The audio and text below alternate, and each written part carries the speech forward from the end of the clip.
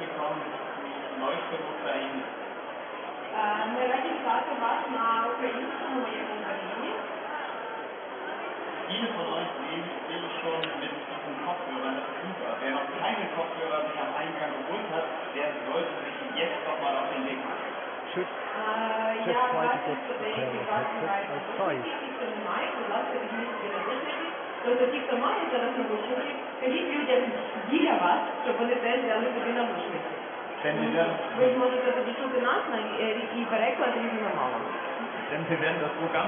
Because the program will be held in German, in Ukraine, and in English, and everything will be translated. Wherever you are in this hall, you can follow the program from any point in this room.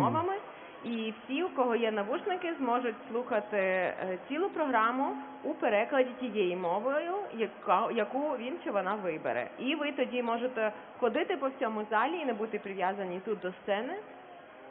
Lighthouse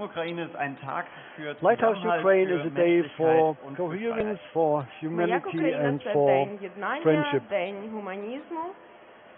Und an über 30 Ständen könnt ihr euch hier there are more than 30 places informieren, where you get information about 8 programs. So those who've just arrived, refugees can get information there, but also the helpers. В нас тут дуже багато є стендів, їх 30, і на цих стендах є багато українських, німецьких та міжнародних організацій, які допомагають в цей складний час. And please also enjoy this open exchange with people which you just meet in between at the tables or stands, and you can also follow our program at the stage until 6 o'clock in the afternoon.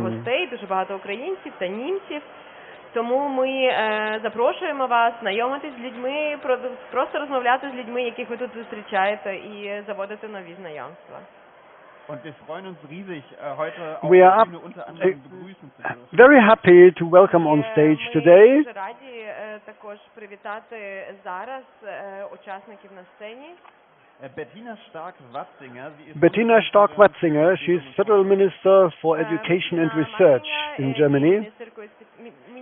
Міністеркою з питань освіти. The governing mayor, Franziska Giffey of Berlin. The Ukrainian-German writer Katya Petrovskaya, she won an award in Germany, Ingeborg Bachmann. Then Yera Aloma, she is a survivor of the Holocaust. Яка пережила Голокост, Юлія Ломар. The Federal Minister for Family and Elderly People, Lisa Paus.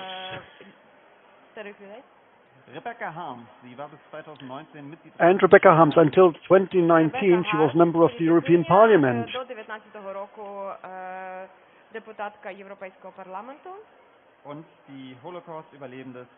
And Holocaust survivor Svetlana Petrovskaya.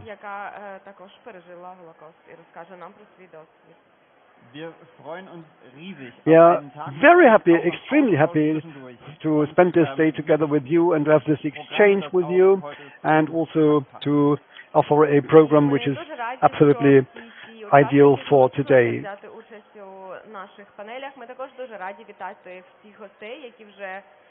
Зібралися в Марктhalе 9.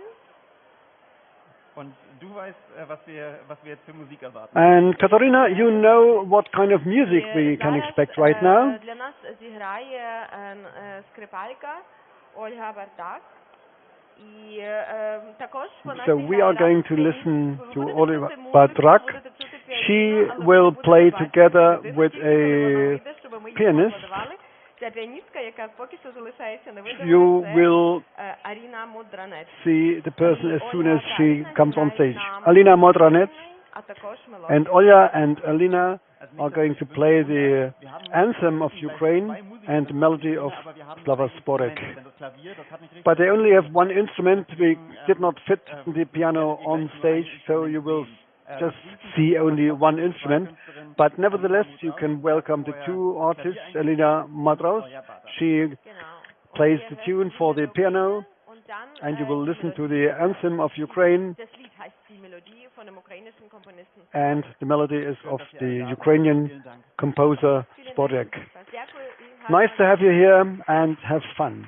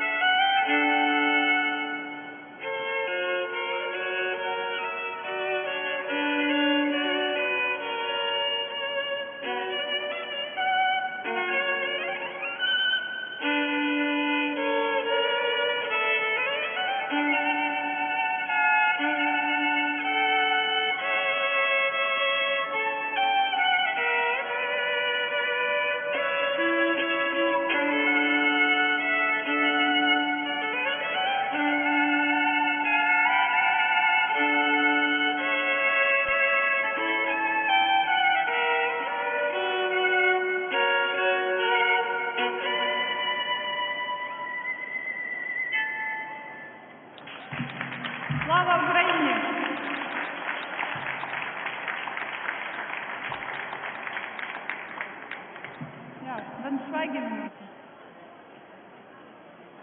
Let's have a moment of silence.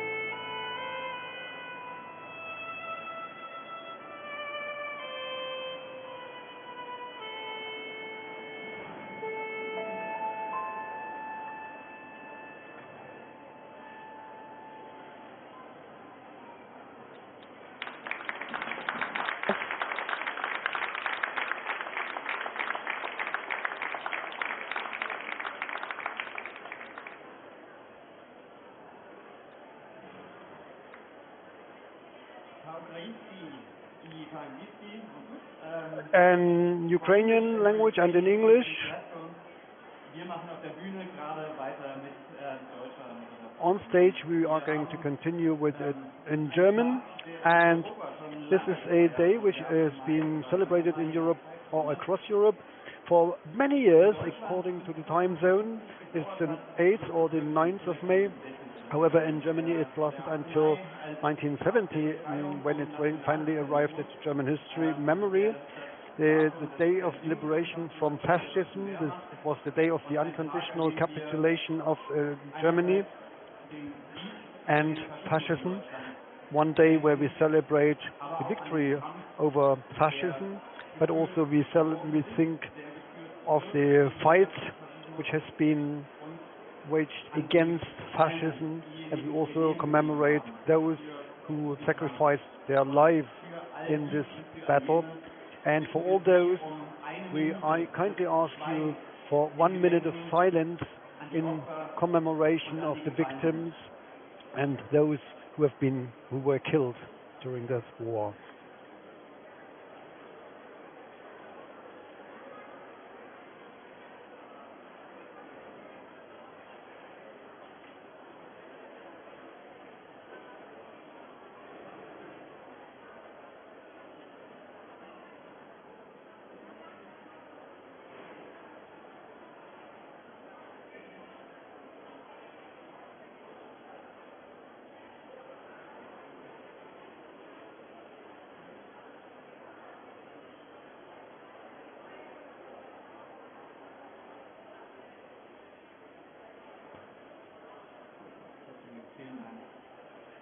Thank you very much.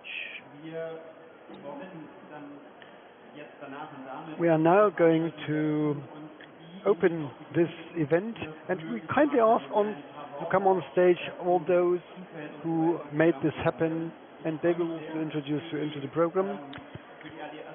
I'm very happy to welcome the Alliance of Ukrainian Organizations, then German Dream and Alliance for Ukraine. But first of all, I would like to welcome on behalf of the Alliance for Ukraine, Natalia and Alexander.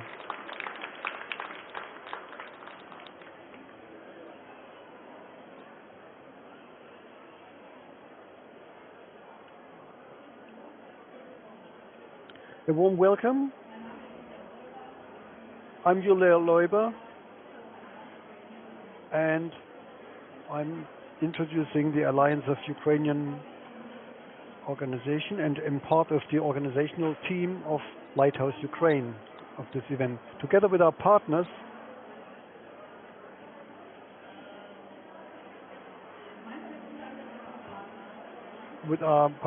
German Dream and Alliance for Ukraine, we would like to welcome you today. The 8th of May and the 9th of May are very symbolic dates, which are also used for propaganda by Putin. We want to say that we are firmly convinced that solidarity and humanism will win. Thank you very much, and good morning, good afternoon. I'm Natalia Prefernicka. We are representing our Alliance of Ukrainian Organizations, and already on the 10th of April the Lighthouse Ukraine was held here in this hall for the first time. Together we helped directly to the people who came to Germany. Today the lighthouse is even shining lighter, because today this event takes also place in other places, in Frankfurt, in Essen, in Saarbrücken, but also in Barcelona, in Spain, and San Francisco is also on board. Together we are putting a sign of solidarity. We are meeting at eye level. We support each other mutually, because this is exactly what gives us the power and the strength to listen to other people and to help them, and also to help each other, to support each other when we are in need of help. We are acting against this aggression by Russia, because we know that humanism and cohesion will lead us to freedom. Ukraine will win. Ira, I'm passing on the mic to you. Thank you. This year is the 8th of May, is coinciding with Mother's Day, and millions of refugees are mothers, and they have come here with their children, and that is why we want to commemorate them, and we want to dedicate this Lighthouse event for them. We want to give them orientation like a lighthouse is giving orientation to the ships at sea.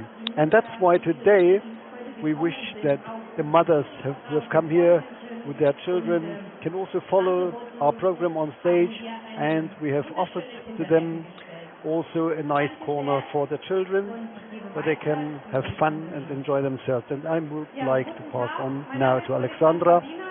I'm Alexandra Binat. I'm also part of the Alliance of Ukrainian Organizations, which is also a co-organizer of this event. Today, this is a wide alliance of organizations who made this happen. On the one hand is the Alliance of Ukrainian Organizations, on the other one hand it's also German Dream and Alliance for Ukraine. And we are very grateful for this cooperation because, of course, it shows that only together we are able to put together this big event. Today it's the 8th of May. This is a very bitter day for us because it was the day of liberation from National Socialism. It's also a day of commemorance of the victims of the Second World War in Ukraine. And today I also wanted to mention that in Ukraine at least 7 million people died during the Second World War. Those are 5 million of civilians, 1.5 million Jewish Ukrainians who died in Holocaust. Another 2 to 3 million died within the Red Army, because there were 7 million who fought in the Red Army. We are commemorating all of them today. Partly the villages were completely destroyed. We want to remember Kurugivka, which is a small village in Chernihiv region. It was completely eradicated with 1,700 people. And at the beginning of March it was attacked again, this time by the Russian troops. And this is also what we like to commemorate today. And finally I would like to say that it is extremely important that we also do not forget this ongoing war in Ukraine, the aggression by the Russians, because it's continuing even though there is less in the media about it right now. What does give us strength in this time? This is solidarity. This is your solidarity from Berlin, from Germany, and we are very grateful for it. In these days, we also get strength due to the examples of people who are continuing in spite of this war. And I would like to tell you something about one person. That's Fedor Shandor. He's a professor at the university, and he's now fighting at Izium. And he's still continuing his lectures from the trenches, from the bunkers, from the shelters, in between the shelling. Those are people who give us the strength to continue and to also show solidarity. I would like to thank your attention. I would like you to have a good day with interesting talks. Please use this day. A lot of people have gathered here and have been invited by us. And now I would like to pass on the floor to German Dream. Thank you.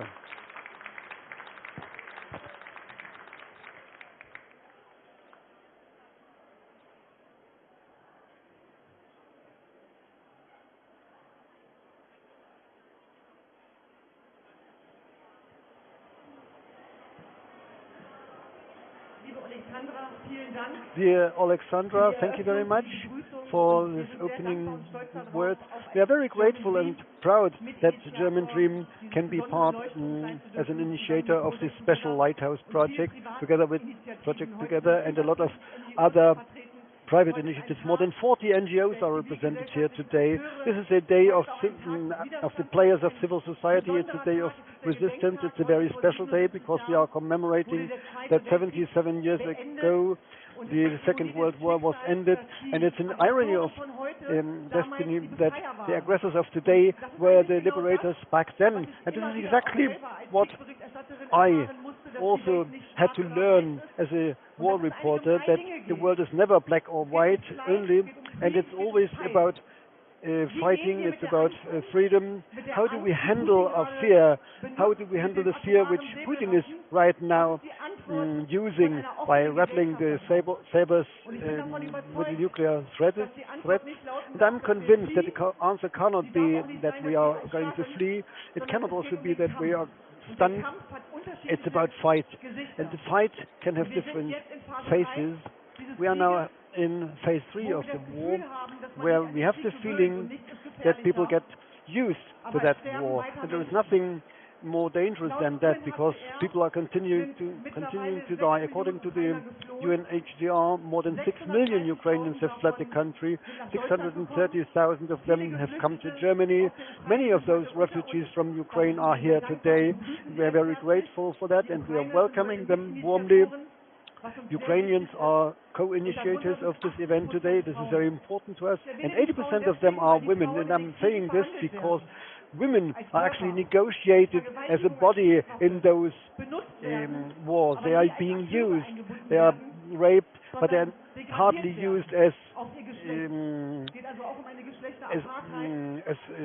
at eye level. They are only degraded by their gender. But it's important to say that it's only the civil society of Ukraine who is resisting and who is putting up signs. While we are speaking, in Russia they are also preparing for the celebrations tomorrow, but we must not allow Putin to use this commemoration day for his propaganda against Ukrainian people. Putin too is selling himself as peacemaker in his environment, in his community, and he certainly will use the strange argument that it's about denazification of Ukraine. We must not allow this, we must contradict this, and we must make ourselves heard, and that's why we are here today.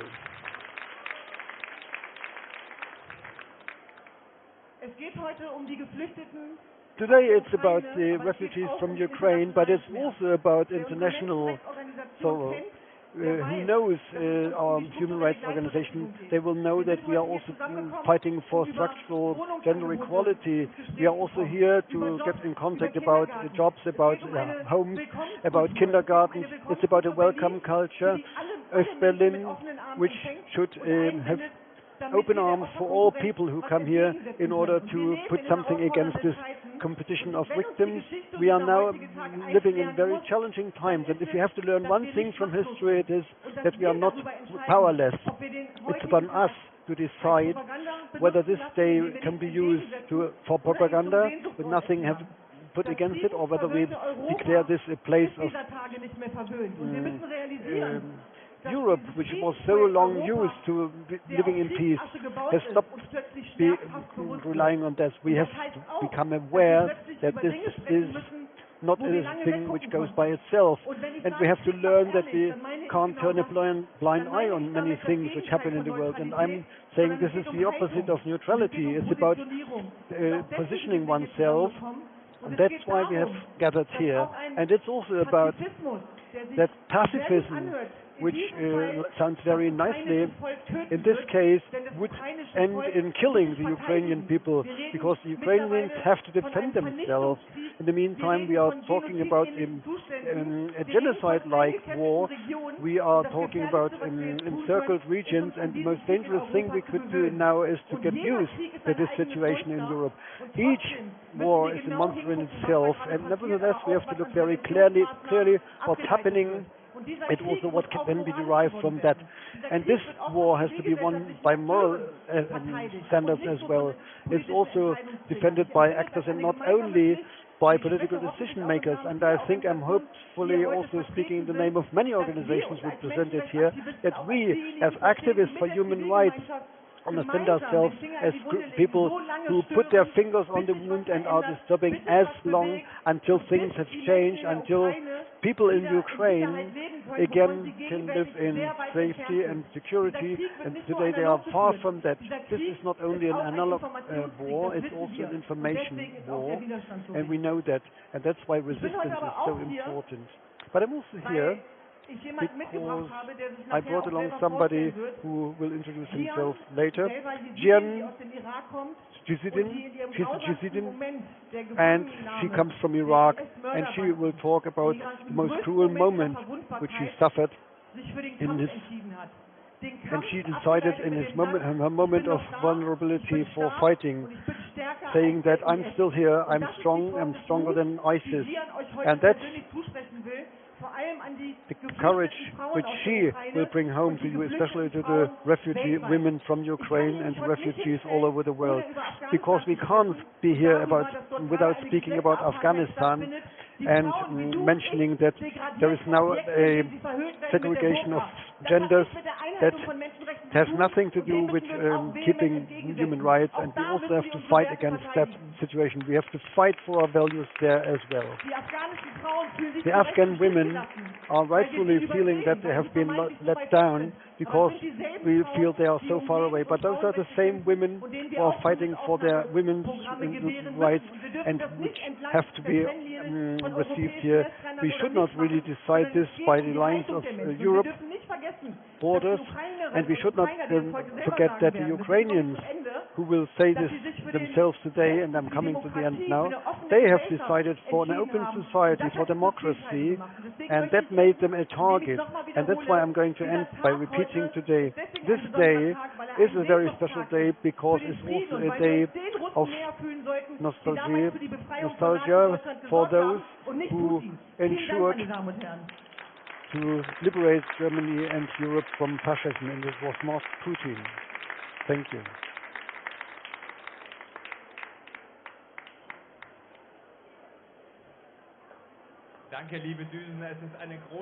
Thank you, Düsen. It's a big honor to be here with all of you. I'm Philip of Projekt Together, and in the last 2 months we experienced incredible things with Alliance for Ukraine. We could see that 400 organizations, NGOs, companies, they all united, and they all said we are stronger together. And this is exactly what we can see today here. What brings us together is the question, what can we do against this paralyzed situation? What can we do when we see all those pictures? And that is why the 8th of May is so important, because for all of us the question, what can be the answer, is so important. And it's even as relevant as 77 years ago. Unfortunately, the question still remains important. And one part of the question is also what we see here, that we are not keeping silent, that we put together, we stand together, and we also take this to the next level of action. Again and again we are asking ourselves whether we can do more than we are doing today. And it's very important that we are not acting alone but together. And this is also what makes up this organization of the second Lighthouse. Together with Alliance for Ukraine and the other organizations, we are having this or stage this event together at eye level and together. I think this is the biggest strength against war, the strength is against terror, and not only against material war but also against moral war. We have managed to come together and to withstand those who want to separate us. That happens at the big level but also at the small level. And we are standing together, and in the last 2 months we managed to bring together 400 organizations which united from all Germany, the fire brigades which are delivering fire cars to Ukraine, and they are united in video calls where 400 organizations are organizing themselves. All of a sudden Flixbus is working together with Deutsche Bahn in order to organized transport, and 4 of those 400 organizations are here today. Over there, it's about housing for Ukrainians. Over there, this is education. This is the office for refugees. We have the labor agency here. We have all the buddy programs here, crisis doctors. There is also direct medical assistance here, or advice. So today, it's not only important to speak, but you can see that there is concrete support here. That's what this day is about. And what I'm wishing is, for each of you, is no matter in which role you have come here, whether you are a federal minister, the government mayor, or people who have come from Ukraine to Germany, human rights activists, we are all opening up for this cooperation, so that together we always can ask ourselves, what can we do as the next step? What can we do more?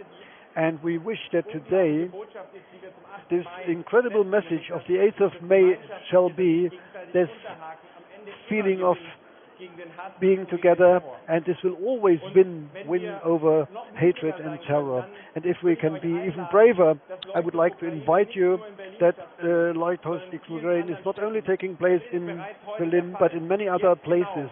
This is already the case. Exactly now at this moment, Lighthouse projects are also starting in Frankfurt, in Saarbrücken, in Lille, in Barcelona. Even in the US, people have gathered in order to celebrate this day of meeting.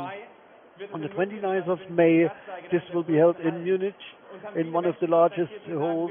And we contacted a lot of people who said we also want to set this symbol. So the invitation for you is also to organize these kinds of events in Berlin, in your neighborhoods, but also in other cities. Maybe in some months it will also be possible to organize these events in Ukraine. We are not here just for a short time, but for the long time. And what physically happens here is happening every week, every day. That's why join Alliance for Ukraine, join this cooperation, join these meetings which happen here, and carry this on in other places. Thank you.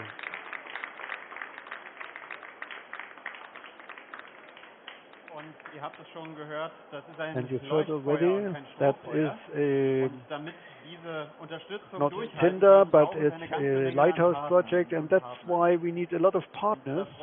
And so I'm very pleased to welcome here for the Ministry of Education our Minister Lisa Paus.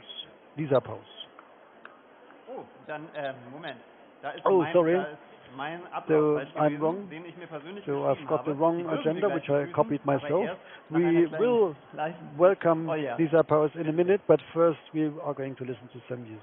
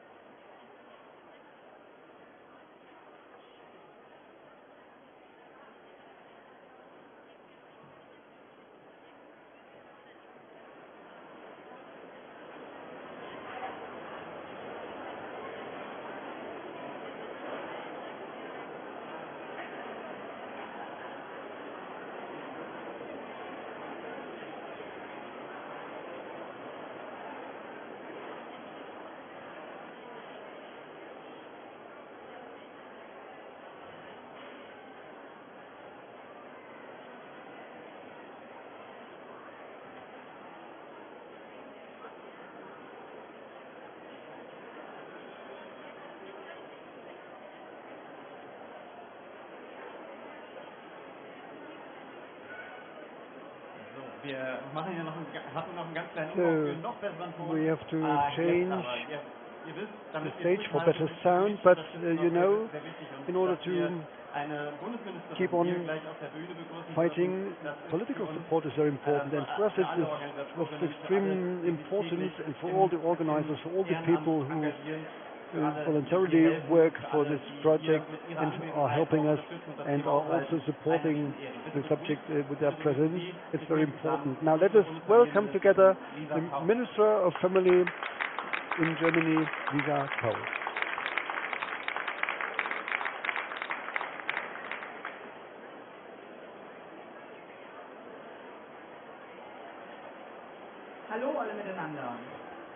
Hello everybody, dear organizing team, dear guests, ladies and gentlemen, dear children and youth, be warmly welcomed, especially those who are here from Ukraine today. In Markthalle 9, many things are known to be different. As you might have noticed, Markthalle 9, with its offer in this neighborhood, will be the center of livelihood of this area. And with this day of humanism and meetings and assistance, they show that many things are very special and very different than normally. So I'm very pleased to be given the opportunity as the Minister for Families, Elderly People, Youth and Sport, and to be here today. The official numbers of Ukrainians in Germany are now 600,000. They were able to save their lives by coming to Germany. You know that many of them came through Berlin. Many of them decided to stay in Berlin. It's about 100,000 according to estimates, and it's very pleasing to see how much empathy, how professionally all the volunteers are working to welcome them, even though not everything works well, but I think there was a high level of professionalism, and I'm absolutely grateful for what you are doing here. Thank you very much for that. Without your creativeness, without your empathy, without your commitment, we would hardly be able to give orientation to the refugees, how to find their position in this society. As memory for family affairs in Germany, the care of the state is equally important for refugees, but also for the volunteers. The things which the refugees have experienced on their way to Germany, this is, of course, also uniting both the assistants and the refugees who meet here and get to know each other. They talk to each other about traumas, about fear, about sadness, about losses, about desperation, but also about hope. Hope for the end of that war, hope for having the opportunity to return to home and to welcome again their men, their husbands, their brothers, or just the hope to see their graves one day. Other refugees are firmly decided to stay here and to build their existence here. And I must tell you, I want to tell you that the German government is supporting you, dear Ukrainians, as much as we can. You know, there are different offers also by my ministry on the portal Familienportal.de. This is a website of my ministry where you can find, for example, the details of information about benefits for families, advice and consultation, and of course everything is also in your language. And for the many volunteers, I would like to recommend our promotion programs. Many of you know them already, but it's worthwhile taking a look at it. There is, for instance, one program called Menschen stärken Menschen, or there is also the several generations home, Miteinander, Füreinander, where you can get a lot of advice how you can support each other and how you can continue networking. Dear ladies and gentlemen, we do not know how many refugees will decide to stay and how long they want or they have to stay in this country. That is why I'm especially interested, and it's really close to my heart, to also provide psychosocial support for children and youth in Germany in order to arrive well, in order to get orientation and to develop oneself and position oneself in a strange society and environment.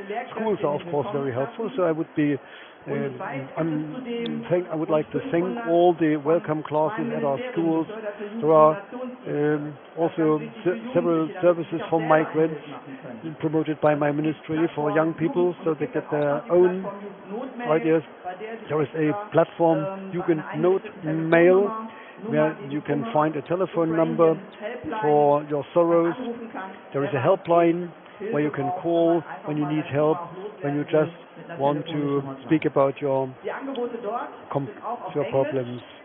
These are offers made in English, in Ukrainian and in Russian, and they are also made for mothers and parents and for people who attend these children. So just take a look to see what you can make of it.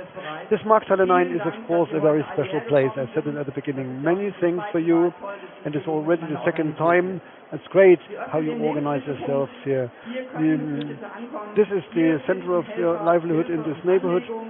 People can come here to get advice and inspiration, and you are making this a very good day of humanism. Thank you and all the best. I also like to get my own impression right now. I will stay here for a while, for another hour. So thank you for having me, and I wish you a very interesting day. Thank you.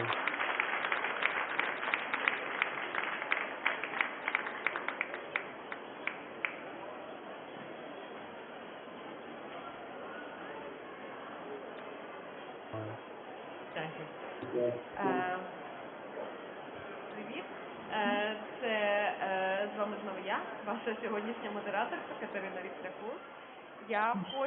So I am the moderator, Katerina Vysтрякур. I would like to remind you of the fact that we do have headsets with the interpretation. There are 3 working languages, German, Ukrainian and English, and you can choose the language. It depends on the color, actually. I don't know what the color code is, the one for the Ukrainian language. Svetlana Petrovska is now invited to come to the stage. It is a lady who has survived the Holocaust. Alexandra Binet will talk to her. Alexandra is a Ukrainian historian.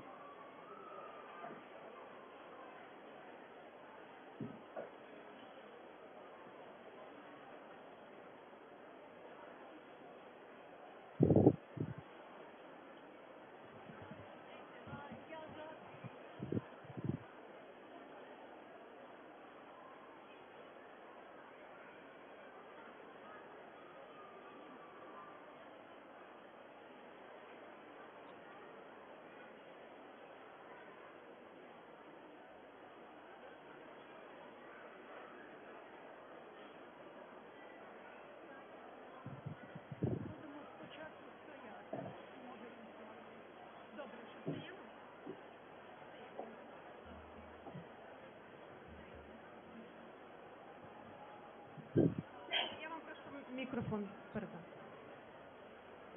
Доброго дня. Мене звати Олександра Binet. Good afternoon. I'm Alexandra Binet. I come from the Alliance of Ukrainian Organization. I would like to introduce Svetlana Petrovska. Svetlana Vasilyevna is an incredible person.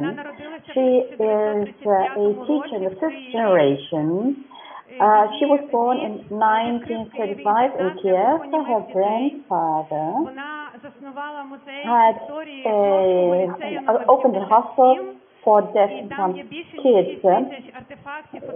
So she She opened a museum that about 6,000 artifacts, and the history of that high school museum, she showed what the history of the country was. She studied educational sciences and worked as a history teacher all her life long. Alexandra, I'm very happy to have you here. I know that you had to flee, you had to leave Kiev. I wanted to ask you, in 1939, your family was living in Kiev. How did you experience the year 1941? Above all, I would like to welcome everybody, and then I'm going to answer the question. I welcome all people from the various countries who support Ukraine in its hard, maybe fatal fight against modern fascism, for freedom and for the right to shape their own fate. I thank you. I thank you for the support. I thank the Europeans, those who got me from the frontier, from the border. I thank the young women from Thailand who in Vienna, when I was on my way to Berlin, who helped me at the Vienna train station, and in a corner there, in a corner for Ukrainian refugees, they saw me, they approached me, and one young lady gave me a plate and said, "So help yourself. This is Ukrainian borscht soup."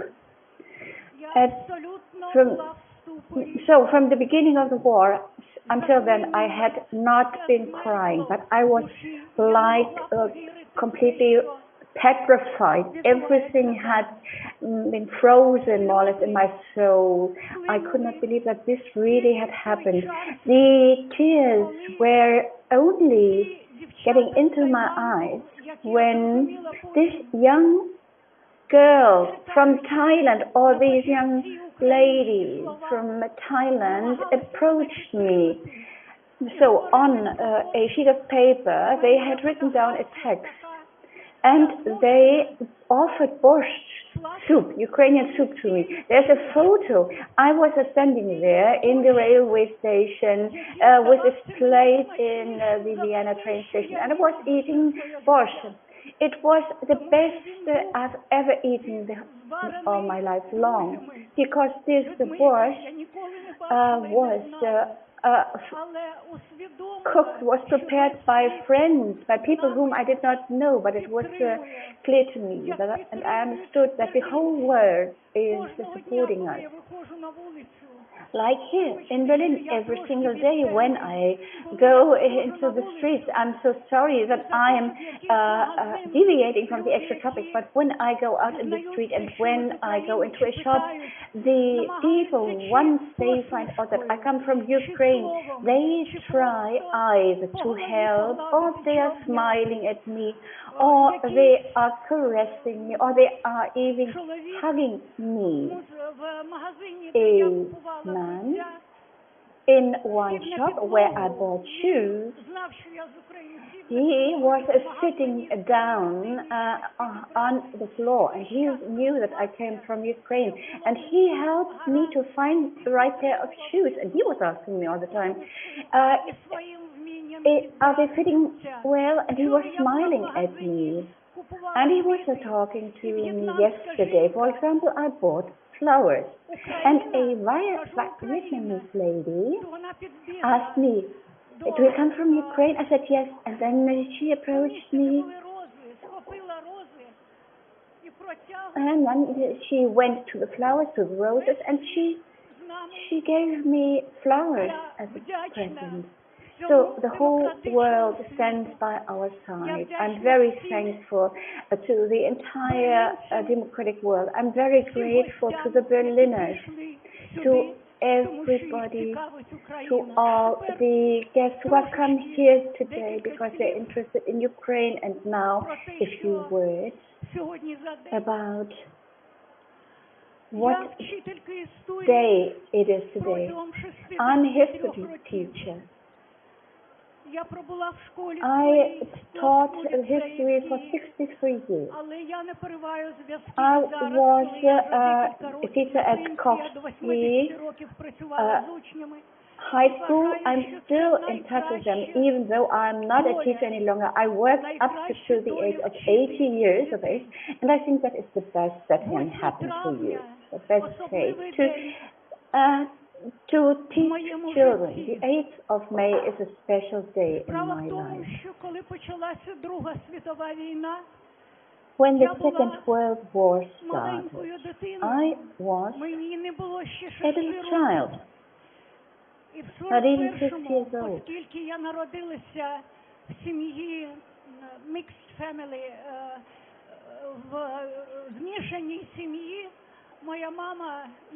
Then we were mixed families. My mother was a Jew, my father was a Ukrainian Cossack. Prior to the war, we often spoke Ukrainian at home. It was an assimilated Ukrainian. We neither knew Hebrew nor Yiddish, and we felt like the Soviet people prior to the war. We were forced to leave Kiev.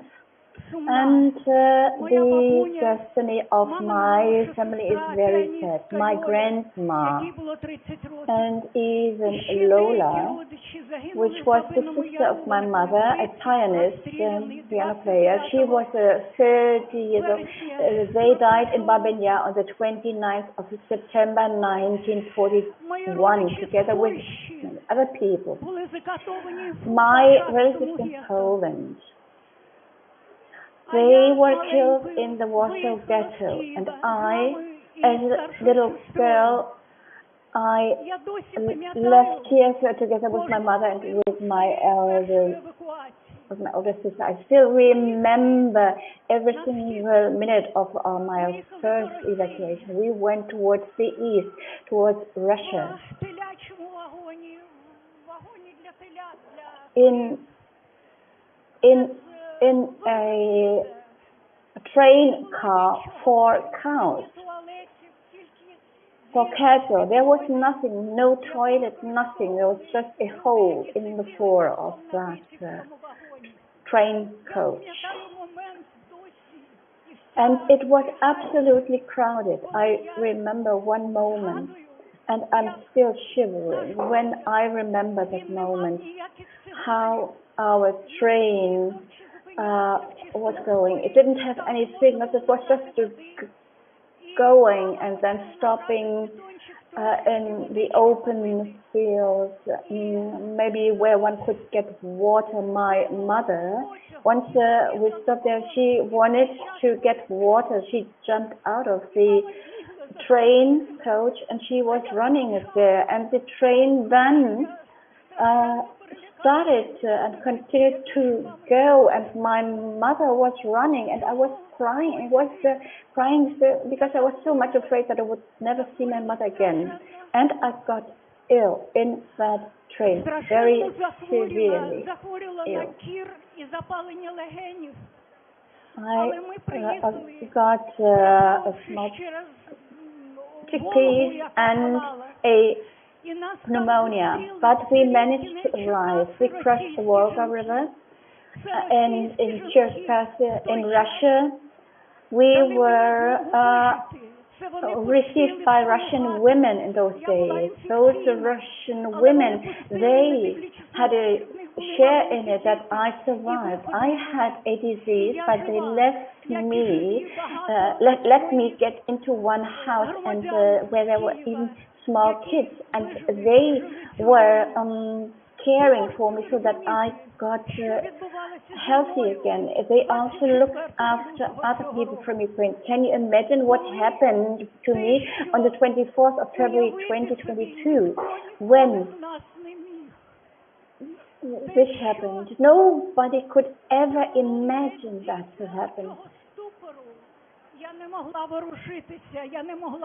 This really led to this absolute petrification of mine. I couldn't be moved anymore. First day I was in the basement, protective basement, but it was not well installed. It is a school, and there were basements, but there was hardly any fresh air. And during the first few days, there were many people, 20 to 30 people in one and the same room. You could hardly breathe. You could not lie down. And it was going on for a few days like that. After that, the first missiles came. There was artillery. So I often had to go into the basement during the day, but it was hard with the two sticks. And I thought, never again with the two crutches. I thought, never again I will leave Kiev. I cannot go anywhere else. But after 2 weeks, I understood I had to leave. I cannot be a burden any longer for people. I had to get to another place where it is safer. I left. But my heart was freezing. The whole Ukraine was in flames. By bus, I was going for 26 hours without a toilet. We had to go out in the fields. It was overcrowded. There were mothers and kids. When I saw that we in the bus had a woman with a 4-day-old baby, just a real baby, and it was crying all the time. And when we finally had arrived at the Hungarian border, I understood that I cannot leave these kids. I remained in Hungary to organize something for those people. And the first thing that I could do, and what I managed, is the parents thought about an accommodation. They were looking for accommodation, and they were looking for food for their kids. And the kids were screaming, they were crying, and it was out of control. They didn't know what to do anymore. If they were offered something, for example, toys or ice cream or anything else, they said no. A boy said no. Then I asked you, what do you want? I want the war to stop. A little boy, 6 years old. I know. So, something more about the 8th of May. I wanted to ask you, what does the 8th of May mean to you? You have such a great deal of life experience. What is recommend to us? How should we behave today? For me, the 8th of May, that is what I started with. It is a day of victory over fascism, all kinds of fascism, but primarily Nazi fascism from Germany. In those days, when we went out in the streets, like in Spain, no pass around. Fascism will not win. The 8th of May is a day of victory over fascism, and I think it will remain that way. And if we fight new fascism, it is very difficult to talk about that. That Russia, our next neighbor, that there the power is fascist. This is very clear. All the people in the world who are able to think logically understand that, and we will defeat them. And this day, the 8th of May, for me and for my colleagues, for my fellow teachers in the high school, it is a day of remembrance. In the meantime, there were festivals, the day of victory, but it was only about victory.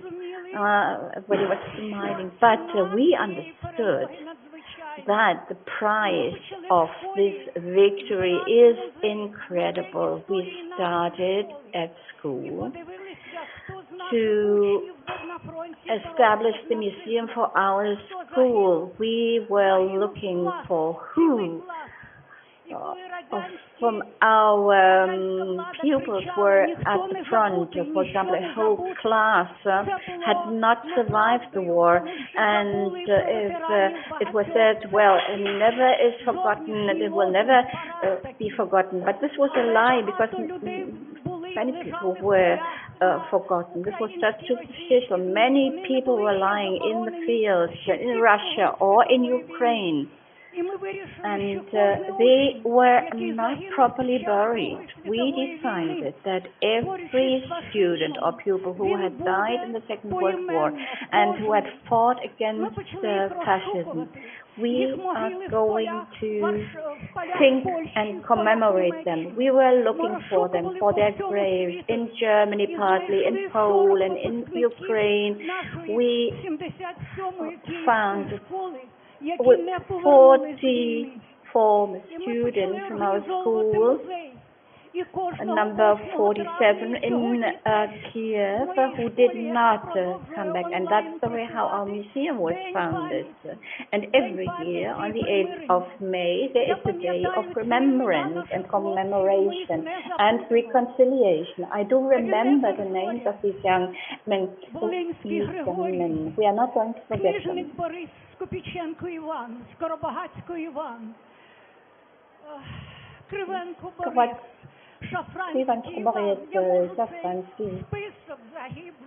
I can really continue the list of those who were killed. I know their faces. I still remember the letters that they wrote to each other during the war. There are these letters still in existence. And often the parents survived, and often we had actually to bury them, and because their sons had not survived. Do you understand what I'm feeling now? My students, they are dying now. Our citizens, our young men, they are dying now every single day. You cannot survive that. My heart is in pain, and there used to be a theater play, Pain of My Heart. We performed it with our students at school every year on the 8th of May. We read out the letters of these young men. I would like to quote one. We all were Russified during the Second World War, and after that, for many years, we did not even know Ukrainian history anymore, because we were living in a Soviet empire, and we were not always aware of that. But a boy from a Jewish family who had lived the whole time in the Russian culture and spoke Russian, his last letter from the front, the year 1942, near Moscow, he was killed. He wrote, the last letter was in Ukrainian for him. Around me, my compatriots. I can speak Ukrainian. It's hard to believe that our gardens are destroyed, that our villages and towns are completely devastated.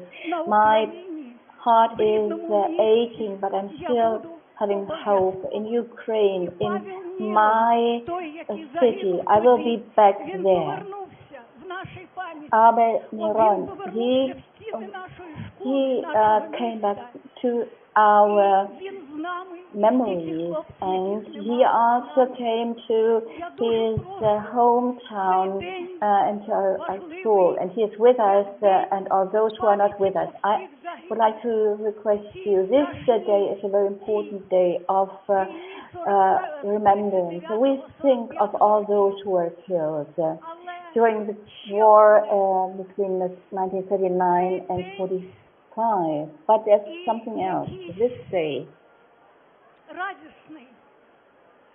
is also a day of joy, because later, after the end of the war, my father was in German and Soviet camps. He was in Mauthausen in Austria. He came back to Kiev in 1945. He had 30 minutes to visit us. He was knocking on our door. I was standing there, and there was a man standing. I could not remember him. We had come back after evacuation, and we came back to Kiev, and I asked him, "Who are you?" And he said,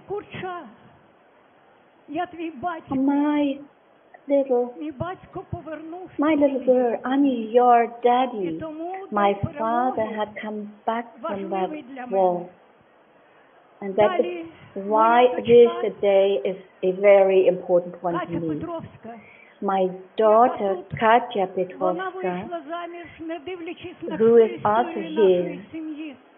But despite all this story of our family, she married a German, Tobias Münchmeyer, and he helped after the accident, the incident in Chernobyl. He was a helping hand there. And for me, that war came to an end. In 1999, my granddaughter Rosa was born, and I went to the Reichstag with her, German Parliament building, and I said to myself, the pain is gone. I've got a child, and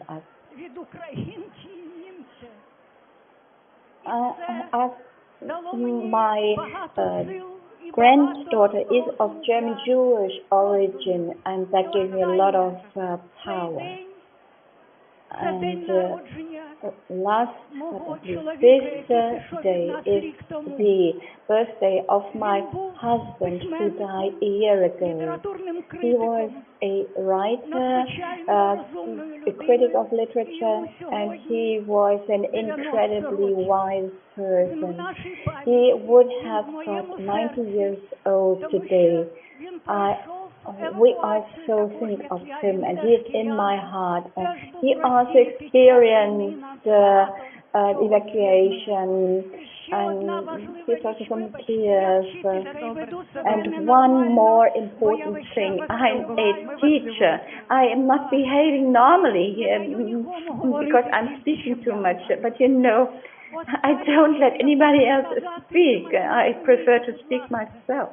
Last thing I would like to say, and I think you are going to understand me, I would like to request you the following. Ukraine fights for freedom, for its right to self-determination, to its existence. We are not like Putin. We do not fight against the Russian language or culture. We do not send any missiles. We have the Museum of Svoboda, of a philosopher and poet that was destroyed, and the Museum of Pashchenko, of a world-renowned naive painter, also destroyed by Russia. We are not against the language and culture of Russia. I often speak Russian myself because I grew up with in the Russian culture, but we hate fascists people who steal, burglars, rapists, and we hate the fascists, and together with you, we are going to win.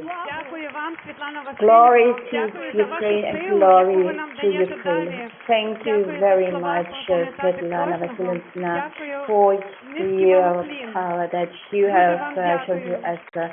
Thanks to all of you, and I am bowing my head in front of you.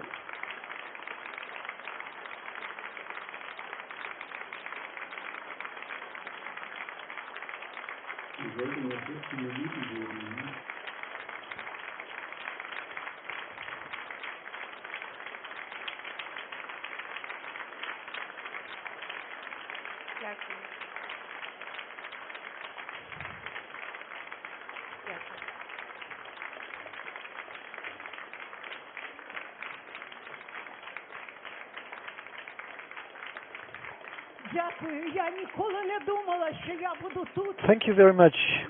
I would never have thought that I would be standing here also precisely on that day, that so many people would come and understand me. Thank you for this support. Thank you for your applause. Even though applause today is difficult, but it's very important for all of us. I'm bowing my head to everyone who supports Ukraine. Please help us, help as much as you can. Like Mashina Sakova said, my student who went to fight, everyone should work at his or her place and do what he or she can do. Find something small, a small area where you can support democracy and freedom, and where you can help Ukraine. I'm deeply bowing my head to everyone, to Berlin, to all of Europe and the world for the support. Thank you very much. Please help us. Thank you very much.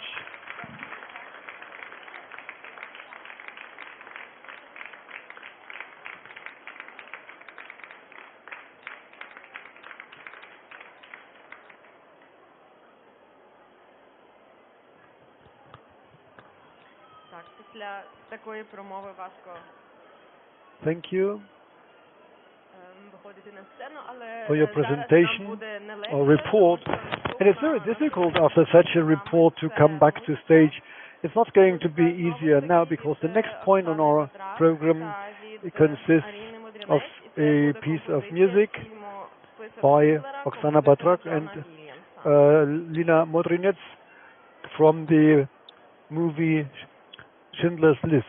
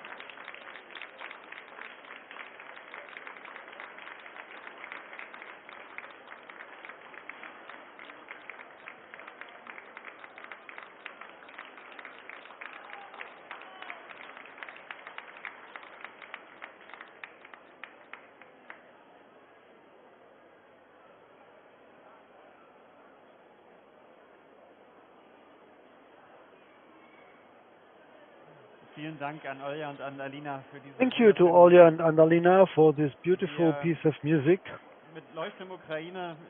Lighthouse Ukraine is a lighthouse for humanism, and the enemies of humanism who bring destruction and war have many faces, and especially those who are developing terror where weapons have already gone by, and those who have who are in defense don't let them pass. Lighthouse Ukraine is also a symbol that we show that we are not willing to give in against those enemies of freedom and democracy. And so I'm very happy that we are now going to listen to a very strong ambassador of this. Thank you. It's not so easy after this very emotional speech and the music and the Holocaust survivor who took the stage. And I think we all remembered how grateful we can be that there are still some survivors of the Holocaust we can listen to. And as long as they exist, we have to create space for them to listen to their stories as eyewitnesses. But at the same time, we also know that this is not an endless time, and that many of Holocaust survivors will die. And so it's even more important to keep their memories, and so that we all can carry on these messages as kind of eyewitnesses. And so I'm very happy to call somebody on stage where there is a very sad analogy and a link, because the person who comes now as a survivor of a terrorism of the 20th century, where it's so important to see that although Holocaust is a singular event and every war is its own monster, I also can see Marie-Louise.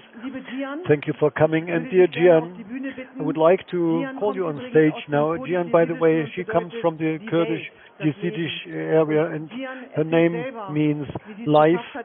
And she will tell you how she managed to find the strength even though she was a prisoner. Dear Gian.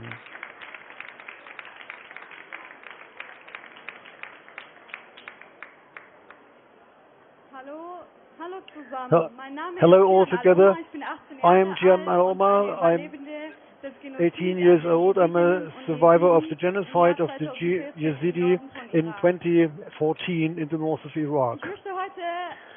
Today, I want to tell you something about my past and my way here. When I was 10 years old, I spent 10 months as a prisoner of ISIS, and this is why I know how difficult it is in a war to survive. How difficult it is to leave one's country and not to be there where everything started for you, where you are separated from your loved ones and from your home, without knowing how they are, what they are experiencing, and whether they will survive at all. Today too, the situation in my home area is still tightened.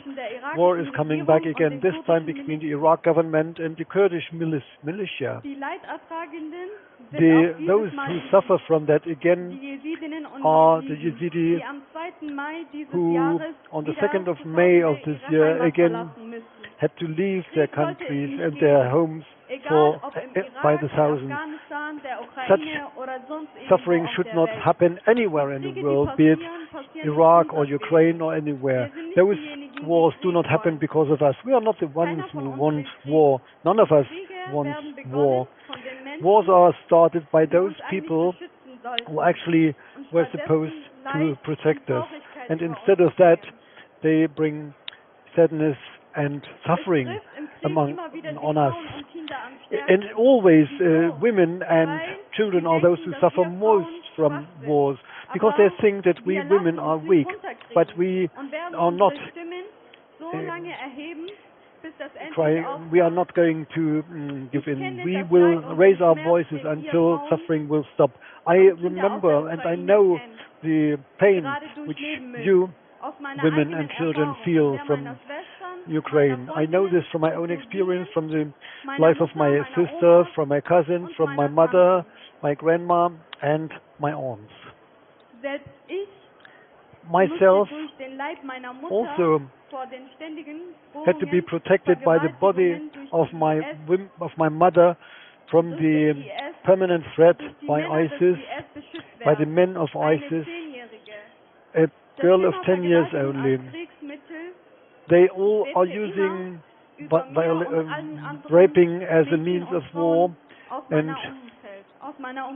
that happened to many girls and women from my environment back then. In the same way as it's now, right now, at this moment, happening to all women in Ukraine and in many other countries of the world where presently there is war. Due to what happens to those women is violating their intimacy. They are physically violated and tortured. They are traumatized. We also have to raise awareness for that subject. I want to raise my voice. I want to be the voice for those unheard. And many of them are not heard. Be it many people who are just in need of our help. And we have to raise awareness for them.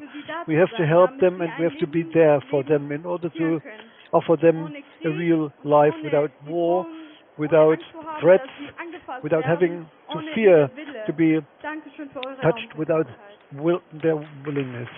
Thank you for your attention.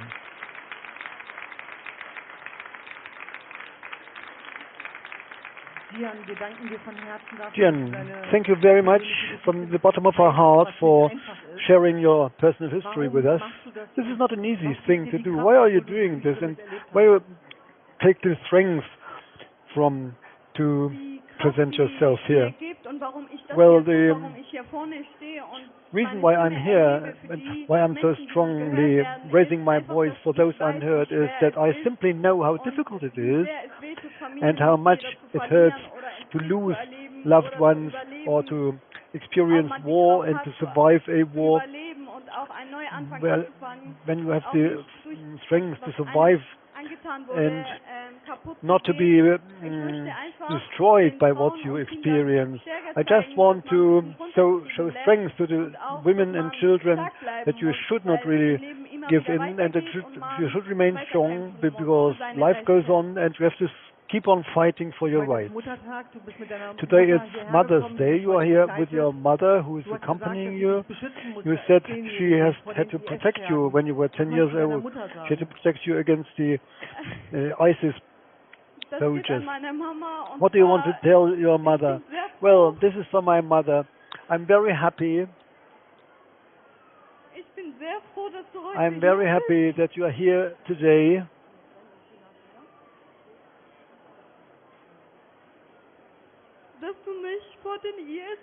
That you protected me from ISIS and that we can be here today and that we both are alive and that you also saved my family, even though part of our family fell prison. You are living in Germany in safety because you are with us. Thank you.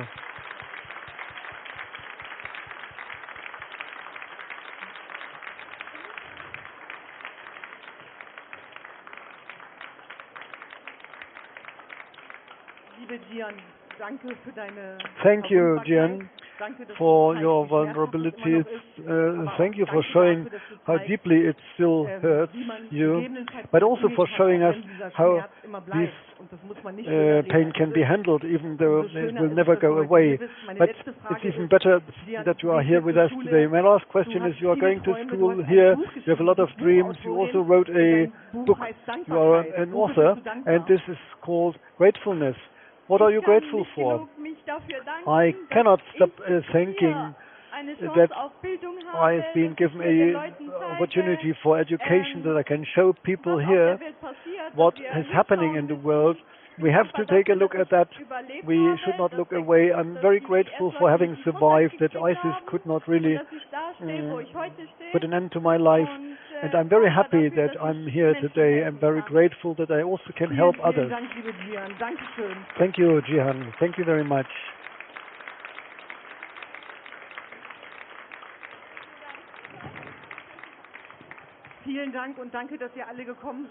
Thank you, and thank you to all of you for coming. We hope that many people will still come. We will be here until 6 o'clock in the afternoon.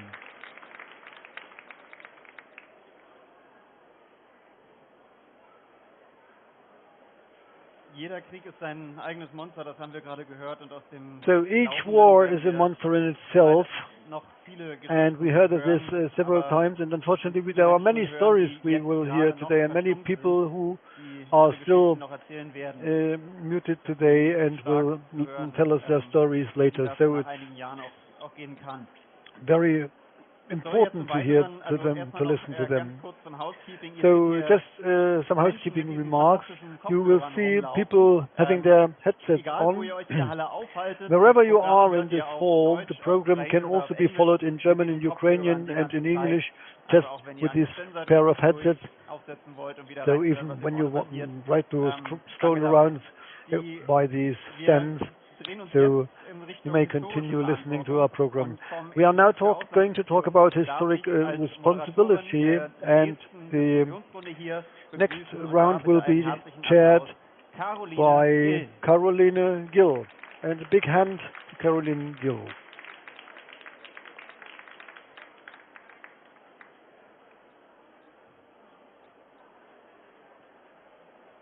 Du bringst deine Gäste direkt mit. You are coming and bringing along your own guests. Yes, I'm really bringing my own guests. Good afternoon to everybody. We are now very much looking forward to the next panel. Let me welcome Marie-Louise Beck, Ulla Alexander Binatz, and Lisnet Jäger. Well, this is a major round today.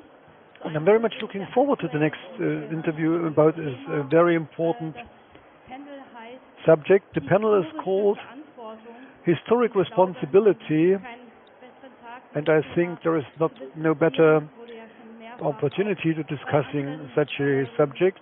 It was mentioned already in other talks.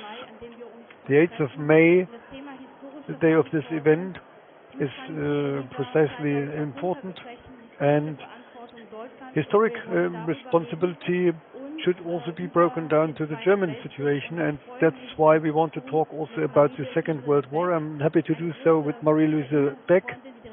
She's a big friend of Ukraine. She's the director of the Center of Liberal Modernity in Berlin. And she was also a permanent state secretary. So I'm also welcoming one of the co-organizers of this event. She's from Ukraine, Alexandra Binat. She also will shed some light on the historic view aspects of Ukraine. And Wilfried Jäger, who is Jilge, she's a very renowned historian about Eastern Europe. She also gives advice to Ukraine Centers for International Peacekeeping Missions. So we want to discuss about, of course, the open letters which have been written recently. So let me start with the first question, but before we come to that, I would like to ask Marie-Louise Beck. Marie-Louise, we are here gathering at precisely on the 8th of May. What does it mean as a German to discuss these subjects today, and especially in a place together with Ukrainian refugees? It took a long time until a German federal president spoke out openly that the 8th of May is a day, or was a day of liberation. It took very long. And when we are going to talk about these open letters in a second, many of them who will send the message that weapons will cause deterioration of any situation, and we are talking on behalf of Ukrainians when we demand not to supply weapons, when we call upon Ukrainians not to defend themselves, and that of course we should not support them by weapons because that could end up in a risk for ourselves. And all that is a very sad result of the German perception of history, because the 8th of May should show, especially to us in Germany, that National Socialism could only be fought successfully by the use of arms, with military power, using a lot of sacrificing a lot of victims from many countries who had come together. And how can we, from Germany, tell others who are now being victims of aggression, how can we tell them and recommend them to lay down their arms and to capitulate? It's an experience that is actually a distortion of our own experience in Germany, and the fact that the National Socialist regime of injustice was in fact and had to be destroyed by the means of weapons. And we as Germans should be the first ones to stand side by side with those who are now being attacked, who are now experiencing terror in the areas where the aggressor was able to conquer the territories. I'm really ashamed on behalf of those in Germany who refuse supporting Ukrainians by military means, especially in Ukraine, where Germans had also committed incredible crimes, not only against Jews, but also against the Slavian population.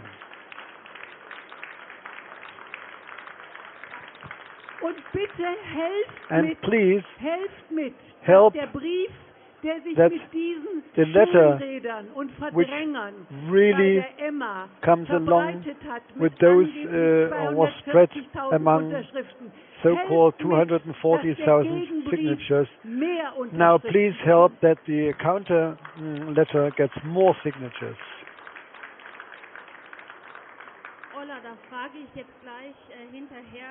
Olga, let me just add, for you as a Ukrainian who has been living in Germany since 2005 already, so what do you think about this? How did you feel as Ukrainian, and how other Ukrainians felt? Do they actually know about this attitude of some Germans? And what do you think went wrong in the discussion about Ukraine in Germany? Well, thank you for your question.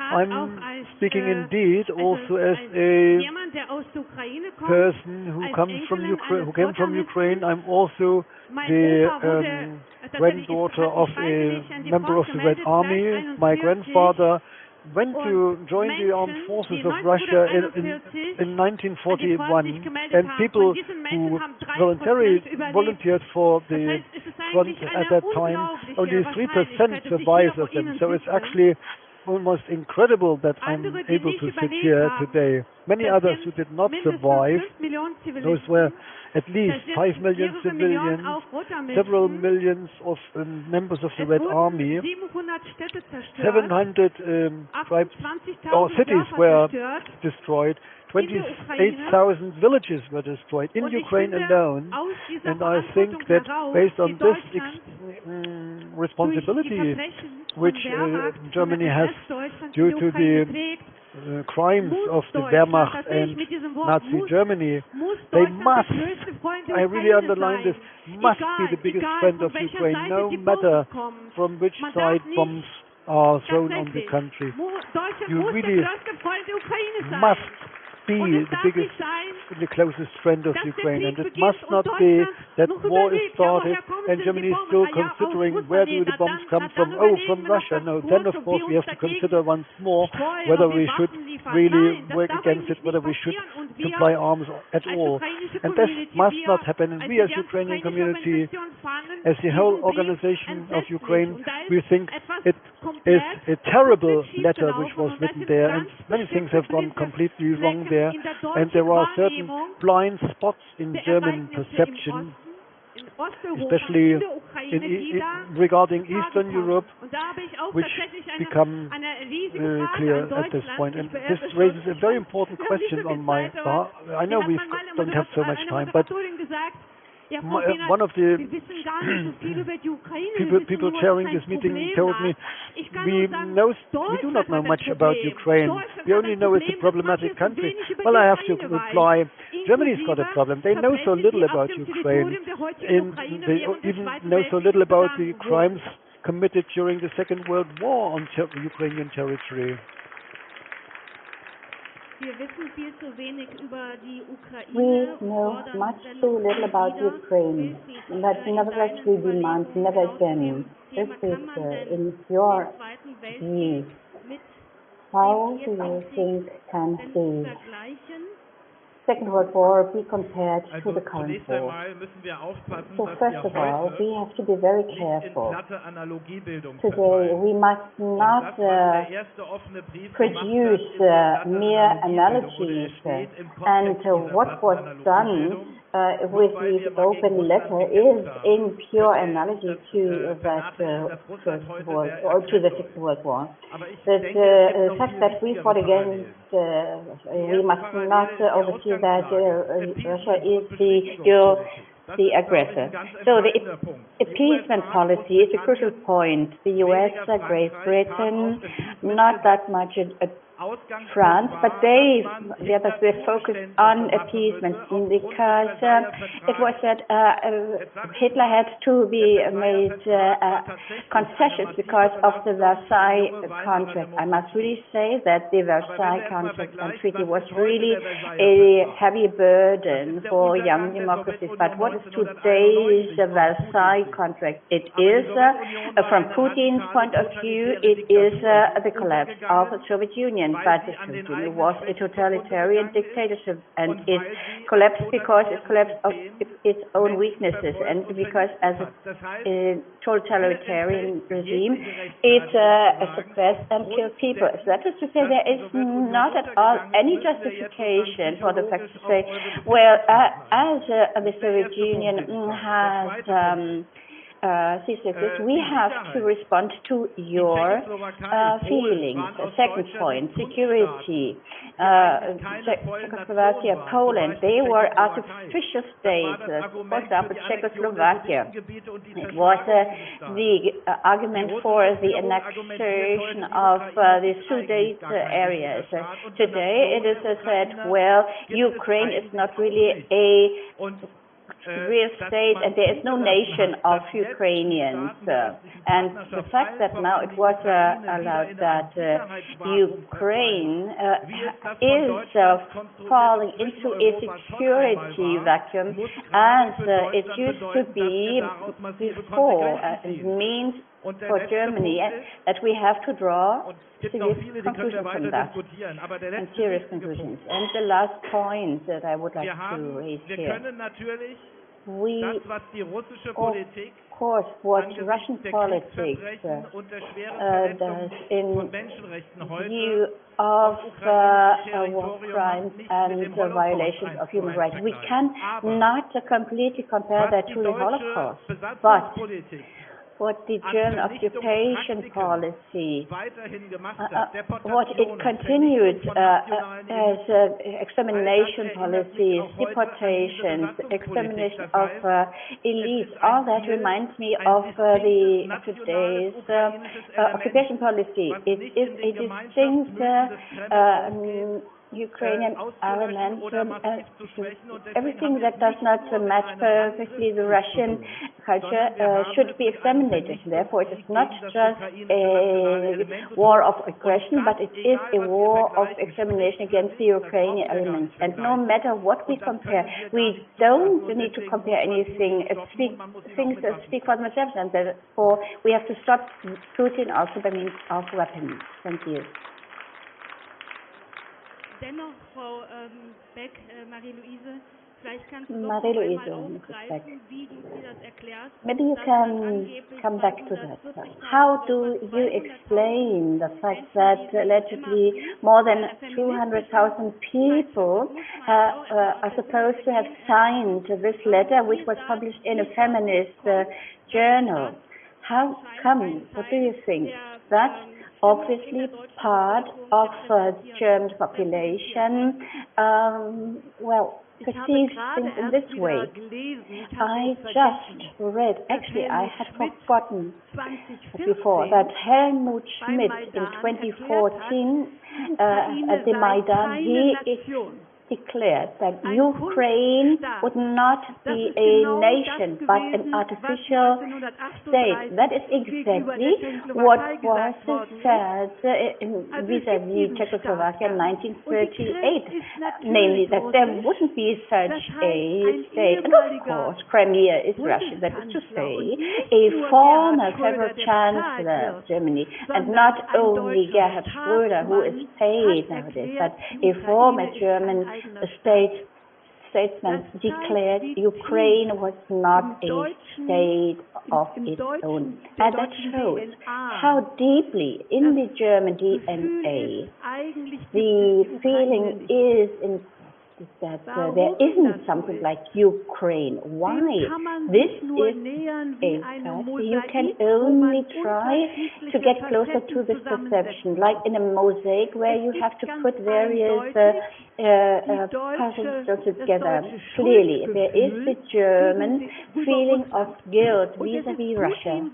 And Putin managed and was successful in raising the impression that Germany had waged the war against Russia. We did not counter-educate people. It was not a war against the Soviet Union, and as it was not made clear, well, it meant the war was waged on the territory of the Baltic states, Poland, and Ukraine, and that is where the largest amount of murder took place, including the Shoah. It is to say, systematically, we overlook these countries. And as in the Hitler propaganda, the Ukrainians were considered and declared Slavish, inferior people. It had never been really analyzed that Ukraine is a cultural people, Odessa, a city of great musicians, literature, and many other things. All that was never really properly analyzed here. Then there are long-standing economic relations. They have grown over many years. So from Germany we delivered industrial products and we received the raw materials from Russia.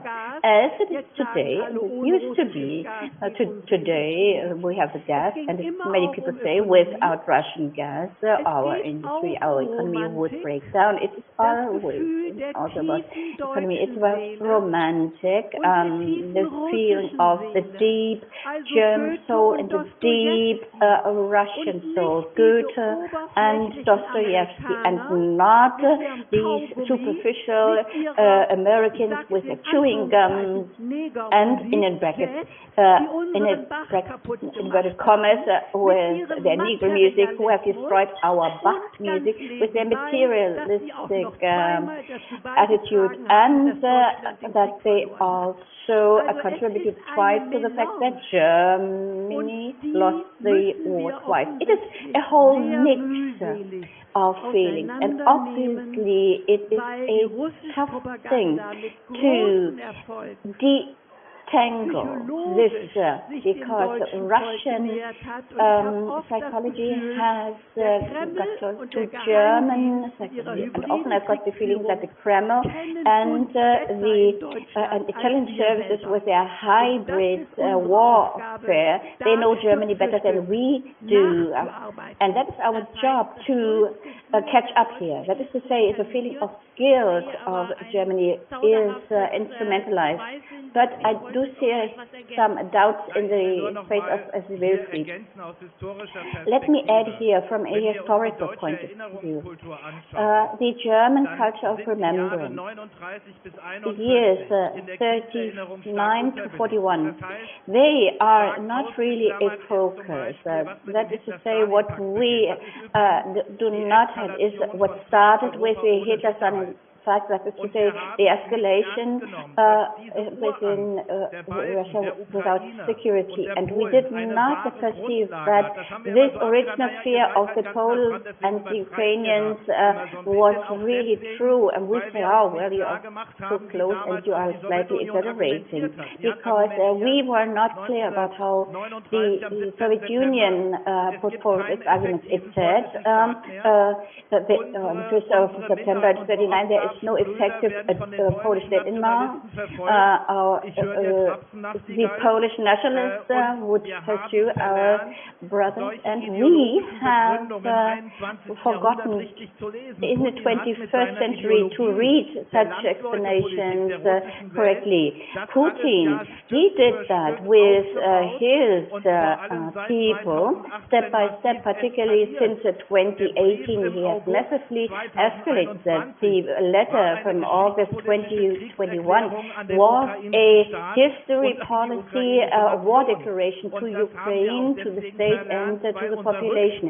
We have forgotten that because our back mirror to history was positioned wrongly, and I think it will take us a few more years until we will have properly analyzed that. Let me add to that. I believe that in my history lessons, I have not learned anything about the Hitler-Stalin pact. I have learned and thought about that a great deal. I think it was because the Germans thought that this would be we would put our responsibility for the war in relative terms, and based on that, Russian based their propaganda on that. It is for us very important that the division of Poland needs to be differentiated. Habsburg and Prussia, the Hitler-Stalin pact needs to be kept in mind, and these countries, either from the east or from the west, they were always expressed and attacked, and that Russia's war is now a colonial imperialist war. The Tsar wants to get its colony Ukraine back, and we even regret and feel sorry for him that he has got this amputation here. If Paris wants to get us, or London wants to get back India, we would say, are you nuts? But we feel sorry for the Kremlin that it had to give Ukraine, and one has to understand that. So the Eastern and Central European states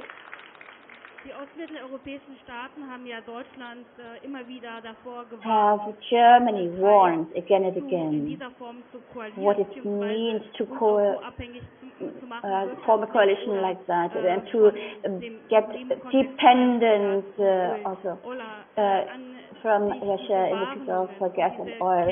So all these warnings and also the findings, the knowledge, what would happen after such a required or requested capitulation or surrender or a ceasefire.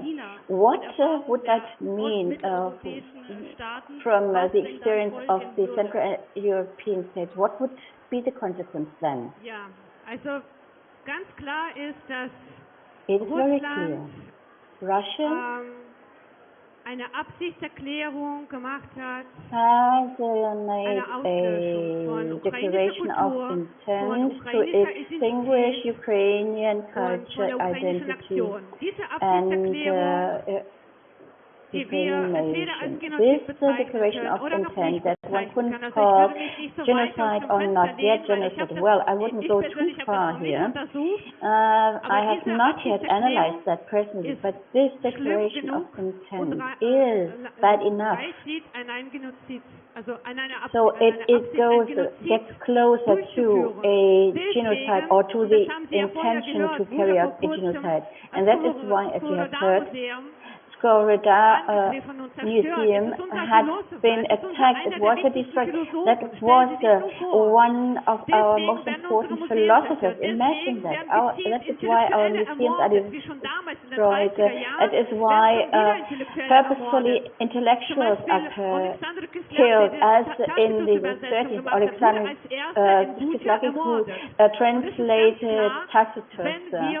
He was a translator. It is absolutely clear, once we put down weapons, we will be rolled over and exterminated, and we do not want that, and we will not allow that, because we know what we are fighting for. In the 20th century, Ukraine declared itself independent 6 times. In Ukraine, we had the embassy between 1918 and 1922. The last time it was 1991. And we are going to continue to be independent because we know what we are fighting for. We also know what we stand for freedom. And we also know what would happen to us otherwise, that our poets would be killed again. We will would continue to exist. And I can just say to Russia, we will continue to exist, we will continue to write and create poems. We will continue to live, we will survive.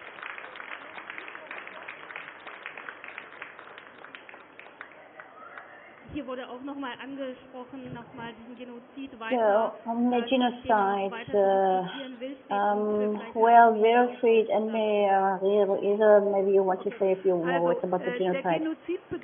The genocide, well, this term is a difficult one, particularly in Germany, where the assumption was that there is just one genocide, that is to say, the Shoah. It was unique. But the Genocide Convention of the UN from 1948 was not done just to look back and qualify or describe the Shoah retrospectively, but it is the Convention for the Prevention of Genocide. It is to say, it is a mission to prevent genocide, and from international law there are very clear criteria. In Germany, 4 weeks ago, there was an expert opinion by Professor Luchterhand, and it was supported by Professor Kromuschat. Both of them are specialists of international law, and they said, if we have a look at this fact, the determination to destroy a nation, the determination to destroy the identity of a people, and the massive destruction of civil society, the blocking of escape routes, then for Mariupol, all these criteria are fulfilled, not for the entire not for entire Ukraine, but for Mariupol. That is to say, we do already have, in terms of international law, also in Germany, there is the basis also for the German Chancellor to say and to state that this war of aggression is in certain places fulfilling the criteria of a genocide. But of course they are far away from doing that, because that would even increase the obligation to stand by the side of Ukraine. The Canadian, the Latvian, Estonian parliament have given the declaration. I can promise you that we will continue, that even the German parliament, late as usually, they will the German parliament will also take a decision for this clear historical fact of genocide. So we have to come to the end of our short discussion. Marie-Louise Beck, very briefly, What does that mean specifically for Germany?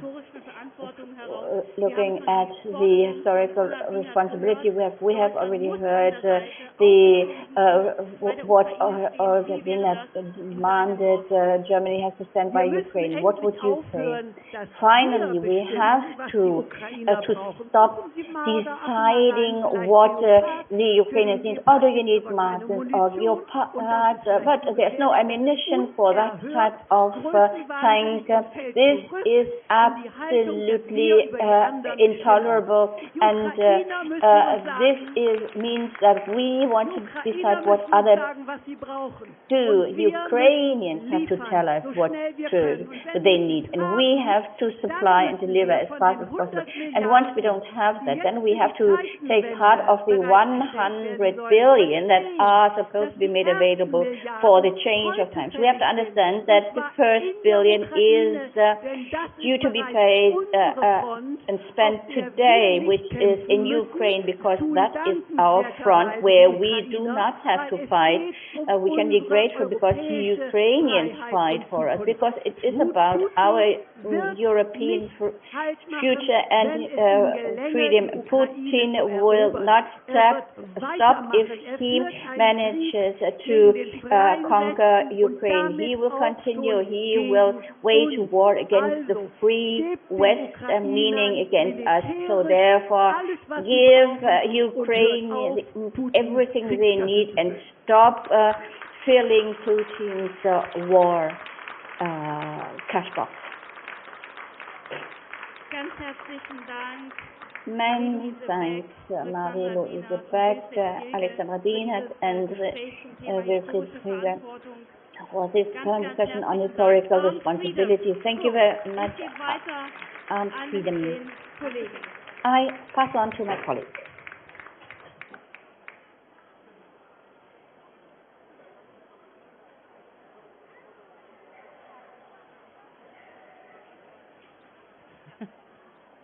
Vielen herzlichen Dank und nochmal thank you very much. herzliche Einladung. And again, Wir machen hier bis 18 thank you Uhr for heute this. Programm. Sie I können would jederzeit, like to invite you again. natürlich, We are going to sich noch ein continue at bisschen this umschauen. Wir haben stage. hier Of den course, you're Kopfhörern, free to haben Sie die walk ganze around. Zeit, egal wo Sie Use sich your gerade headset, aufhalten, which gives you the perfekt in der Sprache opportunity in 3 to Sprachen, follow die dem the Programm program weiterfolgen completely können. in 3 languages. Wir sind Now we wir haben noch einige are Prominente, very die auch well gleich on time. und There neben will dem be some Stand, other bei dem man noch andere prominent figures coming to our stage, and people who will bring on to you some fantastic initiatives, and therefore another person with an interesting history, and the Ingeborg Bachmann Award winner. She's the Ukrainian writer Katya Petrovskaya, and she will be in a discussion with a politologist Natalia Chukonska. Prihornitska, that's her name. A warm welcome.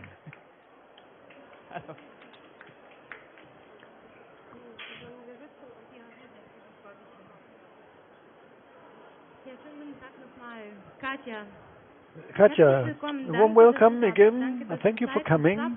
Thank you for taking your time and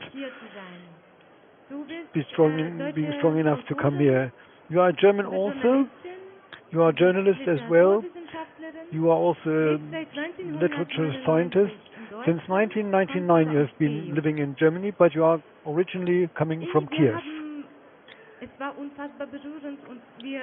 It was really touching for us, and we are incredibly grateful to you that your mum had already spoken to us, that she had shared your history together with us. And as she told us already at the beginning, when she was in Kiev, I would like to ask you, what about your feelings on that day when there was this massive attack on Ukraine? Do you still remember that day? Yeah, first of all, I would like to welcome you as well. Thank you for coming. And it's very difficult to speak here because I can't hear myself. And it's also very difficult to speak after everything which has been said already today. It really gives you the strange feeling that everything is already clear and everyone knows what to do, and we just repeat and repeat, but war goes on and we are sitting here, and in the meantime people are being killed. And in this environment it's very difficult to speak, and it's even difficult to live in knowing what's happening right now. It's very pleasing to me to sit next to Natasha, because generally we only meet when the world is about to be saved. 8 years ago we met for the first time when Crimea was annexed, and since then we also tried to help each other, and we both were in that situation.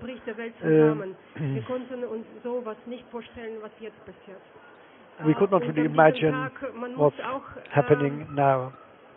And on a day like this, we should also not forget that war indeed started already in 2014. And to please understand me, it's just an absurd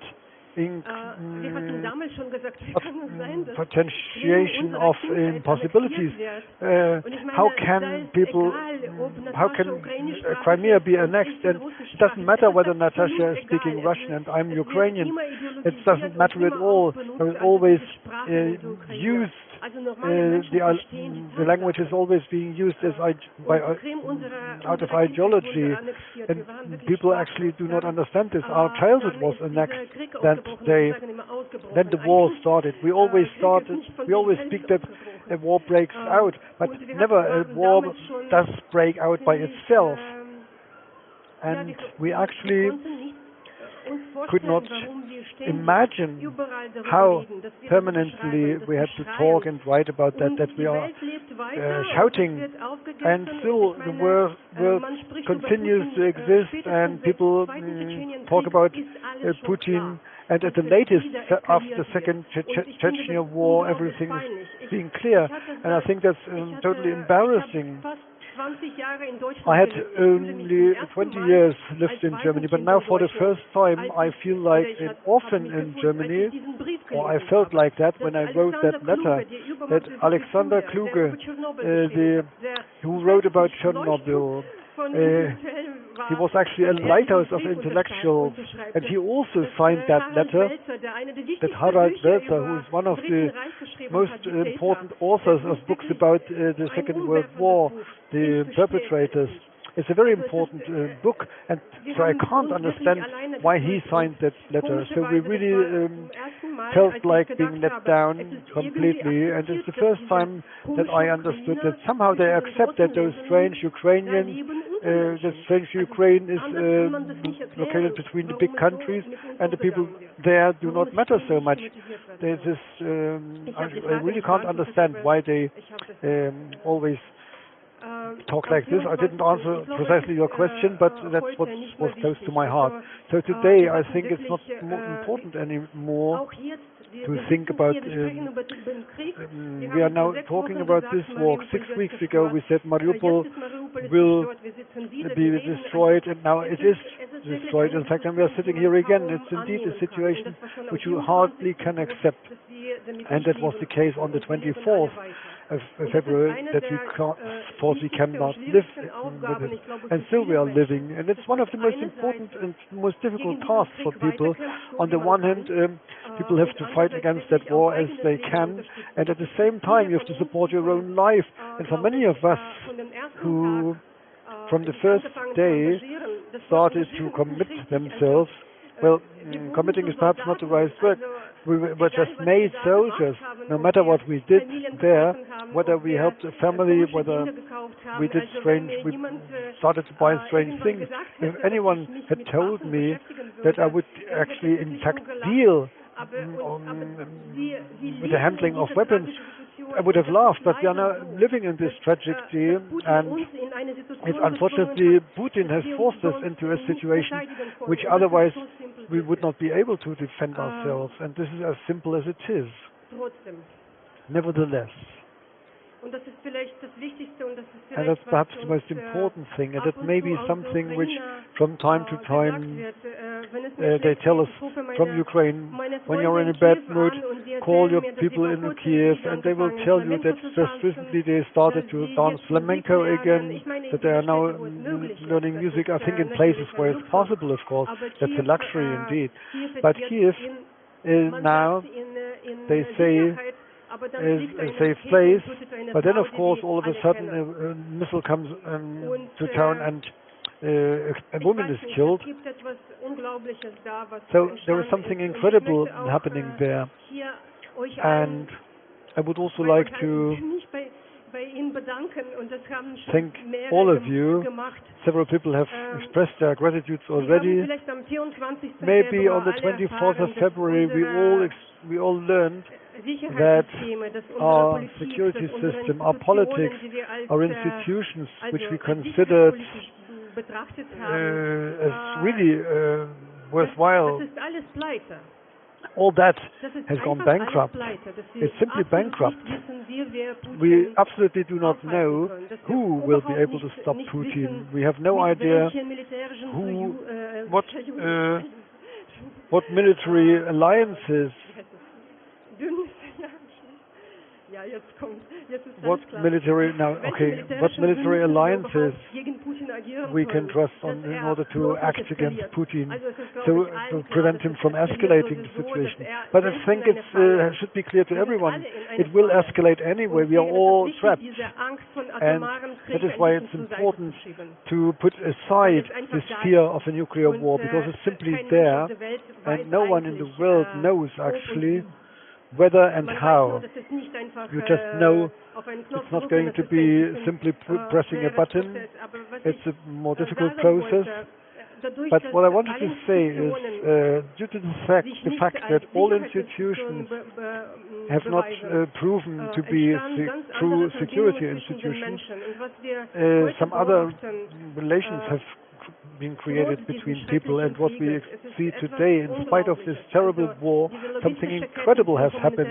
Those logistic chains for humanitarian help by simple people, evacuation, supply of humanitarian aid, whatever it is, this is creating true new human links apart from the official institutions. When people found me via Facebook from Tbilisi, I was there in 1981 as a small child, and I was singing there in a choir, and nevertheless people where I was staying during that time, they asked me whether everything's okay with me. I was actually speechless because it was 40 years ago, and I think that's what happens to everyone. New links are recreated from the past, and I would not have expected from people that they change that way. I had some breathtaking meetings actually. So thank you. You are really sharing so very intimate. No, not yet. Things. And I'm now also trying to ask you, it's very touching what you are saying. We are mutually supporting each other. We are giving each other a feeling of togetherness. You say that everything is busy at its own every day, and you have this incredible gift that you are a writer, you're an author, you reach out to people also by the images which you describe, and soon a new book will be published, written by you, and we are desperately waiting for it already. And I would like to ask you in this context, how can you write now? What's your way to express yourself in this situation? Well, actually, I'm undergoing a big change right now. In the first weeks of the war, it was nearly impossible for me to write. I did write down things, but very short sentences, even if I had to defend myself against the shooting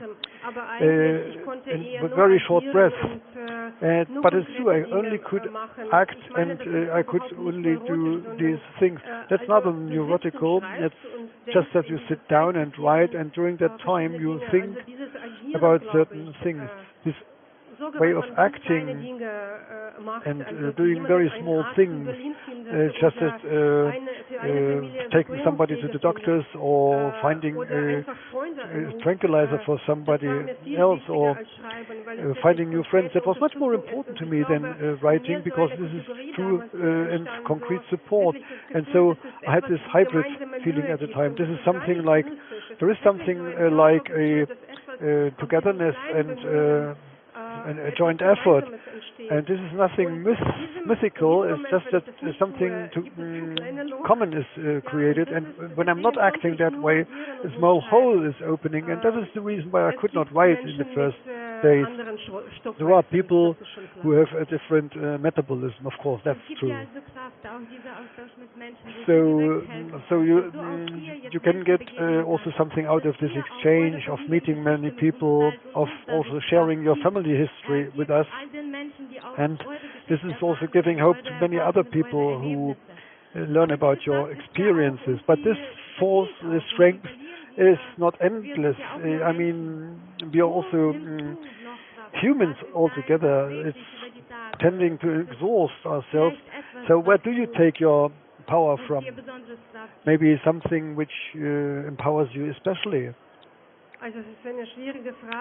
Well, that's a very difficult question indeed, and I even do not know what to answer. I always call friends when I need more strength or I'm going for a walk, but I think it's not important that way. But it's much more important to be together with people who are in the same situation. And communication today, it's become very difficult. I have a lot of friends in Moscow, for example, who are now, for instance, going to Tbilisi, and with many of them I can't even talk to, because they talk about how the Russian culture can be maintained right now, and this is incredibly important, but I'm now in a different mode of living, even though I'm in a safe place, and they are not. But communication is difficult anywhere.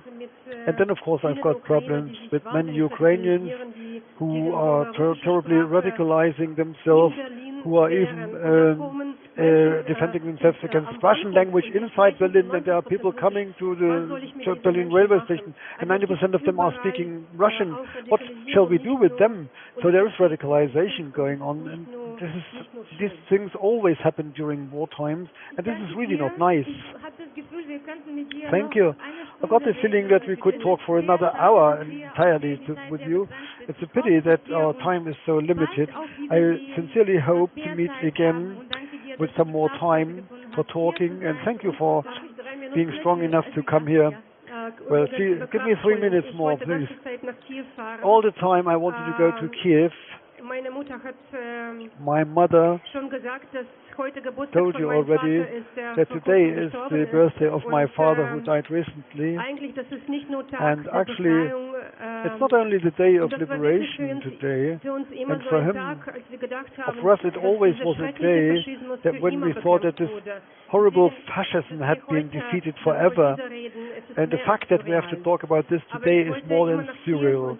But I always wanted to go to Kiev, and last year I decided that each time on the 8th of May, I wanted to be in Kiev, because that's the time when the flowers are blossoming, and my father always got this special type of flowers which are blossoming now, and I think I deserve it, and he deserves it, that I should be in Kiev every year on that day. So actually, I wanted to go there now, but maybe I'm a little bit cowardish.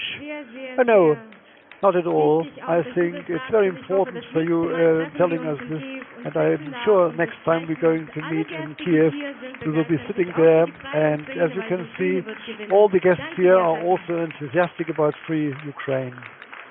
Thank you for coming.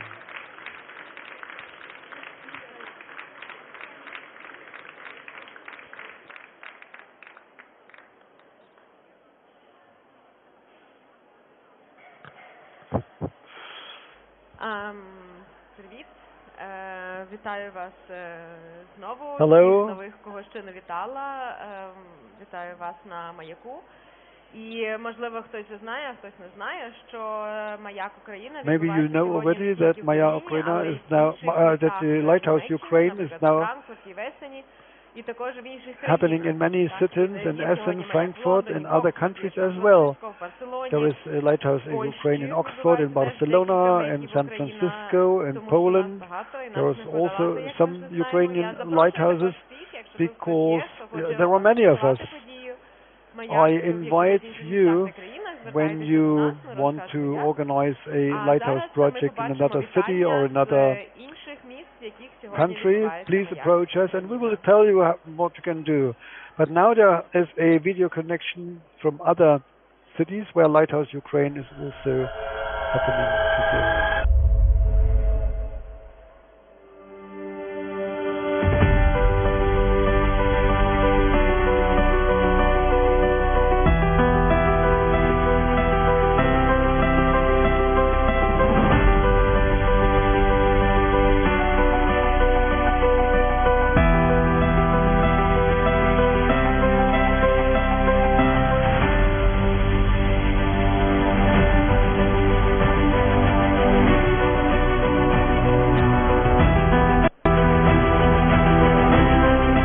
Доброго дня, мене звати Олександра Біннерт, я з Альянсу українських організацій з Берліну, де ми вже вдруге будемо робити «Маяк Україна». Маяк є для нас символом людяності, символом свободи. І сьогодні я хочу сказати, я знаю, що ми всі втомилися, що війна йде вже давно, вона йде вже з 2014 року і вона жахлива, але ми переможемо, ми обов'язково переможемо, тому що це наша земля. Trimаймося. Слава Ukraine! Ich bin Isa Sonnenfeld und gehöre als Privatperson zum Orga-Team von Leuchtturm Ukraine in Berlin. Leuchtturm Ukraine bedeutet für uns als Bündnis ukrainischer und deutscher Organisationen und der vielen NGOs, dass wir einen Ort für direkte Hilfe und Orientierung schaffen möchten.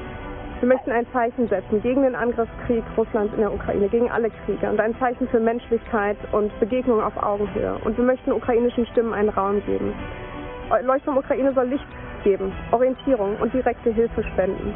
Für die Zukunft hoffen wir, dass Solidarität, Menschlichkeit und Begegnung gewinnen werden. Und an alle Leuchtturmstädte, gemeinsam können wir ungeahnte Kräfte der Solidarität entfalten lassen.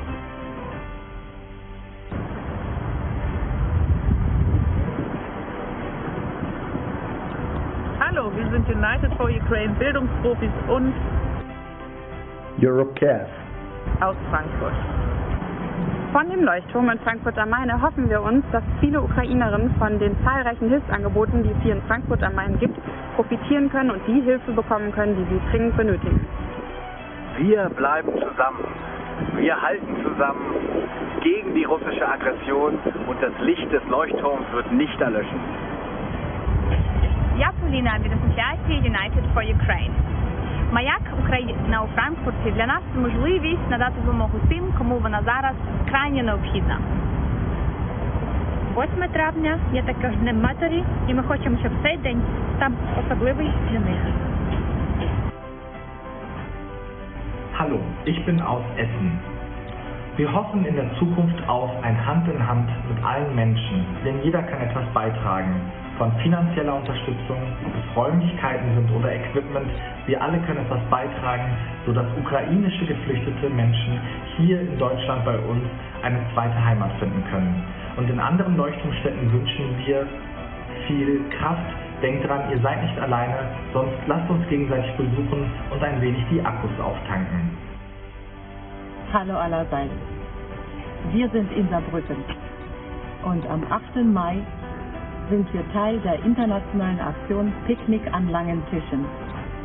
Im Rahmen dieser Aktion vereinen wir uns hier in Saarbrücken zusammen mit allen Ehrenamtlichen, die Lust haben, die Ukraine zu unterstützen und die Ukrainer und Ukrainerinnen, die hier im Saarland ihre Zuflucht gefunden haben. Vereinen und vernetzen wir uns, denn zusammen sind wir stark. Ehren der Ukraine. Es lebe Europa. Привіт всім! Ми знаходимося в Бердичеві. 8 травня ми приєднуємося до міжнародної акції та проводимо пікнік за довгими столами на Тбіліській площі. Наша мета – залучити якомога більше волонтерів для організації роботи з допомоги Україні та українцям, які прибули до землі зараз. Приєднуйтесь, разом ми сила. Слава Україні! Hello from Barcelona. Hola des de Barcelona. Salutacions des de l'Escola Frederic Mistral Tècnica Eulàlia. Estem molt agraïts de poder participar en aquesta activitat conjunta amb d'altres ciutats d'Europa i donar suport als afectats pel conflicte a Ucraïna. Les escoles de la Fundació Collserola som espais de convivència on el respecte a la diversitat forma part del nostre ideari. Eduquem el nostre alumnat amb una mirada oberta a un món global i divers i sempre des del respecte a totes les realitats. La mirada del professorat, de les famílies i de tot l'alumnat de les nostres escoles ens acompanya avui per encendre el far simbòlic des de la ciutat de Barcelona. Avui tots estem amb Ucraïna.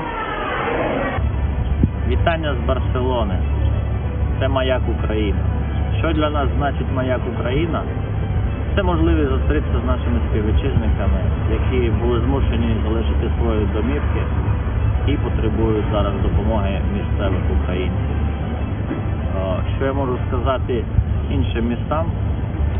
Тим містам, які вже беруть участь, так тримати, тим, що ще поки що не почали цього робити, приєднуйтесь. Ми з Барселони і ми з України.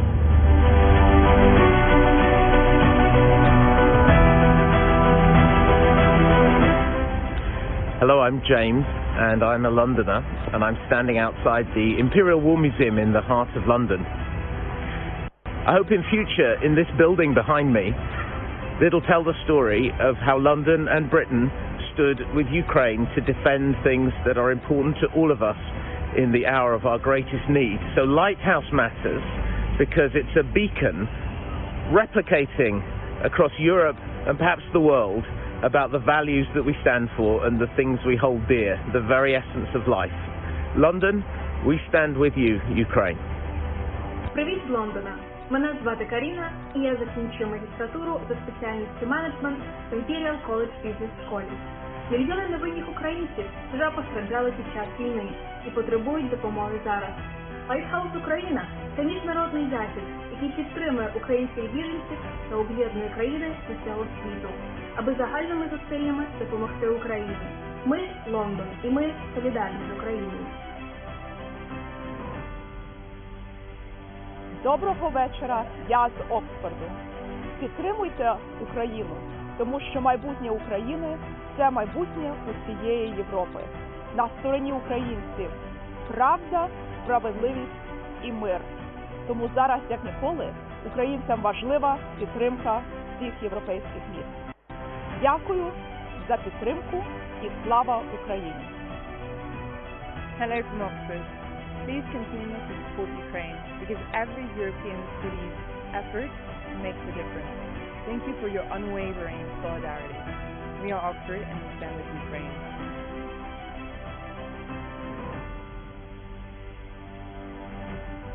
Serdecznie pozdrawiamy z Gdyni, która od pierwszych chwil wojny gości licznych uchodźców. Mamy nadzieję, że ta przymusowa gościna będzie miła. Robimy wszystko, aby nasi goście czuli się tutaj jak we własnym domu, a także aby mogli zajmować się tym, czym zajmują się w swoim domu, w swoim kraju. Pracą, nauką, zabawą, dobrym spędzaniem czasu. Wierzę, że dzisiejsze wydarzenie pokazuje jedność między miastami Europy i wierzę, że ta jedność pomoże zwyciężyć nie tylko Ukrainie, ale wszystkim wartościom demokratycznej Europy. Wierzę również, że ona nie minie, kiedy Ukraina już zwycięży i że dzięki temu odbudujemy to piękne państwo, a później wspólnie połączymy się w europejskiej wspólnocie. Вітаю у Гдині. Бажаю нашій ненькій Україні мирного неба над головою, щирого до щирого здоров'я і закінчення війни.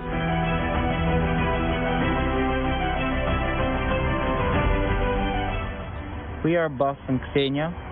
We are from the Netherlands for Ukraine Foundation in Amsterdam. Greeting to all our fellow cities. Let's definitely quickly stop this ridiculous war and free people from Ukraine, helping the refugees locally and in Europe. Ksenia? У простих українців немає діалогу з війною. Вони не можуть попросити ворога не бомбити свої міста, доки вони не евакуювалися, чи не відбирати їжу у своїх дітей, тому що вони голодні. Але вони можуть і вони просять про допомогу у сусідів, сусідів та у нас, українців за кордоном.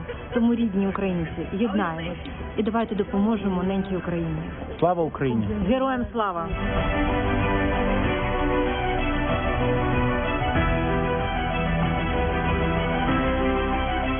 Доброго ранку, ми з України. Студенти Стенфорду на зв'язку. Сьогодні українці борються проти найбільшого зла у світі. Але ми не одні. Нас багато. Ми усюди. І у нас є могутні друзі. Ми боремося не лише проти підлого сусіда, але й за свої цінності. За демократію, за людяність, за доброту. Ми платимо величезну ціну, але це варте того. Ми точно переможемо. Питання лише в тому, скільки ще нам потрібно заплатити.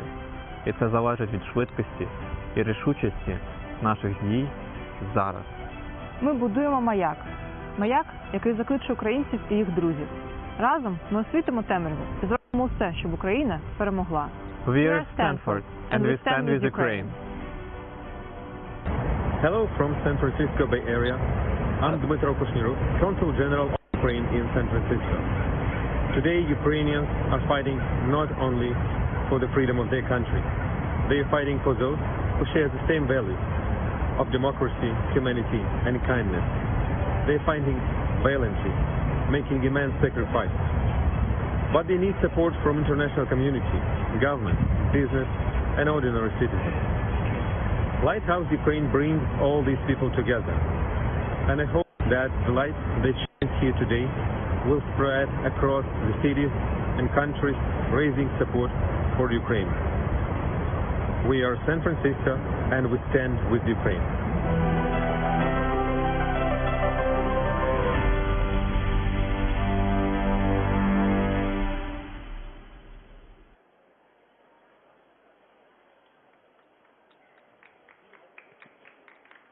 Da habe ich hier schon 2 Mikrofone.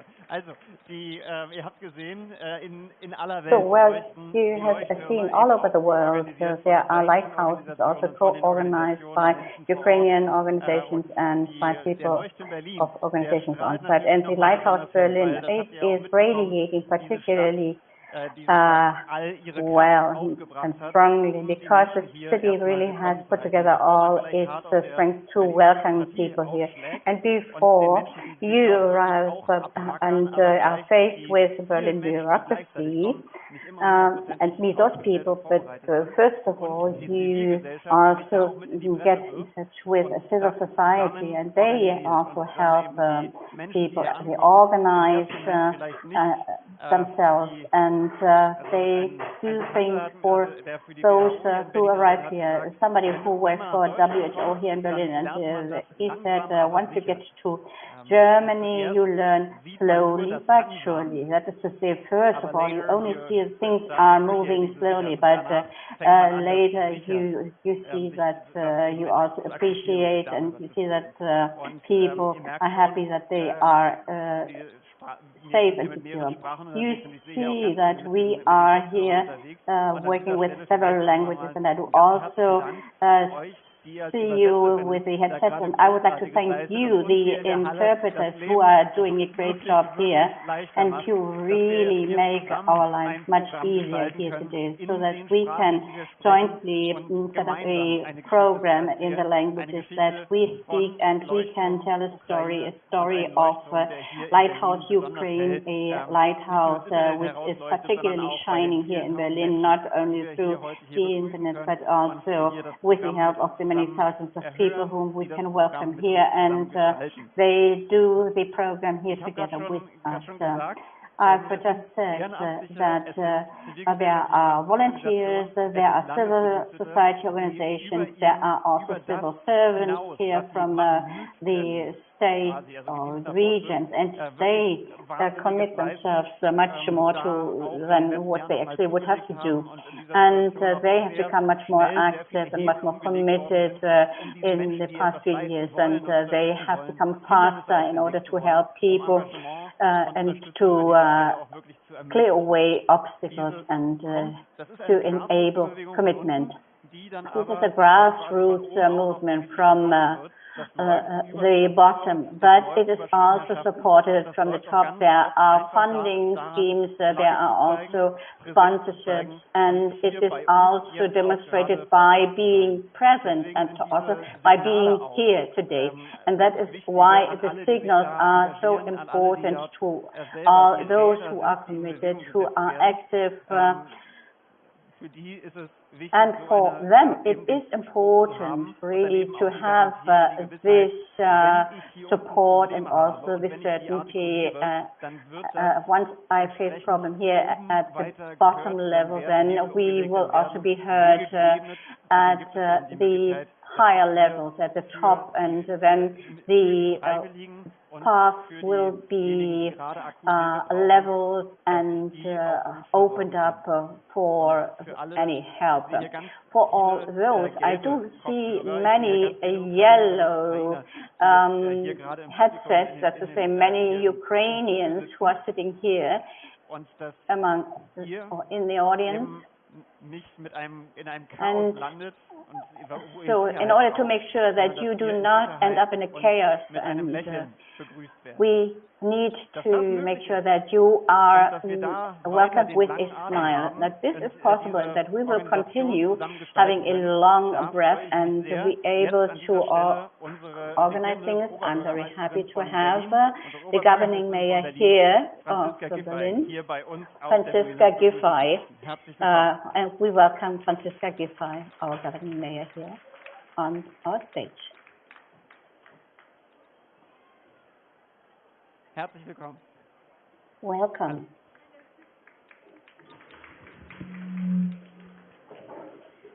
Ja, meine Damen und Herren, Ladies and gentlemen, liebe Berlinerinnen und Berliner, liebe dear Berliners, Ukrainerinnen und Ukrainer, dear all diejenigen, Ukrainians, die hier sind, die heute all those gekommen who are sind, here, who have ein come here herzlicher today, Gruß. Mein Name ist Franziska most Giffey. cordial Ich bin die greetings regierende to you. Bürgermeisterin I'm von Berlin. Franziska Und ich Giffey. möchte I'm mich the governing mayor of zuallererst Berlin. einmal bei And allen, die first diesen and Tag foremost, heute I would möglich like machen, to von ganzem thank all Herzen those bedanken. who made this Vielen, today vielen Dank possible. dafür. Many, many thanks to you.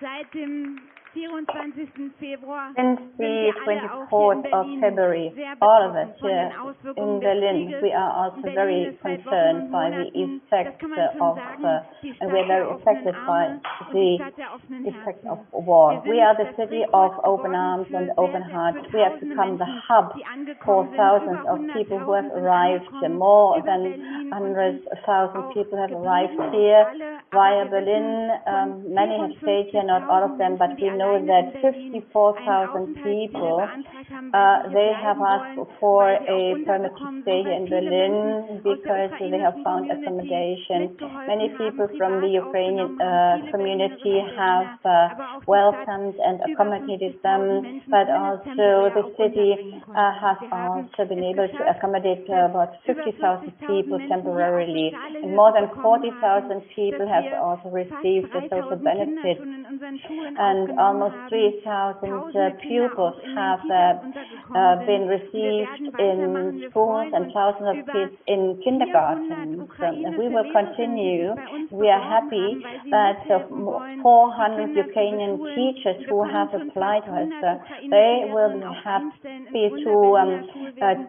Das ist teach unglaublich, was in den Ukrainian letzten Tagen und Wochen kids, durch auch and tausende more than freiwillige 100 could Helferinnen und already Helfer be geschafft hired. worden ist, And um it is wirklich incredible den what has Menschen been hier zu achieved helfen. Und with so many dafür auch volunteers ein over großer the Dank past an alle few Ehrenamtlichen, an alle Hauptamtlichen, weeks. die die letzten My Wochen great words of Großartiges geleistet gratitude to all the volunteers and all those who did tremendous Und things over the past heute few ist ein sehr weeks. besonderer Today Tag. Es It is a very special day. It is the 77th anniversary after the end of the war, the day of liberation and of commemoration of the bad effects of any war of aggression that started from Germany and on the effects of deportation, etc. We think on this particular day of the many victims of those days, but we are also standing side by side with the Ukrainians. And in front of the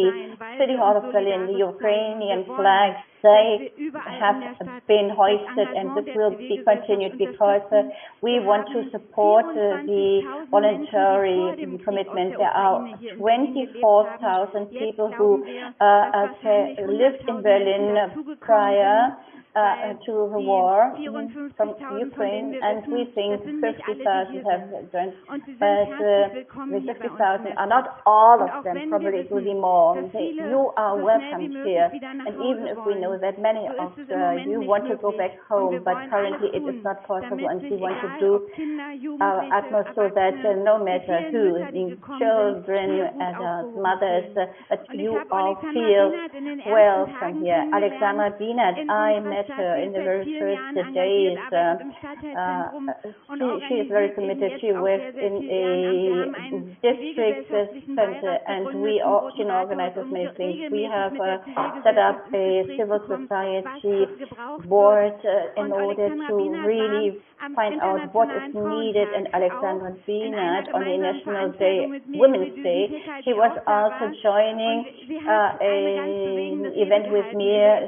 Sika was also there, and she gave a tremendous speech on her mother, and she wished something that was very interesting for me. I didn't know that before. Dear Alexandra Bienert, she wished us all a peaceful heaven, something that we took for granted for a long period of time, and we had been in agreement, never again there should be war. We were convinced that we will be in peace and war would not come back, but now it is back, and therefore it is all the more important that we stand together here in Berlin for peace, for democracy, for freedom, and above all, side by side with the Ukrainian people, and that is why I'm here. You can rely on Berlin, both from the regional government and also the districts, the 12 districts in Berlin, and all the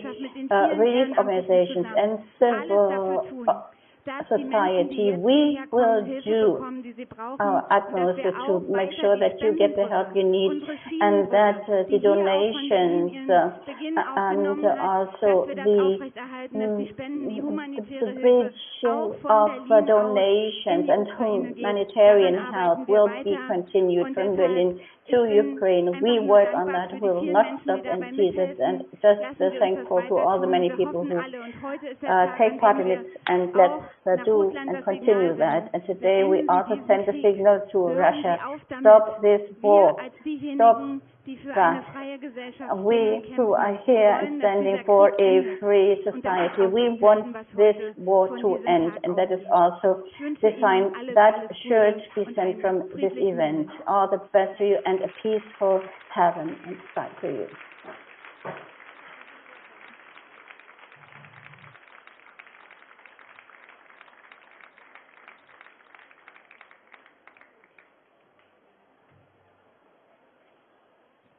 Es gibt sehr viele Menschen, die jetzt gerade There are im Ehrenamt, weil sie jemanden many people, especially who are volunteers, who have received people from Ukraine who are now making videos and graphic displays or hotlines and translation, and all of them who are helping now, who are highly committed, who are really trying hard to support Ukraine from Berlin. They are now here, but many of them are also connected as by video here.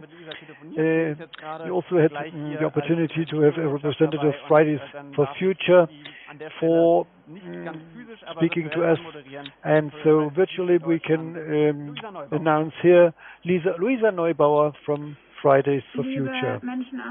Dear people from the Markthalle Neu, dear activists from Ukraine and from everywhere in the world, dear institutions and organizations who have gathered there, I would have loved to be with you today, but unfortunately I can do so only on a digital line. And I know that many people are also there with you online. In the recent days I have thought a lot, and I'm asking myself how it can be that people again and again can be underestimated so massively. When the war started this year in Ukraine, when Russia started its aggression, in many parts of the German society people thought that it would be a few days until Ukraine would fall, that it certainly would not have the strength to resist the Russian forces, and everyone knows now that it was better. We massively underestimated Ukrainians and Ukraine in all their hopes, in all their happiness of life and resistance and their mood for fighting.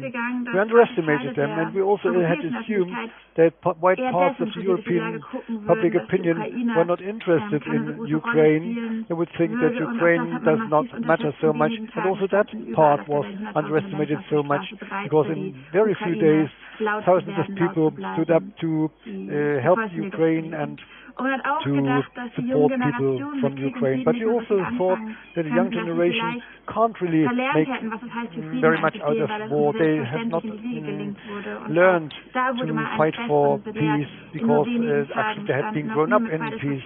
But they also was underestimated, because in a few days we were standing side by side against that war. And the fact that you are here today, that everywhere people are constantly helping and remaining strong, remaining loud, all that shows how much easier it is to than giving up, how much easier it is to underestimate people just because it looks like appropriate.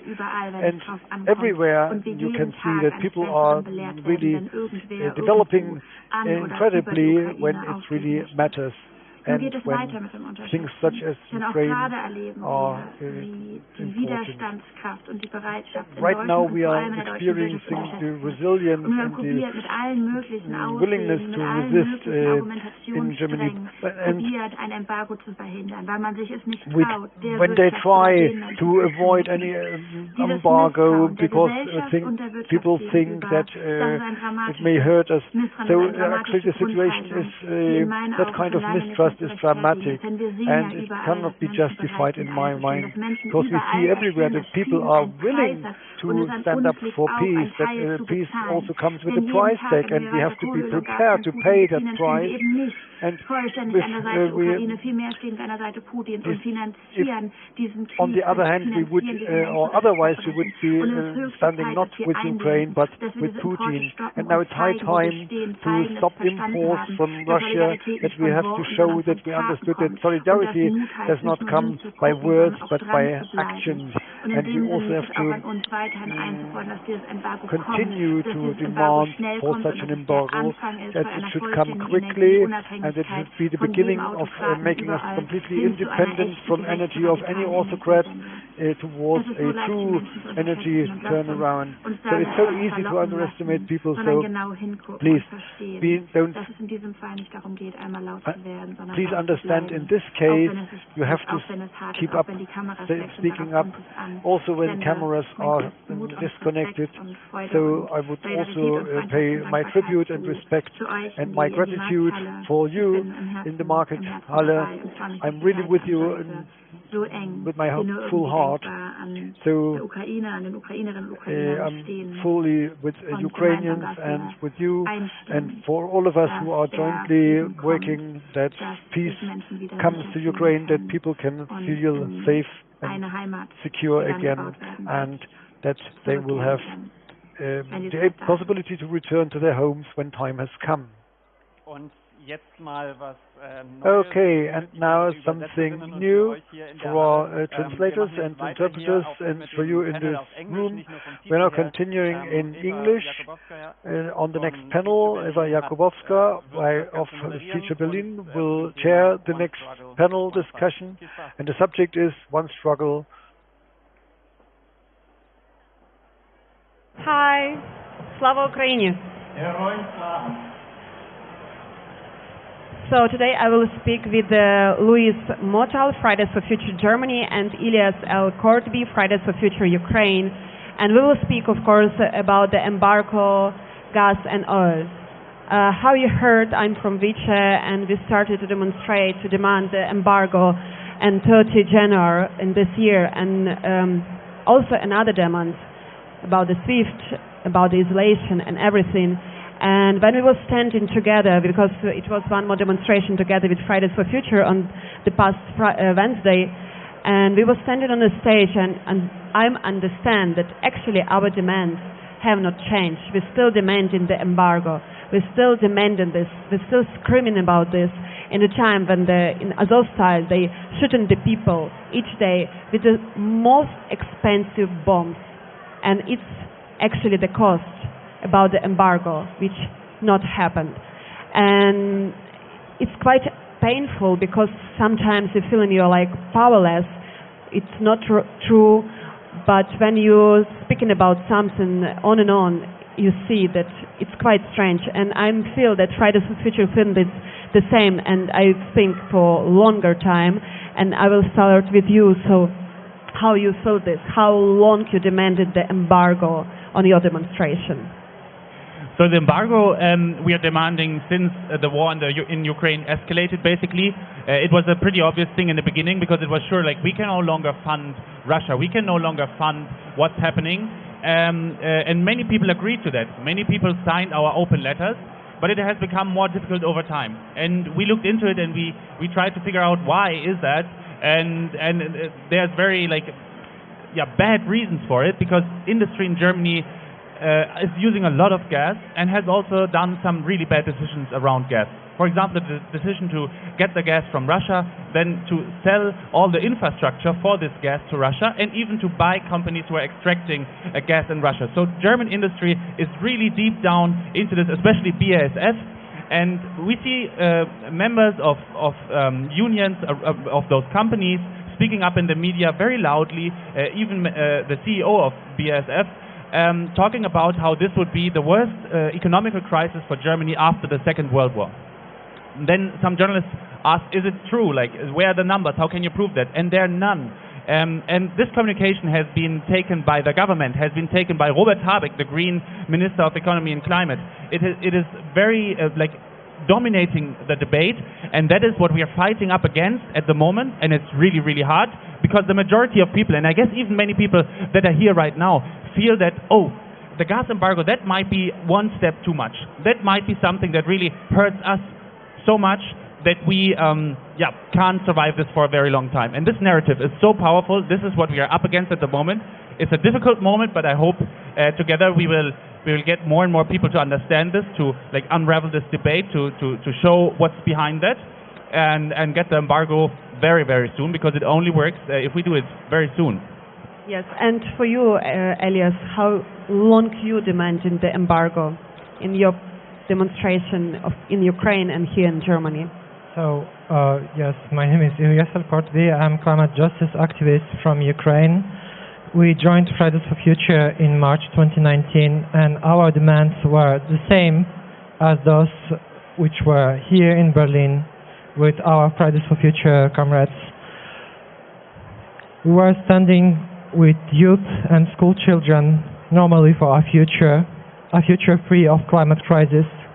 But now we see a war which is financed by the same reason, by fossil energy, which is mainly owned by autocrats. For us, and for me as a person, it's so unfair. These whole 3 years I was volunteering, meanwhile my studies, me and my friends, we were coming out to the streets because we wanted a just life and a just future in Ukraine and all over the world. And right now, when I remember two of my friends who were standing with me in Kharkiv, who were organizing simple demonstrations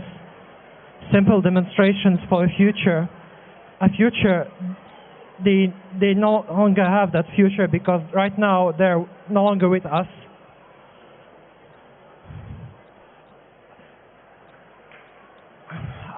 So, as for me, it feels so absurd. I am here as a refugee because of an absurd war, a war that shouldn't exist, especially after the Second World War.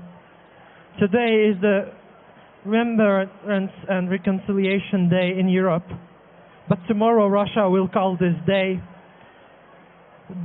where Russia and the Soviet Empire has won. You hear people say never again. There, in that autocrat regime, they say we can repeat it.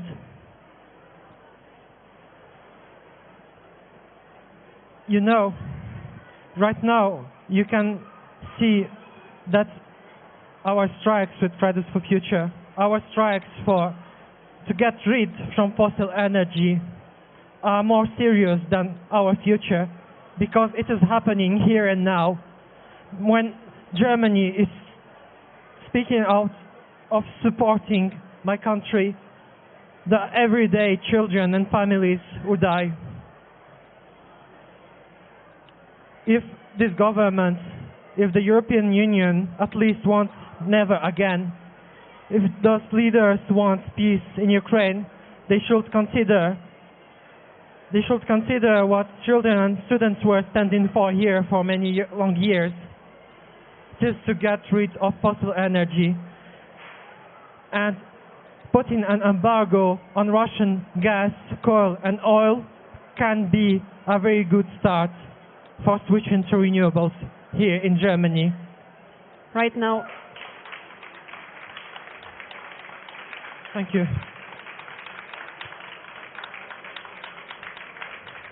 Yes, it's applause for each person who died, because embargo is still not going on.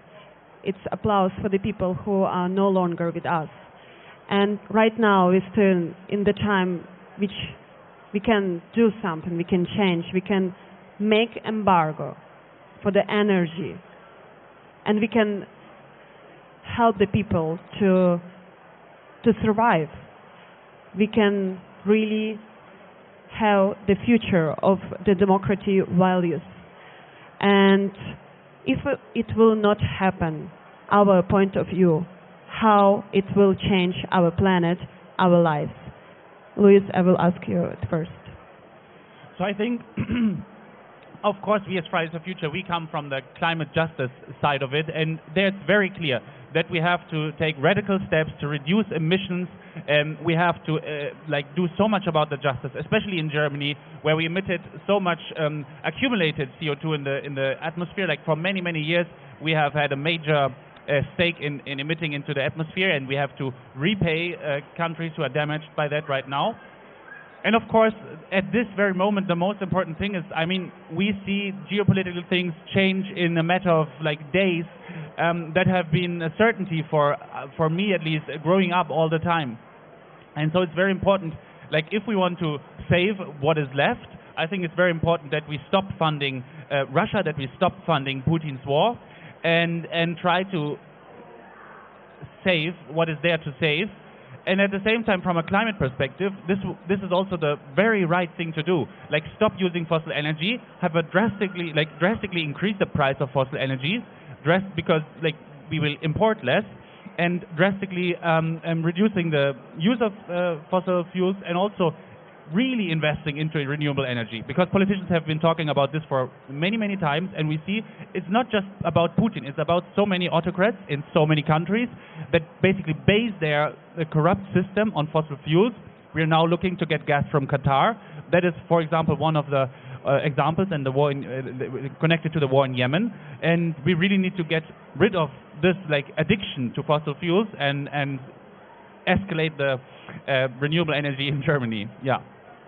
Elias, and for you, how you think it will change our future if we will not get the embargo, energy embargo right now.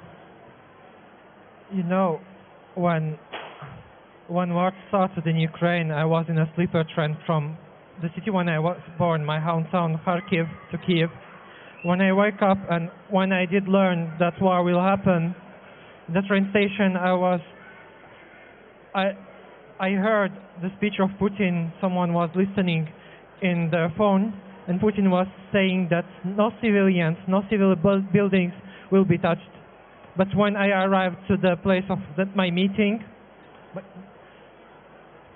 I saw in the TV that same time when Putin was saying that hypocritically that no civilians will be touched, a rocket was heading to an airport in the center of Kiev, the Kiev Giuliani. And here I understood it's not different from what happens in Syria. It's not different from what happens in Iraq. You're probably, if you want to see a future, it's no longer a future far there in the Middle East. It's something that could happen everywhere. So my first thought will be like that me and many climate activists, we will have a lot of work to do. And following days, I wasn't evacuating Kharkiv even. We were working on organizing mass demonstrations because here and now we see how energy owned by autocrats and countries who buy them and finance as well war. I thought that since the Second World War, war crimes should at least be stopped in the region of Europe. But we see again how war crimes, how Germany is involved in war crimes in the middle of Europe. I think if we want a better future, I think it's not about the choice. And I think we really don't have to imagine how it will be, because we already see it.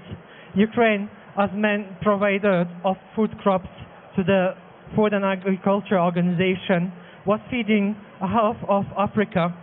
And now, because of war, people from the most affected regions will starve. And it's not only about Ukraine, it's about a global crisis. And war in Ukraine is just on the top of the world climate crisis. And it's just the top of an iceberg.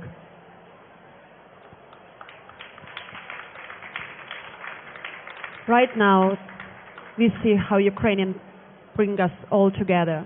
And when we say that stand with Ukraine, we are saying to stand with the independent, with the beautiful country, which was and which will be. And right now, the price which we are paying for the gas and oil each time when we get in home, it's unfortunately the life of Ukrainian and life of Syrian and another country which have the bomb from the sky, which sponsored by Russian and unfortunately also by European country, which are continuing to pay for the energy. Stand with Ukraine.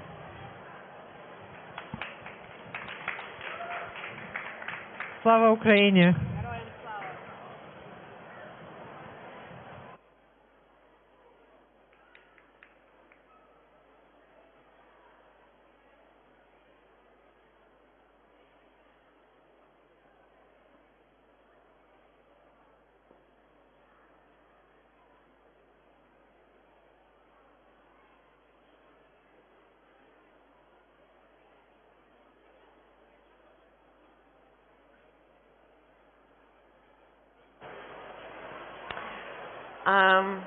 So hi guys, it's me again. Now I'm speaking English.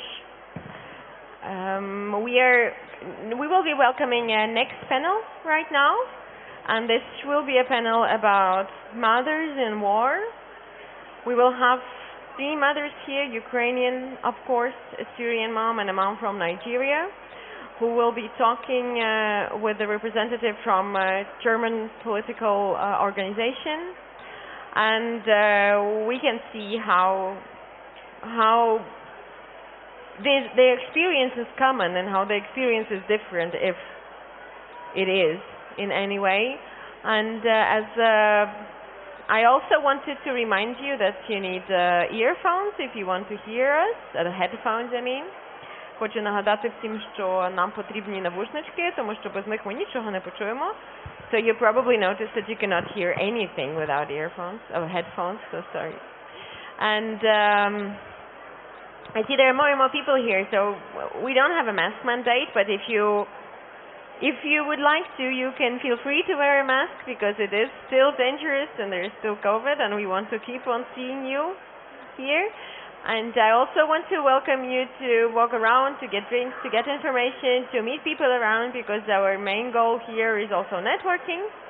So we really do hope that you not only get the information you needed and not only get the help you need, which is our main goal, of course, but we also would like you to meet new people and meet new friends. And don't forget to use your headphones. You can also see here around there are, you can see the yellow banners. This is from Allianz Ukrainische Organisationen. So we are the organizers, and please feel free to come to any stand with the yellow banner too. And now I'm welcoming our mothers from Ukraine, Nigeria, and Syria, and the moderator, Serafina, please. The stage is yours.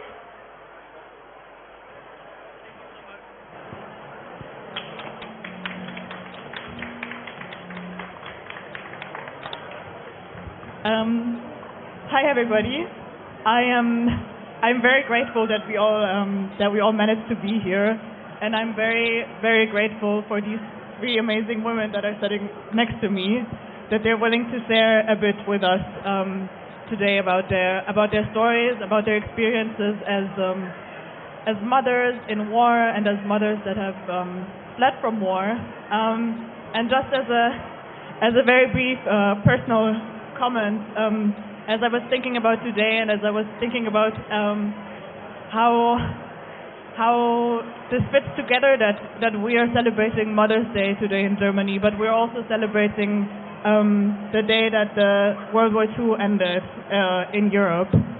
And for me, that immediately brought the memory of my great-grandmother, who I never met, but who was a very young woman during the war, who brought her family up basically alone, and who has had such a shaping impact on my family, and whose legacy I am carrying on. And she was a fantastic cook and baker, and I'm looking at Entisar now because I know that she is also a fantastic baker and that she cares a lot about her community and about her family.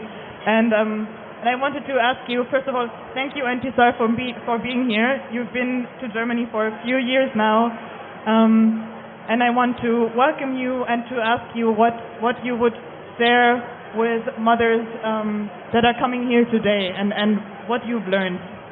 Hello, everyone. My name is Entisar Nefis. I'm here 6 years ago with my family. I'm here to say Happy Mother's Day for everyone. And at first, I'm so sorry because I have big problem before I come to here. I'm so sorry for this, and I have some stress for this. So I'm so happy because I am here with you. For me, every woman needs to talk to her. You are a grateful person. You are a beautiful person. You are a beautiful woman. In every place, everywhere, every time, you are the best. Thank you so much. That was a very, very nice way to start. I want to go next with Omobalenle Olayemi, who is originally from Nigeria, but who until recently lived in Kiev. And I've also had the chance to meet you a bit before, and I was so impressed by your optimism and by your strength. So thank you for that. But I wanted to ask you to share a bit your journey with us. Good afternoon, everyone. My name is Omobalenle. You can call me Bola. I'm originally from Nigeria. Yeah, my family and I moved to Ukraine about a year or so, and there we put to bed a new baby around December. So it happened on the February 25th. That was when we moved. We had to move from Kyiv. On the 24th, when the shelling started, my baby was barely 2 months. We were thinking it might not happen, it may not happen. Let's just stay. Let's try and wait it out on if it won't happen or not. So to cut the story short, we couldn't sleep on the 24th. I couldn't sleep. I have 2 other daughters. Basically, I have 3 children, 3 daughters to be precise. The last born is 2 months. She's over there. That's Elizabeth Olayemi. She's over there. So she was barely 2 months old, and we could not sleep. I personally could not sleep. My husband too could not sleep. The children were just trying to be brave because we were seeing the shelling happening on the TV. We didn't know what to do. We were concerned, and you know we are people of color to be. We didn't know what was going on. We couldn't sleep, like I said. So from around that time, like 10 p.m. towards 4, 5 a.m. and the next morning on the 25th, I couldn't sleep, but we were looking for ways to get some things for ourselves so we can live. I had to bake some bread. My husband was the one that fried some fish. I baked some bread so we could have something to take along. We could not get a bus as well to move around. We've been looking for Uber, like taxi, so we can quickly move because it was a scary situation, I must tell you. I am just trying to relive it now. This is the first time I'm getting to tell a large number of people about it. So when we moved on the 25th, I can remember it was around 6 a.m. We had to move as early as possible. My firstborn was just 5-year-old. The second one is 2-year-old, and Elizabeth was barely 2 months, like I said. So we moved with my husband. We were in the bus, from the bus to the train. The train was already packed with so many people sleeping there. We moved. We got to Bogdana, where we were supposed to take a train to Lviv. You know, Lviv shared a border with Poland. That was where we ought to go to so we can move to Poland for easy passage. When we got to Kyiv, we couldn't get the ticket. It was not fast to get the ticket to move immediately. Don't forget I said we moved in the morning. We got a ticket around 7 a.m. when we got there after taking Uber. So when we got to the park, they gave us a ticket for later in the evening. So we had to sleep in the station, stay there till in the evening where we could get train to Lviv. After getting to Lviv, the story was shocking. Blacks, people of color and some countries were not allowed to go using the train. So people had to look for a way to trek. They were walking from Lviv to Poland. And walking from Lviv to Poland is more than 20 kilometers. At a point, because we had children with us, we took a cab, of which we had to pay a lot of money. We had to change all the money we had on us to hryvnia, so we could be able to transport ourselves at least to get away from Ukraine, from the danger zone. On getting to Lviv, we tried walking, but we couldn't. The more I checked my Google, the more farther it became. People were also walking like myself. Cars were long, the queues for cars were long. It was not moving quite well.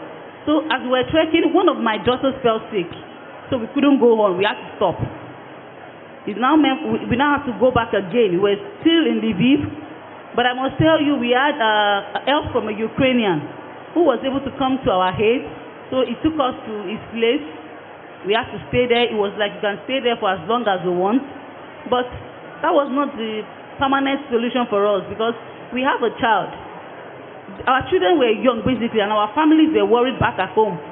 So we just have to look for a means. Still again, we took Uber at a very exorbitant price. Later the next morning, we got to Uzhhorod.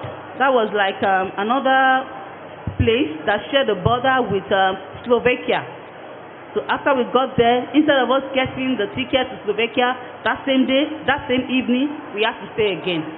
We had to sleep overnight in a shelter. Myself, the baby, my husband, and the children. From Slovakia, it took us another day before we could get checked in again. To cut the long story short, we got to Germany. We were intercepted by the police again, thinking, I don't know why they did that. We were told to come down, myself and some other Indians, basically African people of black skin. They collected our passports. They said they wanted to check, actually. That was what they said. They wanted to check something, only for them to seize our passports. They took our phone later on, they took us to the police station, trying to tell us to sign an asylum or something, to be in asylum, even after showing them everything. We showed them that we were not here illegitimately. We were here, on a legal right. We were just told to come. We just escaped a war, and now we are being subjected to this. So it was a lot for me then. I couldn't get access to. Yeah, we had a friend here, but we couldn't get access to him. He was worried. We were worried as well. I had to strap my baby on my chest throughout on my chest. So it's a lot of mixed feelings, but in whole, it was a long journey. It was a long journey. At the long run, we got here. Met people. There was a lot of help. They also to help us. Each one is a group. So from there, they helped my family. We already have a place that we are staying right now. My children are yet to start school. They are back home with my husband in the house. We're here in Berlin. So he's taking care of them at home. And I came with just one. So that's how we got to Germany, basically. Thank you. Thank you so much for sharing your journey. And I'm sorry about your experience, but you are a grateful woman because you arrived here safely. I want to tell you something about this experience. It was terrible. The first step about our trip to Europe, it was the idea that you put your life, your children in a plastic boat in the sea. You didn't see to where or with anyone. If you arrived or not, the sea will eat you or kill you, or success to arrive to the exactly place. We didn't know anything, just dark sea, dark boat, darkness, and go. The first moment that we have a lot of crazy ideas about this. You are fighting the death at first. You didn't know if you will be saved or not. You put your children, forget your life. In this moment, I forget myself. The crazy thing that we dress this plastic jacket. It's safe, but we know it's kaput. It's not work. We cannot swim. If I'm in this accident, I trust the boat 4 times during the same night. The first one, I think it's accident with big shots. A lot of persons dying. Another one with the police. The third one was for me. The motor not work. We are in the middle in the sea. We didn't thought about anything. If the accident happened, I have 3 boys. Abdurrahman 10 years, Salam 16, or they 17. If they fell down in the sea, how I can? I didn't know. I saved Abdurrahman or myself or Salam or something. I'm sitting in this boat. This is my really experience.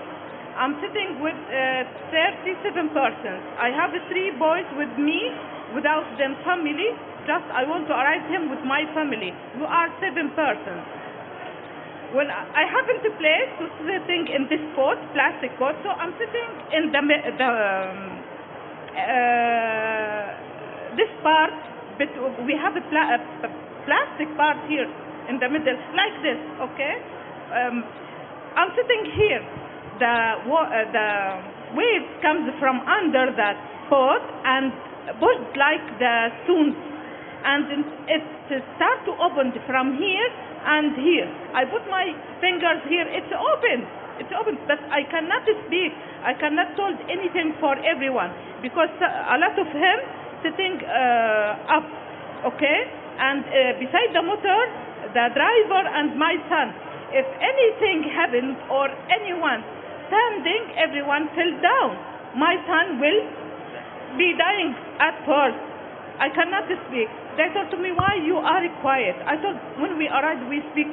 When we arrive, safety, I will tell you about anything, everything. They didn't believe that the boat, it was opened under me. But I decided to be stronger, be quiet until we arrive safety. Maybe 14 meters, it's okay. But before this, no, I cannot told anything for anyone. So I take this experience. I decided to go away with this experience until we arrive. Another thing, except this ideas, it was normal. It was normal because until this moment, my son Abdurrahman told to me, we are dying. Why we go in this trip? Why we decided to make this?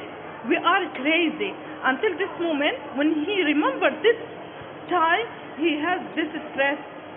He makes movies about our life. This summer, he will finish this film. And we can show it in Cannes or I always forget the name for this station. Abdurrahman, when he repeat this experience, he fell down, really. He called me and started crying for a long time. He told to me, I am alone here, why we make this? I leave my life, my dad, my friends, my school, everything. Suddenly, you close your eyes in your country, suddenly in another life. You didn't know what you will have in this country. We come to here, we didn't speak any language except Arabic and English. And a lot of persons here, they didn't speak English at first. We stay in the station without food, without clothes, without anything. For a long time, we didn't find anyone to help me at first, but some kindness people, I thank them always. They call for me and they help me. Except that for me, it's a good experience because my sons learn how to live, how to learn, how to continue with them dreams. Maybe we haven't a good chance in our countries to continue because we come to hear the word that we lost a lot of persons. I lost 2 brothers in the same minute. It was terrible. Until this moment, I didn't believe that. I didn't believe that suddenly you are sleeping, this big bomb, you lost your house, your persons, neighbors, friends. Now, when I'm taught about the place, I like my country so much, so much, but I didn't believe that I can walk in the same street. It's full with the blood. A lot of persons dying in this street. Nothing like the last.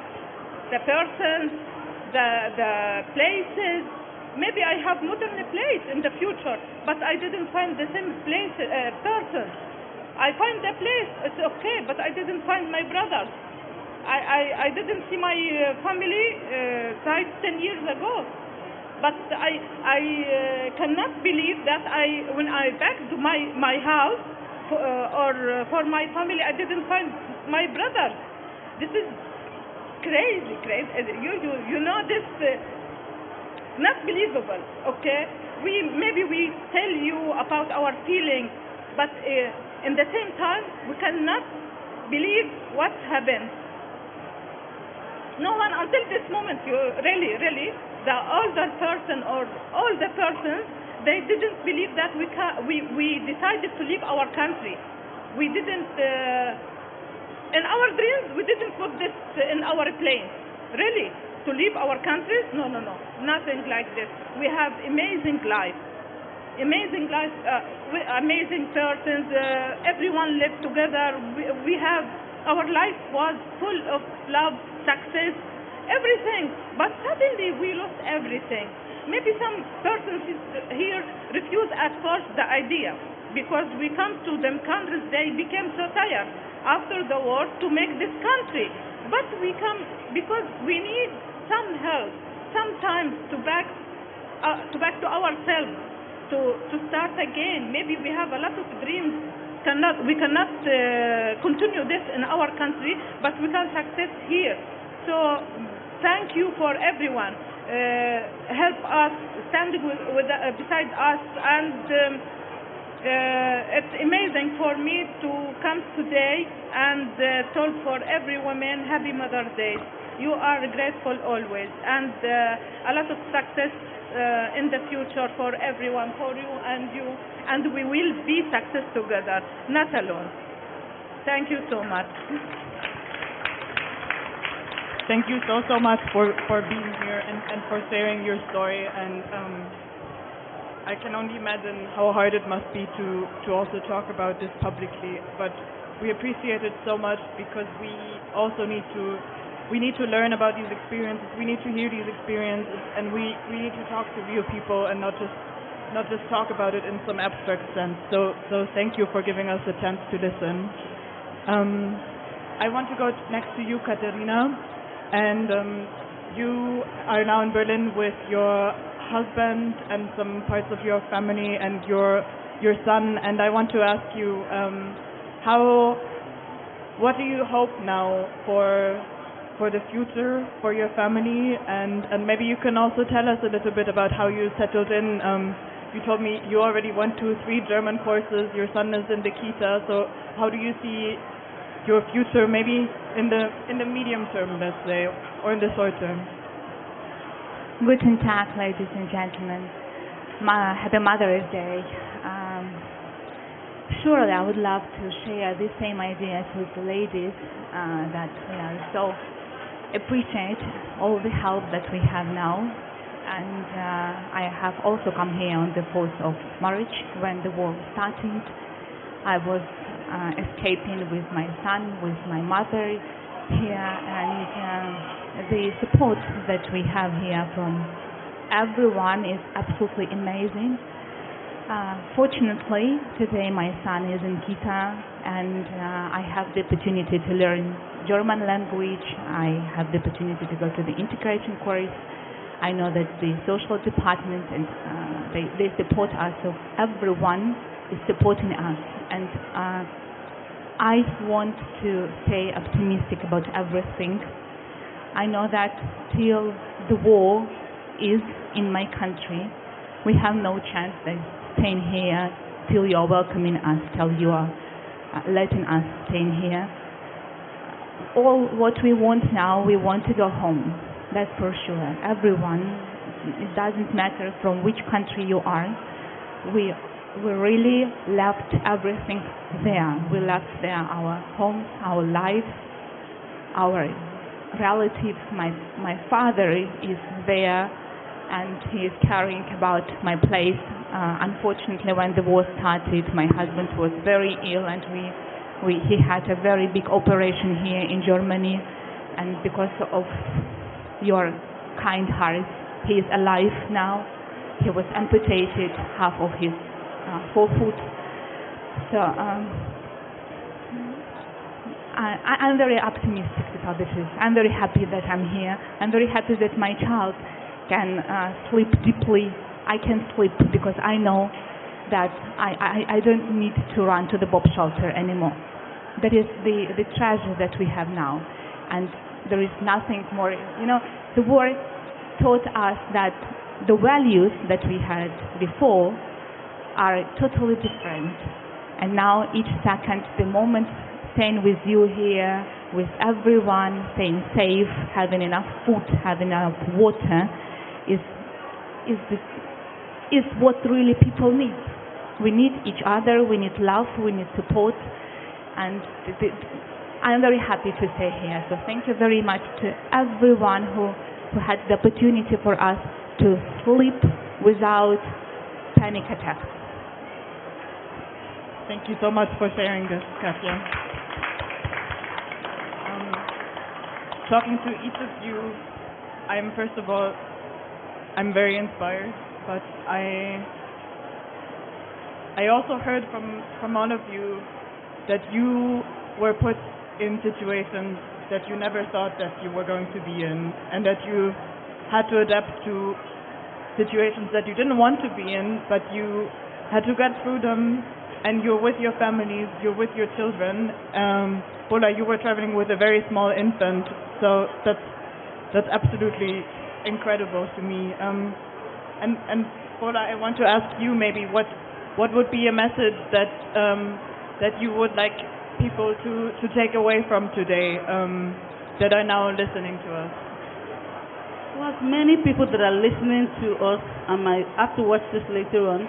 First, I want to say thank you to Germany as a country. Thank you for being acceptable to all of us, irrespective of our countries, homelands we reside. Then my advice to everyone is this. Today being Mother's Day, I would want us to show love to as many people as we can, especially people of color. I'm saying people of color because the students that came from Ukraine, they are facing some kind of issues right now. You know, parents send their children to these schools, to this country, not for the fun of it, but for them to have a better life than they had. So I would want each and every one of us here just help as many students and as many people as you can, not just people of color alone, but try and be of, show your love in a way that just know you're not showing your love not just to that person alone, but to that person's generations yet to come. Because if you give that one person an opportunity to shine, to blossom, he or she will help the rest coming behind. So in that way, we are just saving a whole lot of people. We are saving a whole lot of people, a whole lot of race as well. Not just people that we know, but you're saving all people at large. So that's my message, that as mothers, as a people, we should show more love like we have been doing. We can do more. We can do more. That's just it. We can do more. Thank you so much. Thank you. And Cesar, I wanted to ask you, I know that you like to take care of others, and you have so many people to care for. You have your sons, and you also have a small grandson. But I think as women and as mothers, it is also important that you are able to maintain the resource that is yourself, and that you take care of yourself. And I wanted to ask you, what do you like to do for yourself, or what can you do for yourself in this circumstance that again you never wanted to be in? It's not so easy for me to staying with the 3 boys, and they are in the difficult age, 10 years, 16, 17. It's not easy for me. Every day I'm praying until they back to the house, because now they go to them work every day. Abdurrahman not to stay for a long time in the house. He finished his work and then go with his friends. We have a lot of persons outside. It's when you thought what maybe happened for your sons outside, will be crazy. So every day I told to him, you must be quiet, you must learn, and I need long time to back to myself again. I like to learn, but I haven't a good chance until this moment to learn Germany very well. I like to cook, I like to make camping, I like to go outside. Maybe I find another work for me. Now maybe in summer when I make camping with my group, Yalla Sudamen. They are, we take the Germany children and girls and to make camping outside Berlin. I became so happy because I make something for myself. I became myself, you know. Maybe I sent my message about cooking, about make parties for the others. Maybe when I take care about the children when they are without the mothers. This makes me so happy. So I wish to find a good chance to learn German, then continue my life here. And my sons became successful, continue them studying in the future, and stay safe here. I thank everyone here, and I wish to find a beautiful day to forget what happened with us. Thank you for everyone here, and thank you because you are coming. Happy Mother's Day, happy beautiful days in the future for everyone. Just dream and continue your dreams. You will success. Always we can success. We have a good chance to success. So thank you so much. Thank you. And Tisa, you've also hosted a Ukrainian woman at your house recently, and Katya, I know you have a big fan coming up to you right now. I wanted to ask you because we were talking before about how most of the Ukrainians that are now in Germany are actually women, and a lot of them are mothers. And I wanted to ask how you felt a sense of community with other women and other mothers, and if you felt like there was a sense of solidarity between women in your journey and maybe in also the life here. Do you mean if I stay in contact with other Ukrainian women who come here with their children? Yes, if you felt like there was a sense of community and solidarity and with other women. Of course that, because the war has changed everything in our hearts and in our lives, and like you share with us everything, your houses, your clothes, your food, everything. The same thing we have among all Ukrainians. So, for example, in Kita, where my son is now, they presented us around 8 packages of clothes, because when we ran from Ukraine, we absolutely forgot to take something like clothes. And when we got these 8 packages, we shared it among the ladies that I know. So I took one, my mom took one, we shared it to other people. The same thing with clothes for kids, and when I'm here, I know more German people, more local people. They are also sharing, and I can share it among our Ukrainian community. Thank you so much. I know that we're almost out of time, but I would like to give each of you the possibility to say something that you still want to share with others before we close today.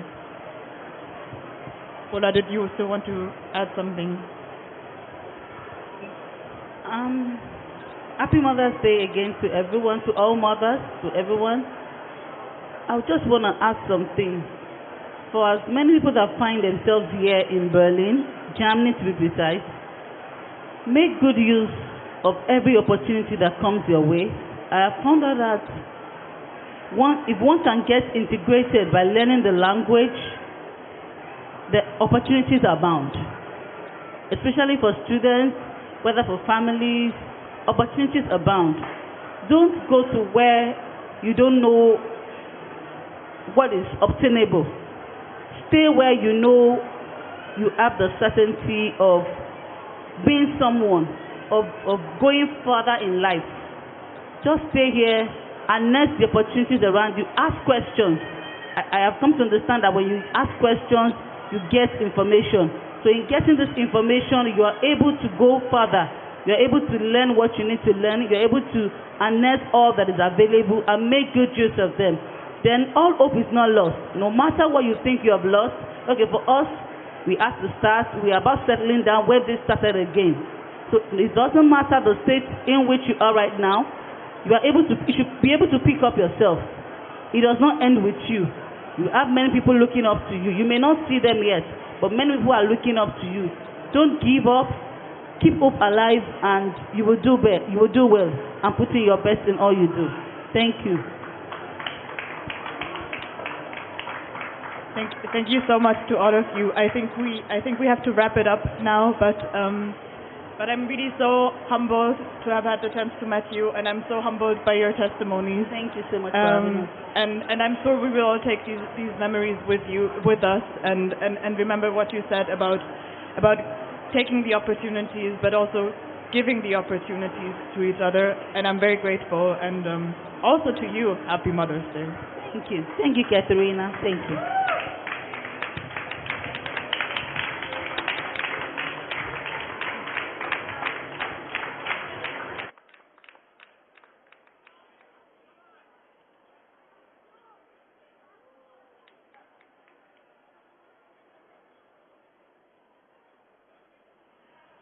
Ihr habt das ja schon mitbekommen, bei allen unseren Gästen bedanken wir uns auch recht herzlich.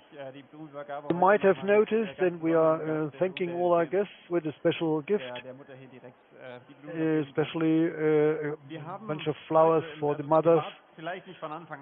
So you might not have followed this meeting from the beginning. We mentioned, we talked to some survivors of the Holocaust. We spoke also to a survivor of the ISIS aggression, and we even had some public figures here. We spoke of One Struggle, One Fight with Fridays for Future, and we are now switching the program again to kind of an analysis of the present, and before we really are going to talk about the future, some perspectives of reconstruction. And so I would like to invite you now to talk about the present situation of Germany. What does the famous Zeitenwende mean, the change of time? And Thomas Janka is author, he's also producer of the German and with BBC. Hello, thank you. Good afternoon. Just come on. Don't let me just stay alone here.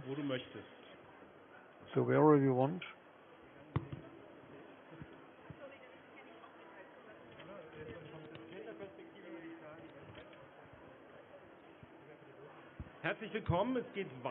A warm welcome. Let's continue.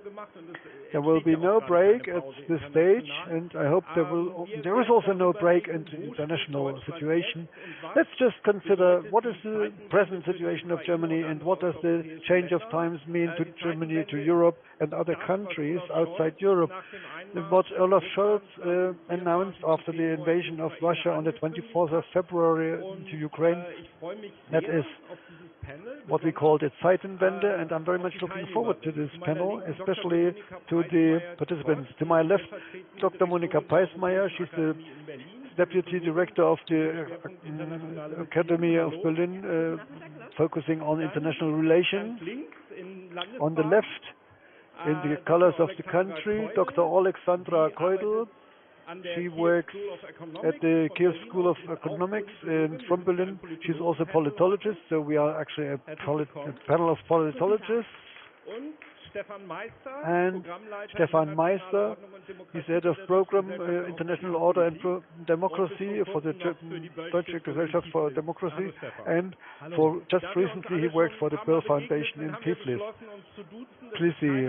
So we know each other, so we decided to address each other at first names because that's more informal, and especially because we are now in a more relaxed situation this afternoon. And let's just start asking the question, is this a change of times at all, what we are seeing, or did Olaf Scholz announce something which in fact just sounds nice, but has not really brought us anywhere in the last week? So there are different ways to look at this, and I would like to get to know your personal view on that before we really listen to what happened, how is this perceived in other countries of Europe, in particular in Ukraine. So has there been a real change of time?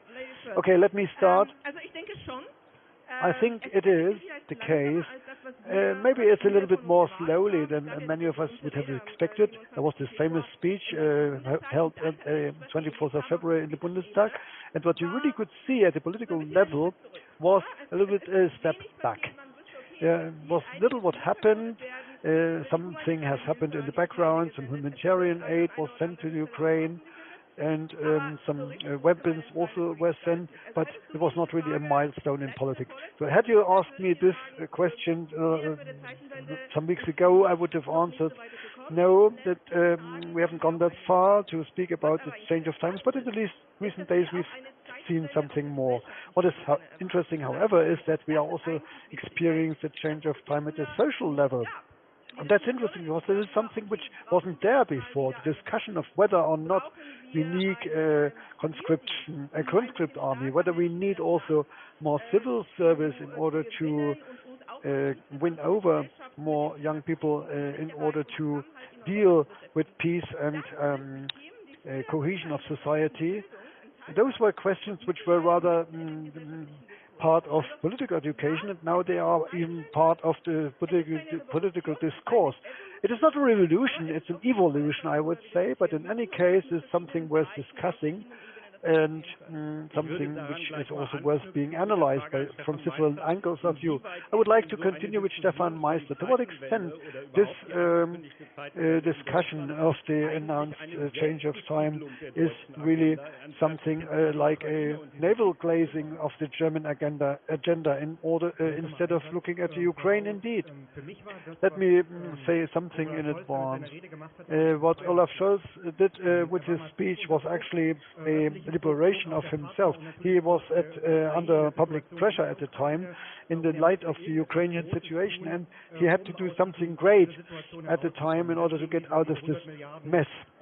That is why the 100 billion euro as a budget for military purposes and 2% of the GDP was actually something was long since overdue, and in that sense it was not a strategic decision at all. Basically it was not even a systematic strategic piece of politics which followed.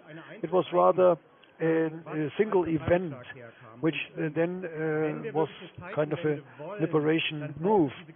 If we really want to bring about this change of time, it needs more.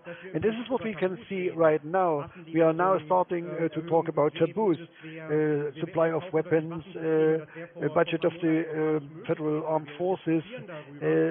Some weeks ago it wasn't even possible or unthinkable to discuss these things, and also the whole debate about our Eastern politics, the bankruptcy of our Eastern politics, I might say. This is also something totally new, and sometimes I've got the feeling that this is actually distracting us a lot from the real subjects we should discuss, the strategic questions or the medium-term questions. We are now discussing whether Scholz will go to Kiev tomorrow or the day after, whether he takes on board Steinmeier or not. Will Steinmeier go to Kiev at all? We could discuss this for weeks, but on the other hand, things are happening in Europe which are constantly influencing our energy politics, and I think we have to have a fundamental debate on that.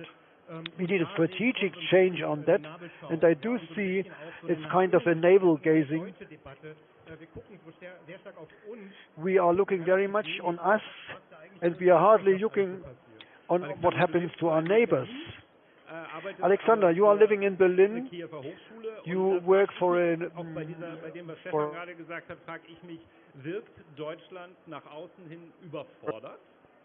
Ist es Danke für diese Frage. Ich möchte erst an deine erste Frage angehen und gibt es tatsächlich Zeitenwende?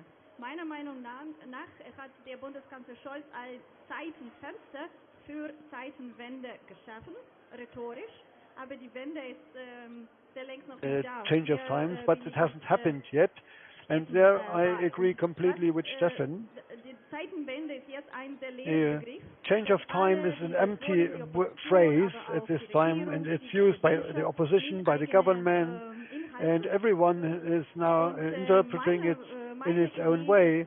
And my idea is actually that we should ask ourselves what it means for our foreign politics in Germany and for the security politics of Germany, what it also means for the social or societal questions inside Germany.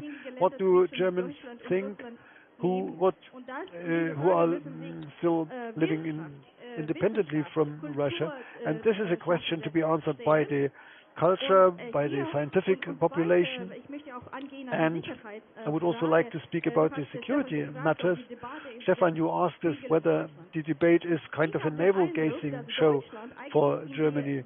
My impression is that Germany is missing the debate on security. Germany is supposed to also see this Ukrainian war as a threat to its own security, and there should really follow some very pragmatic interests by decoupling from Russia as soon as possible in order to maintain itself too. And this is much more than just being in solidarity with Ukraine. And if I may also answer the second question, yes, it's true. Germany is really hesitating and coming up very slowly and very cowardly in Ukraine. And on the other hand, in the Ukraine, many people are expecting Germany as such a big power that they also should be the first to come to assist Ukraine and to support Ukraine. And that was not the case. So the question, well, the task which I see as my own task here as being an Ukrainian living in Germany is, well, of course, Germany needs some more time. We should give it that time, but the debate should start right now. So you are, as with many other European states, let's stay to the German context, change of times, where are we? What does this impression that Germany might give that it is just too much for it, what effect does it have on other European states? Well, let's start with those that might be threatened: Georgia, Moldova, and Poland. So Georgia and Moldova, and then I would like to pass the floor to Stefan, and then I would get to speak about them. So what impact does the German debate have on Georgia? It has already been in existence with 2008. So they have felt this threat from the north for many centuries even. So these countries, they are dealing with themselves in Moldova, and the whole gas and energy crisis with a government which generally wants to reform itself towards the democratic structures, but it also gets some help from Germany, certainly not enough. I think a lot of support is given by the EU, a lot of focus. The EU foreign Moldova is also interested and democratic oriented. So certainly it is not enough what is done for Moldavia, also in a situation where the security is challenged, where there have been attacks, and it's not sure whether Russia wants to open a second front. But anyhow, you see that Germany tries to provide financial help and to help refugees. Georgia, I would rather distinguish between the elite and society. There's an elite that rather adjusts and with the current ruling party, with the Georgian Dream. They are very shy when it comes to criticism towards Russia, and they actually would like to get more pressure and see more pressure from Germany. And also the question of accession to the EU. Will there finally be this option for Ukraine and for Georgia and Moldova? And then there's also the question, why haven't you permitted us to join NATO earlier? Germany was also NATO breaking this. It is not about NATO, it is just the membership action plan, which was more or less stopped by Angela Merkel, if I remember correctly. Yes, Germany was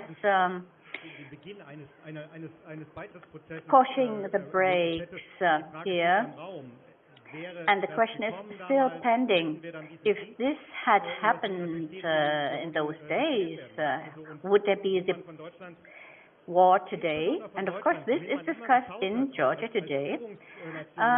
Everybody looked towards Germany as a leading nation, and they are now disappointed. But obviously, Germany is not taking its leadership role. What about Poland? Poland is also a strong country in the European Union, and it is kind of front runner when it comes to the policy in Ukraine. Well, the perspective is different there. On the 24th of February, on the day when Russia attacked Ukraine, the Polish Prime Minister was standing up in the train. And so the German Chancellor took him 3 more days. So the Chancellor in Poland was right away there. He said Nord Stream 1 and 2 must be stopped right away. And also said that this is a war plus a war. So Nord Stream 1 and 2 are the 2 gas pipelines through the Baltic Sea. So this is symbolic because on the one hand it says, well, we always told you you cannot trust the Russians. And on the other hand, it's not just the Polish perspective, but the Eastern European and Baltic perspective. And if you know exactly whom you are dealing with in the Kremlin, because it's not the Russian people, but it's just one man. And these are countries which have criticized German politics for years because it was only so we accept Putin's regime. We do not really try to change it, but we agree on maintaining the bilateral relationships as they exist and that do good to us, as with Nord Stream 2. So, and Eastern and Northern Europe, they said, well, this is dangerous because one day we will not only be beneficiaries of exchange, but we will become victims. We can be blackmailed. And as long as a war is at stake in Europe, we see, these relations are not only imbalanced, and it even hurts to say goodbye to these economic and energetic relations. So the other thing is they understand. And Ukraine, I think the West and Central European states, they see that Ukraine is not a satellite state of Russia, but it is an independent country. It has got the right to join NATO and Ukraine, and they have strongly criticized the subjective condition of this country. So in this connection, there is a lot of West-plaining, that's to say, the West knows best how things should develop. So maybe I can add on something to that. This is exactly what I meant by the fundamental change of foreign and security policy. One also has to see that the relationship between Germany and Russia in the energy sector have not only suddenly turned negative for Germany, but it was a very strategic approach by Russia, by corruption, by using loopholes in the financial system and also in the funding system of parties, to use those in order to make Germany dependent. On the one hand, information campaigns around historical responsibility towards the Soviet Union was shifted to Russia. But as the public in Germany also feels responsible to vis-à-vis the public, it is was also accepted that Russia was allowed to speak on behalf of all the other Soviet people. And this Russia's first policy must stop.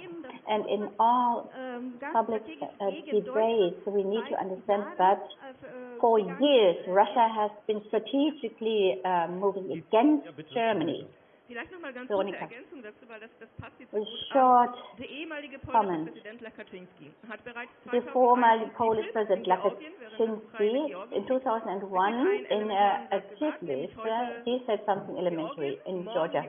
That today Georgia, tomorrow Ukraine, and the day after tomorrow the Baltic states, and some when would be us. Well, this is a nice speech. One might say the president is speaking and he just tries to be impressive. But I think it also gives an idea of this perspective, why it is worthwhile struggling for Ukraine. It is about European freedom. It is also about our security and independence. And this threat is not only a threat by weapons, but also by economic blackmail and cyber. Before the attack started and the aggression on Ukraine, there have been cyber attacks in Ukraine for weeks, and this shows how complex the whole situation has become. And it is this finding and knowledge that we are all in one boat. The Central and East European countries and all of us, we need to do something in common to defend against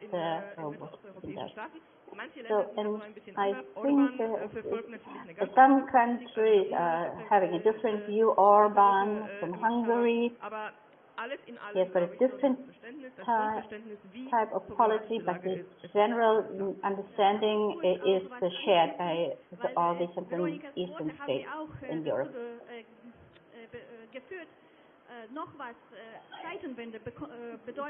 So, what is meant by change of time, Zeitenwende, as it's called in Germany? All our perception of countries between Russia and Germany needs to be changed.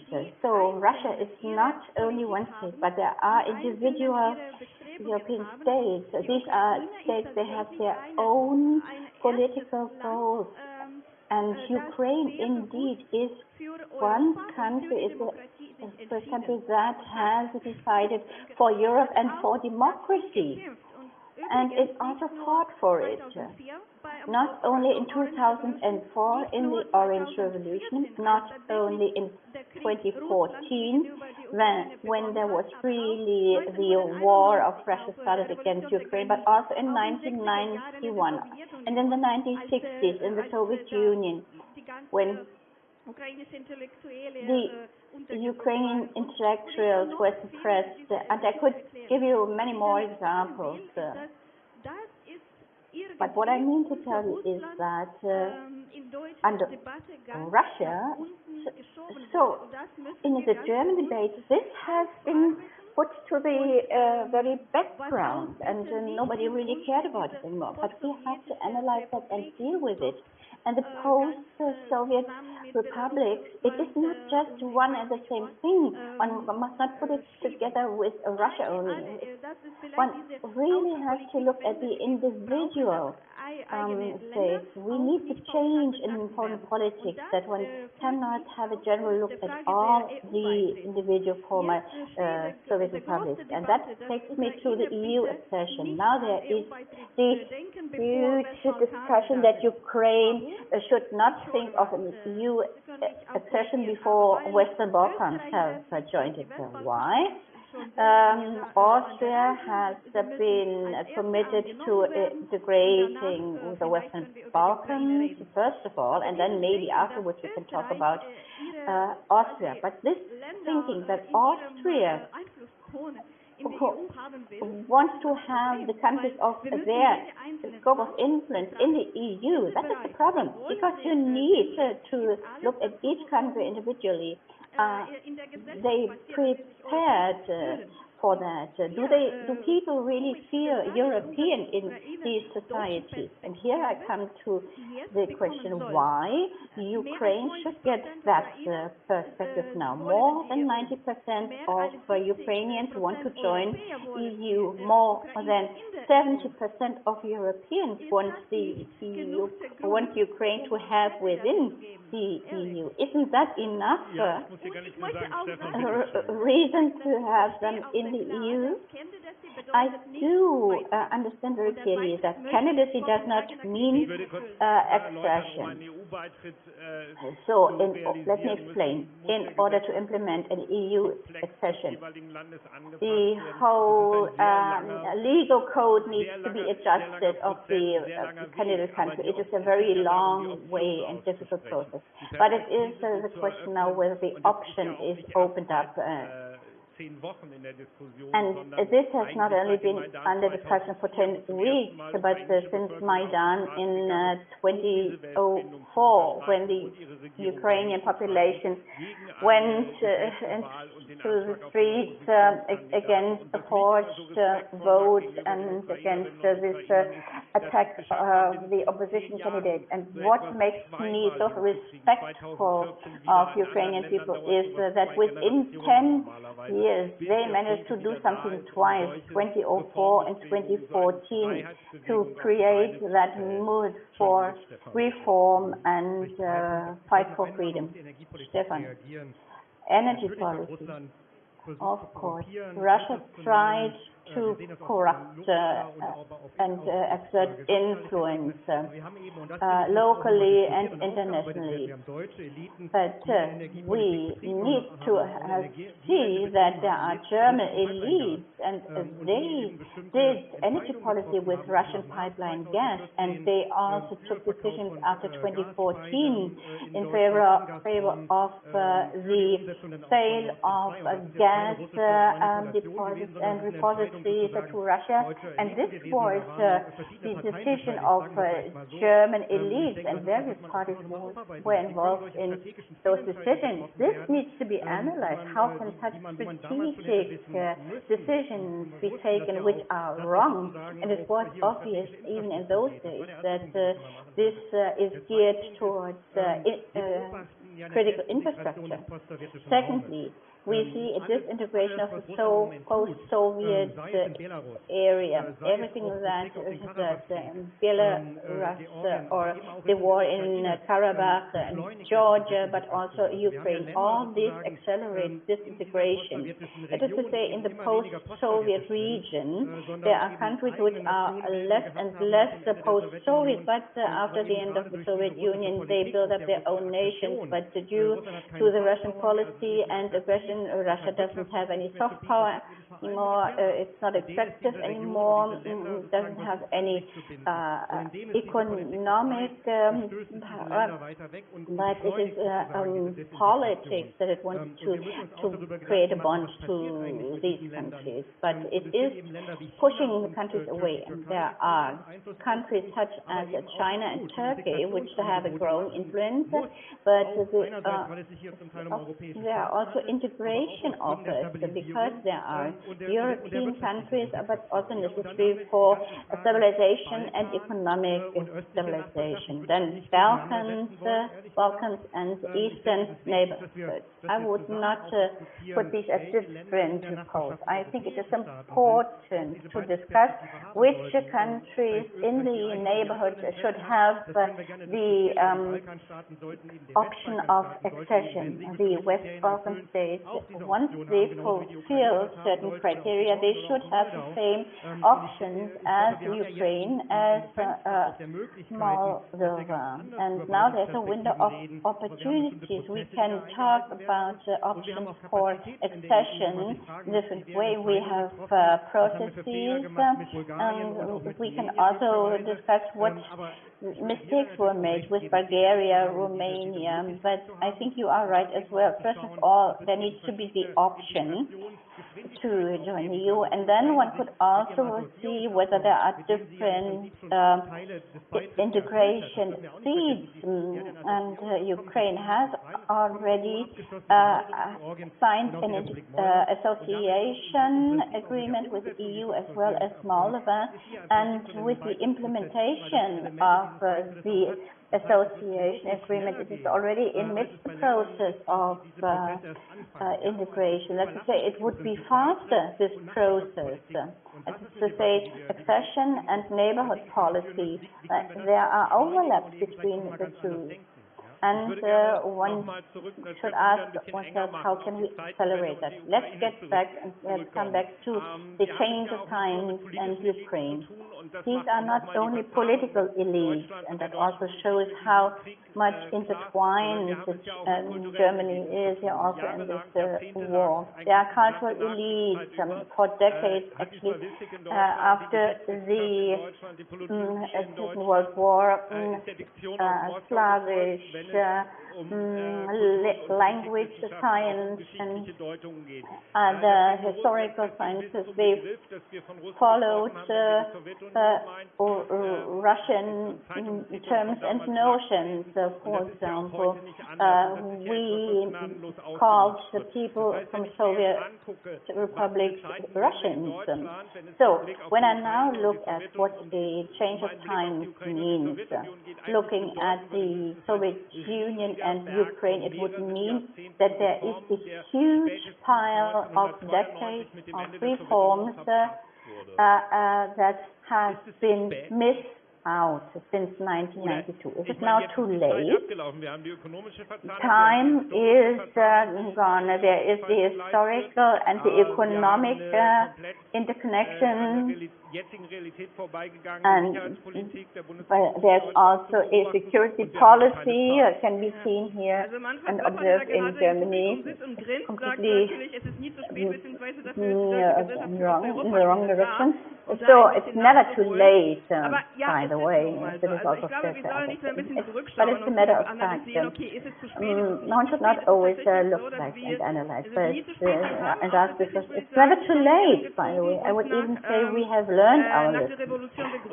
After the revolution and after the annexion of Crimea, the Eastern European perspective was more analyzed. But what is really missing is a good understanding of Eastern Europe in German civil society, but also in education. In the academy, we also dealt with the war in Ukraine and implementation in school curricula. We see there is information missing.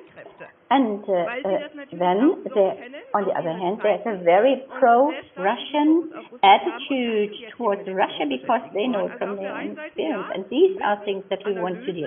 Yes, there is knowledge, there's analysis which is always needed, and we will deal with that for more years. But on the other hand, education, learning from each other, exchange of information, and understanding how normal, how modern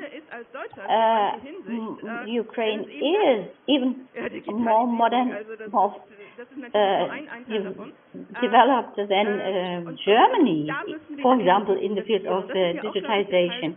Here we need to invest in this education. We need to talk about exchange much more. In times of war, it's not as easy. You cannot simply travel to Ukraine. Therefore, it is all the more important to have such meetings so that we talk with each other. Because in the former times, there was also in this situation, difficult situation between France and Germany, and people did not know much about each other, and it was important to get to know each other. That was also politically promoted. And now, of course, administration is often distasteful. People are criticizing, but what has been achieved here in Berlin over the past 2 months, you cannot praise that too much. Certainly there are also points of criticism, but what counts now is that Ukraine, in our minds now, needs to be firmly embedded in our minds, and I think that is what we need to do. But awareness also depends on language, and I think you might be in a crisis as an editor of Eastern Europe. Actually, we should say goodbye to the term of Eastern Europe, as we have to say goodbye to the term Russia and Soviet Union in order to have a differentiated debate. Or am I wrong?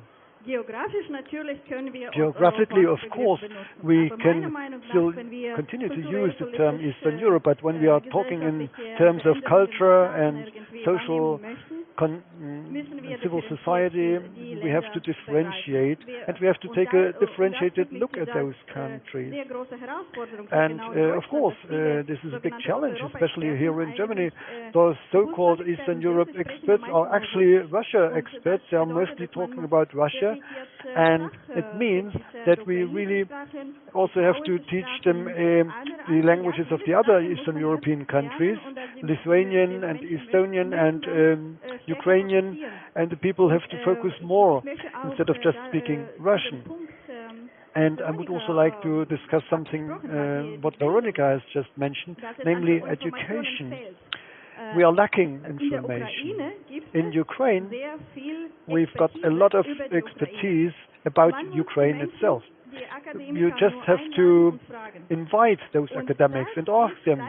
And this, unfortunately, has not happened so frequently.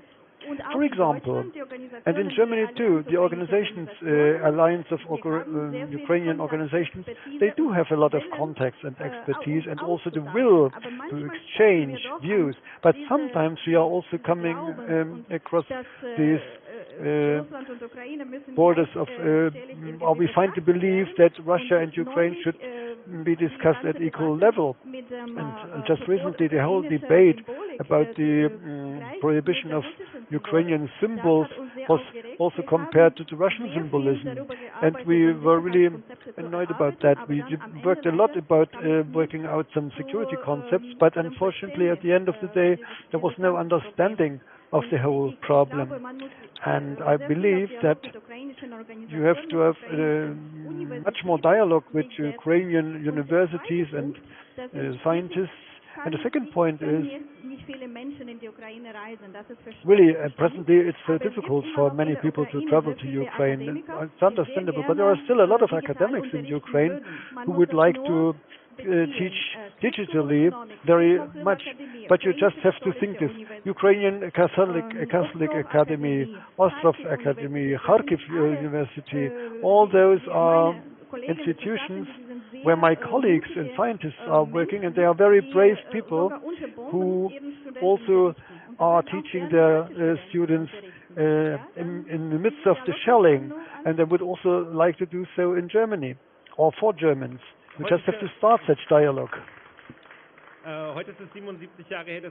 Today it dates back 77 years that Germany signed the protocol on its capitulation. And I would ask myself whether we are not looking towards Moscow too much, rather than celebrating the Red Army as the liberators,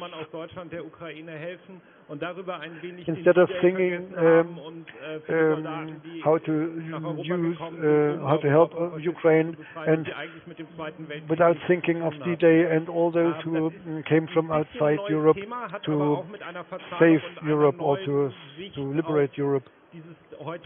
Well, that's of course not so much to do with this subject, but with today's date it does have a connection. To what extent can this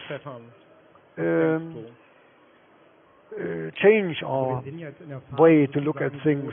Well, Stefan, what do you think? We are now in a stage where focusing on Russia is just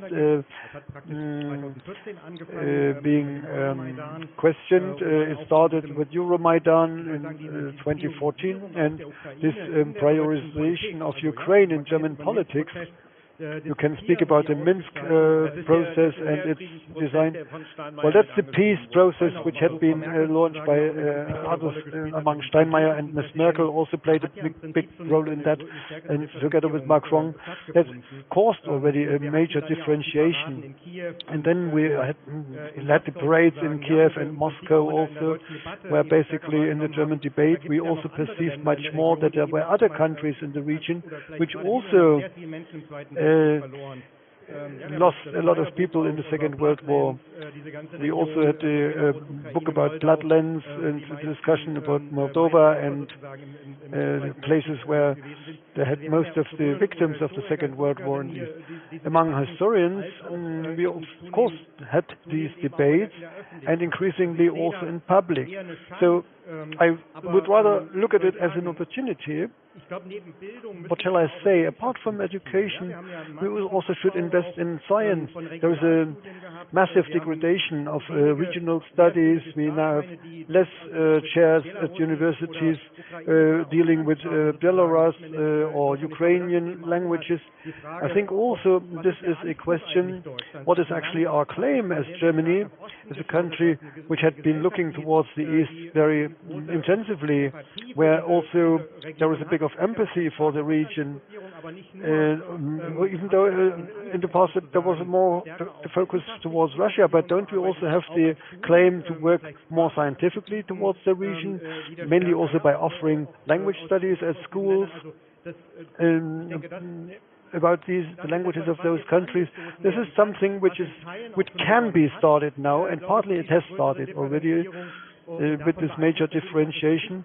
And of course, this is also influencing our way to look at history. So what Putin is doing right now, the claim of fascism in Ukraine, this is actually something which they are doing itself. The Putin regime has definitely turned into a fascist regime, and it's worthwhile thinking about that too. What does it mean also for the victory? Well, that doesn't of course devaluate the victory, but it's a kind of abuse in a certain sense of their own history by the regime. And those are debates which should be held also with a view on Ukraine, Belarus and other countries. Yes, indeed. For me, it came as a shock being a Polish lady, and when I came to Germany and I ended up in the German-Russian Museum in Karlsruhe. First thing is, of course, that it's called a German-Russian Museum. Just briefly, it's the museum at the place where the surrender of Germany was signed, and in the meantime they are now discussing not to call it anymore German-Russian Museum, but as it's in the statute. So, but it's not only the name, it's also about the content. I looked at the exhibition that time, and I found out that it's a totally different story told than in Poland regarding the Second World War, namely about the question who were the heroes of what were the milestones of war, etc. But for me, it also came as a shock when I visited Belarus or Ukraine, and I dealt with the Second World War there. And there, the Second World War started in 1941, and I asked myself, so hold on, what happened in 1939 with Poland? Yes, I would say yes. It is indeed when the Second World War started. And of course, it should be discussed more intensely from different perspectives. But there are also some facts we can't ignore. And I'm really grateful that at least in the Karlshorst Museum, a readjustment has taken place. But regarding the focus, and it's right that you ask a question, we have to speak about the Soviet army as well, because the first soldier of the Red Army who came to Auschwitz was a Ukrainian. And this is not sufficiently discussed and mentioned. Also, when you discuss about the forced labor in Germany, it's not only about Polish workers, but also with Ukrainians and Belarusians.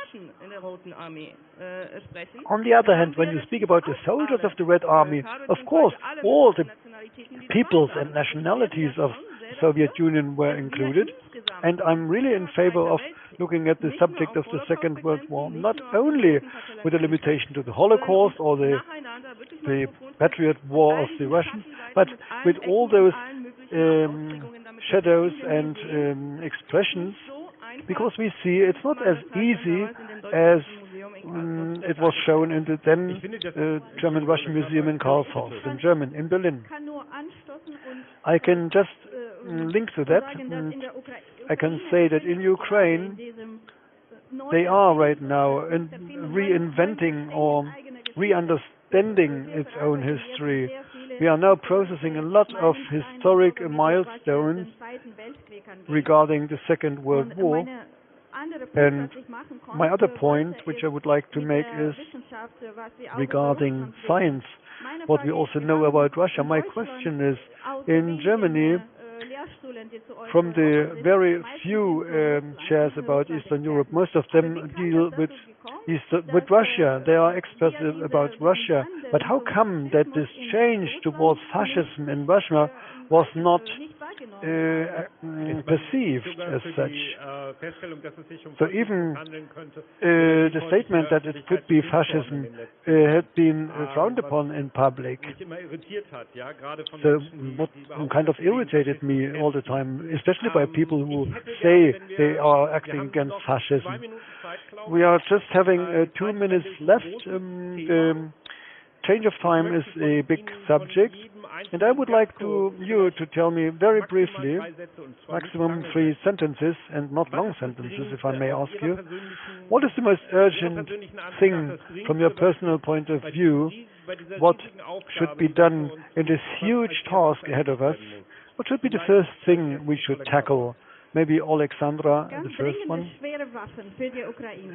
Heavy weapons should be the first thing, so that Ukraine could be enabled to talk about its history at all.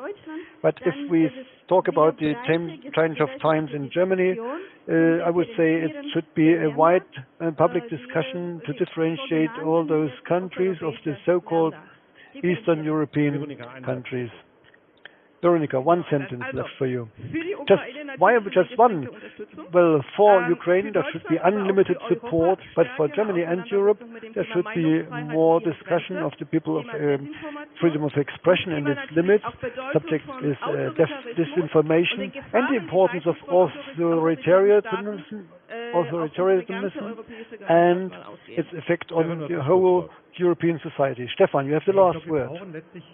I think we need a mental and strategic change. We are discussing partly in our old way of thinking. It's the same elites which are now supposed to implement this change of times, and we need a totally different debate, but also other elites who really enter these debates rather than just circumventing them. And this is the question, how can we really bring about this cultural and mental change in Germany? This is the big challenge for Germany, taking into account and involving the public, and also talking about subjects which had been taboo so far. I'm also looking forward to change of staff in this respect, and I am thanks to Veronika, Stefan Meister and Alexandra. Thank you. Have a nice day.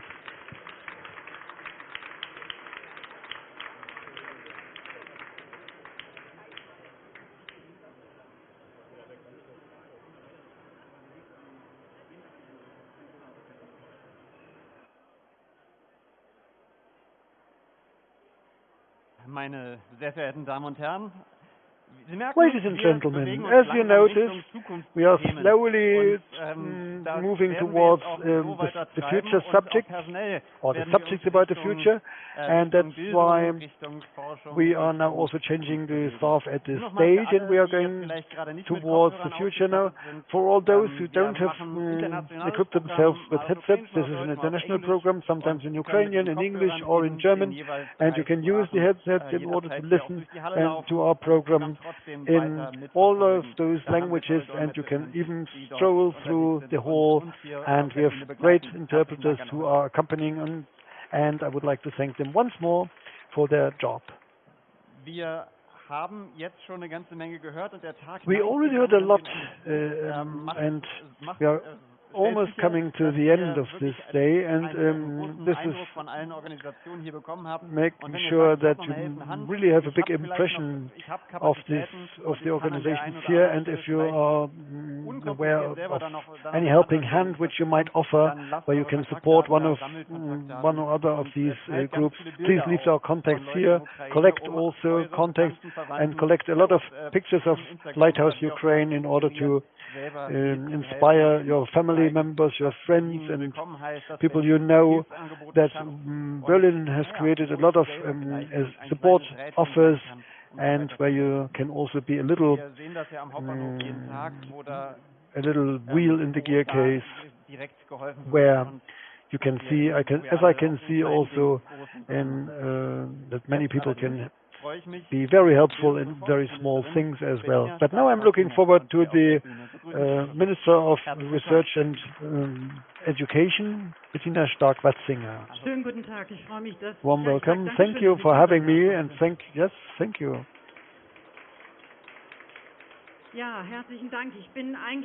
you very much. Actually, I came here to see and to listen in order to be able to include everything I learned here in my work and also at the federal government.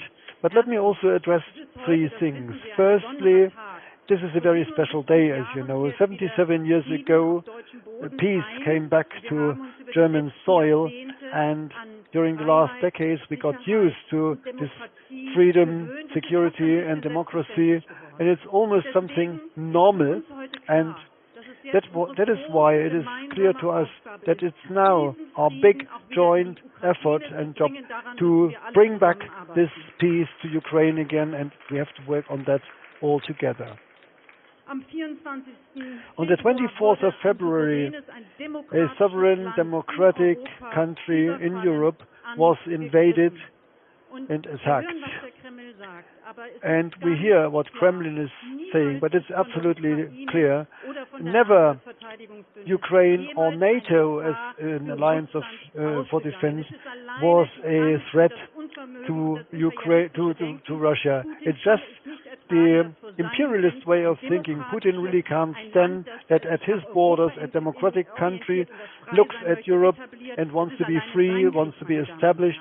It's Putin's war alone, ladies and gentlemen. And we see the horrors, the atrocities committed by Russians in Ukraine. But we also can see some debates in Germany, and that is also why it should be underpinned that, of course, everyone wants that the weapons be silent as soon as possible. But this is also part of the UN Charter. Ukraine is entitled to defend itself, and it's upon Ukraine alone to decide which way they want to go. They are not forced to accept any dictated war, and it's our job to support them in everything they may decide and to accompany them on their way. And this is also why it is true to isolate Russia, and that's why it's also right to support Ukraine, not only today but also tomorrow, when they will again start to reconstruct its very beautiful country, and there also we will be their partner. And now let me say a second thing. I had the opportunity to talk to some of you. The questions which are being asked always are, where can I work? Where can I take my child to school? At the round table in the Chancellery, it was said very clearly. The people who come to this country, they do not want to be victims, and they are not indeed. They want to be preserving their dignity, they want to determine their own lives, and that's also our intention with everything which we are doing and offering.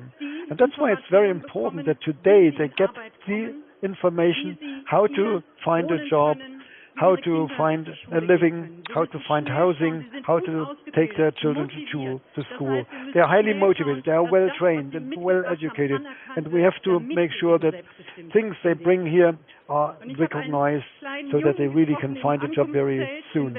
I met a young boy in the reception tent at Berlin, and here the first question he asked me, where can I play soccer, and are there any school marks at your school? So the young people, to give them a normal life and some pleasure of life after everything they had to see and after all the fear they had to hold. And therefore it's so important that hundreds of thousands of our students go to the school in order to get new friends and experience normality. But at the same time, it's true as well, and all of them are saying this. We want to go back someday, and therefore it's very important to continue also the classes in Ukraine and the digital classes. This is really a role model for us. So in order to strike the balance between normality here, but while preserving their own identity as Ukrainians, that has to be our scale and our yardstick for all the work which we want to do here. And without being too long, I want to address a third point. I am really traveling throughout the country, and we are experiencing a very hard time, of course. But I can see how people are discussing before their work, during their work, and they are supporting outside their work and outside their normal life. On top of that, they are supporting Ukrainians. I can see Ukrainians who openly ask their questions and who live together with us. And while I'm here, where all are cooperating, the federal government, the regional government, social innovation, parts of the civil society, companies and entrepreneurs, associations, NGOs, etc., how they all cooperate, I can only say one thing. It makes us also a bit proud, but first of all, it gives us the strength and incredibly amount of confidence and bravery, and this is what we need for the future. And so I fully heartedly tell you, thank you for everything you are doing. We could not manage without you. All the best for you, therefore.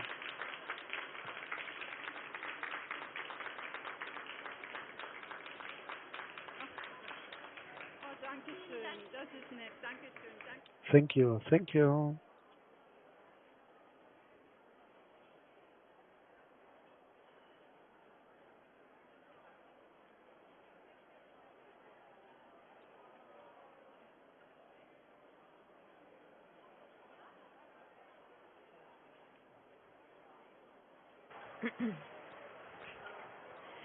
Привіт! Знову з вами я, Катерина, ваша модераторка. Ми продовжуємо. Again, I'm here, Katarina. We continue our program. Now the next part will be something very nice, something very personal.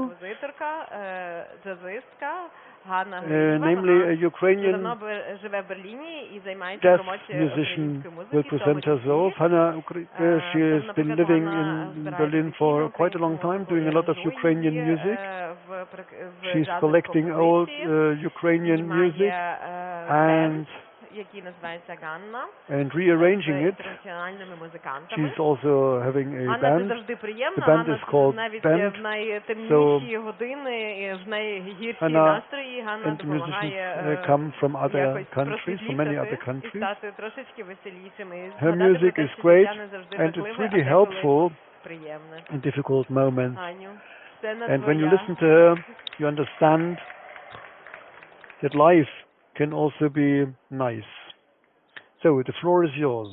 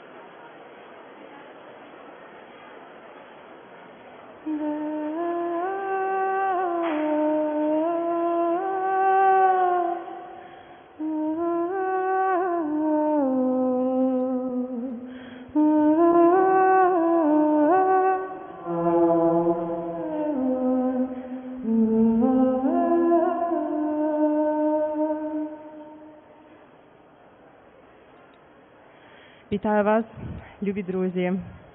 Дуже рада, що ви тут. Дуже рада, що ми разом. Сьогоднішній день. I'm happy that you are here. I'm happy that we are together today. Thank you Дуже for рада, coming. що у нас тут є такий прапор, що є такий I'm very happy величезний that we прапор. have this flag here. Я хочу заспівати It's вам a huge banner, одну пісню, actually. яку ви, напевно, всі знаєте. I would like to Це sing a пісня song «Туман now, which you all яром». know, certainly. Це пісня про кохання, It's про the природу. fog across the fields. Дуже складно It's a song інколи about буває love and пригадувати nature. хороші Sometimes речі, very приємні difficult to речі, remember згадувати про життя, the positive коли things, читаєш to новини, remember коли that читаєш історії. somehow І тому я life хочу, is still щоб taking нам з place. So вами when you сьогодні read the було news, when you read the stories, I приємно, wish щоб ми не that забували про те, today що ми маємо we бути could also experience сильними, some ми nice маємо бути moments, разом some pleasant і moments. We пам'ятати should про not forget життя. Це найважливіше. we have to stay strong. We have to think of life. That's very important.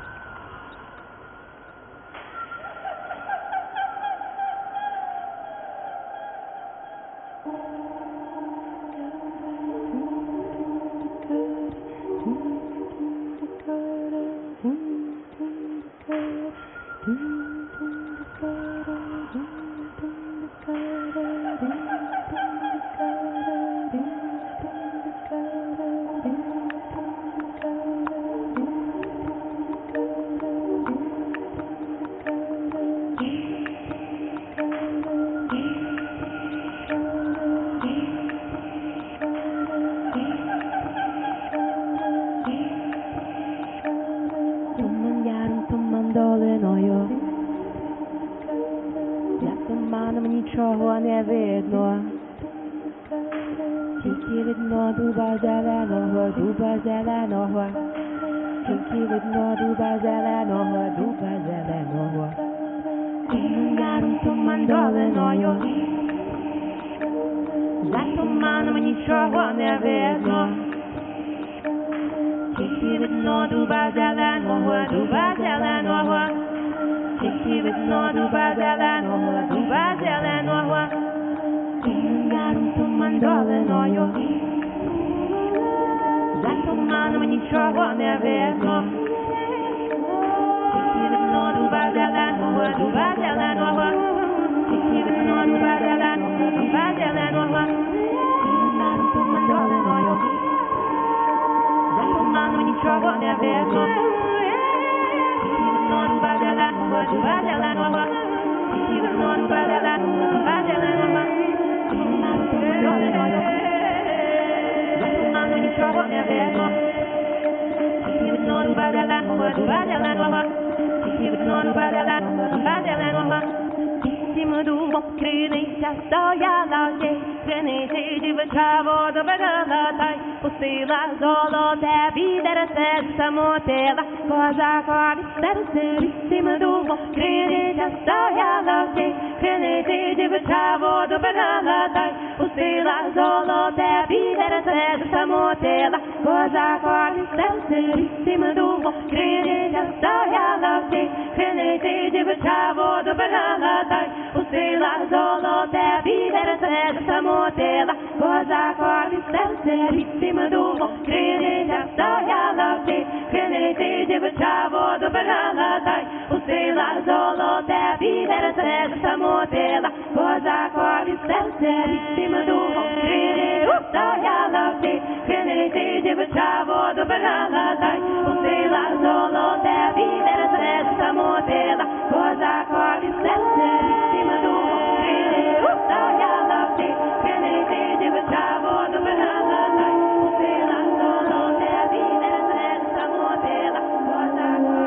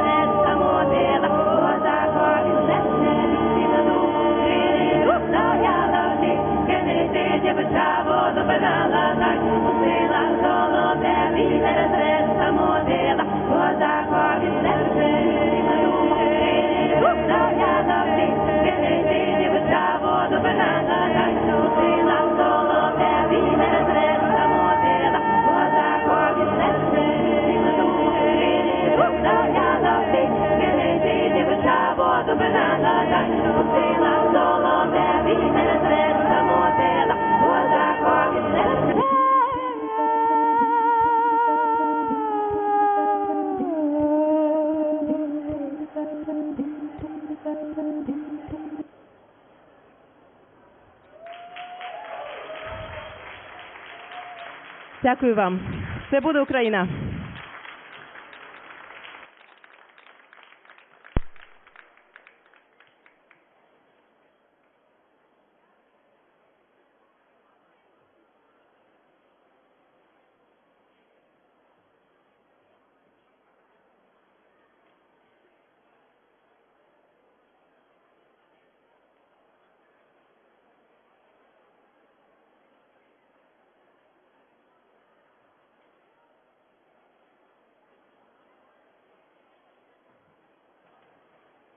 Ich bin ja nur froh, dass wir nicht alle unsere Gäste hier auf dem Podium so stark verkabeln, sonst würde es mit dem Umbau mal Well, I'm really happy that not all of our guests need to be cable set from me, otherwise it would be rather difficult. So now we have got some food for souls, we come back to some spoken contributions, and we will have a further look into the future, the extraction. But what is a very topical question is what happens to people once they have arrived. And here I'm very happy to have the opportunity to talk to Winke Christoph, the State Secretary of Integration and Social Affairs, and the moderator will be Julia Loelda from the Alliance of Ukrainian Organizations. Ja, meine Damen und Herren, ich freue mich, Ladies and gentlemen, I'm very happy to welcome you to a dialogue about coexistence in Berlin. I'm Julia Loelda, and I'm representing the Alliance of Ukrainian Organizations. Hello, I'm very happy to be here. So nothing comes from itself, and only very few things are only of a long duration. That is what former Chancellor Willy Brandt said. Maybe we should think about that sentence when looking at the challenges of Germany. The world is changing, and we have to become active in this world. So active integration into such a world, what does it mean? And that is also the question that I would like to discuss with today's guest of ours, Winke Christoph. Mrs. Christoph is a German politician since December 2021. She is the State Secretary of Integration, Social Affairs. And before that, she was in the Senate Administration of Housing and Transport. Welcome once again. What is our time frame? It is limited, therefore, unfortunately, we cannot talk about all the themes that we could imagine to talk about in this situation. And I would like to discuss the following points. First one, central accommodation and easier access to employment and education, provision of educational and care facilities, and important point, the promotion of meetings. For example, the Ukraine House, Ukraine House. Well, this is a long list. It describes a long process of measures. I would like to say the following. In Berlin, learning from the last refugee movement 5 to 6 years ago, we have a holistic concept of integration of refugees that was set up, and that is what we use now to provide integration and all the offers that the city can make. So that happens at a very local level. Donations are organized, but it is very clear that this will not be sufficient, particularly not in the long run. That is why it is planned now to make more funds available. Now it gets practical for to recognize vocational training certificates. So many people do need the recognition of their certificates. Here I would like to point out to the network, EQ network, and they do provide and give advice where you get a consulting, where you can get a recognition of your certificates of vocational training. So you also get the information that there are minimum wages. You do not need to work at no matter what income. This is minimum information which is necessary. Thank you very much. I would like to know whether you think that this is sufficient, your activities and your action plan. Since the beginning of this Russian war on the 24th of February, many people have left Ukraine. We do not have certain numbers. We know that 55,000 people have been registered in Berlin, but we also know that there is a number of people who do not get registered for various reasons. Altogether in Germany, 800,000 Ukrainians, but nobody knows for sure. How can this integration become successful? Is it sufficient what is already done? I think what is being done, and here I explicitly include all the voluntary helpers and the guest families. This is tremendous what is done. Somebody who helps Ukrainian families and are hosts for them. They also help with the integration. They help with coping with German bureaucracy. And we want to support that. Anyhow, all the support and consulting opportunities need to be extended because most of the people, they want to send their kids to school. They want to start working. And indeed, there's still a lot to do. Currently, we are in the process of taking the next steps. Many people have arrived here, and the next steps need to be taken. Where do I find a flat? How can I enroll my kid at school? And we try to organize that with the support of partners, but also decentrally in the various districts of Berlin. Many people know the Berlin main station, but we would also like to promote the support in neighborhoods so that not everybody has to go to the same place, but they can also find support in many different places in Berlin. Thank you.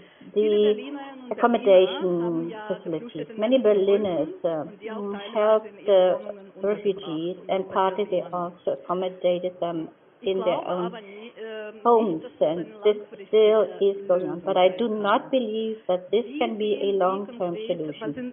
How do you personally see that? What are Berlin's plans in order to cope with this problem, the central assignment of accommodation? Well, I think there are at least 2 to 3 opportunities. The first option is that hosts or say, well, I can let part of my apartment, of my flat, to people, and I would encourage people who are prepared to do that. You can conclude a rental agreement with the subtenants so that the cost for these subtenants could be covered by the social office and authorities, and people would get some support from the job center for that.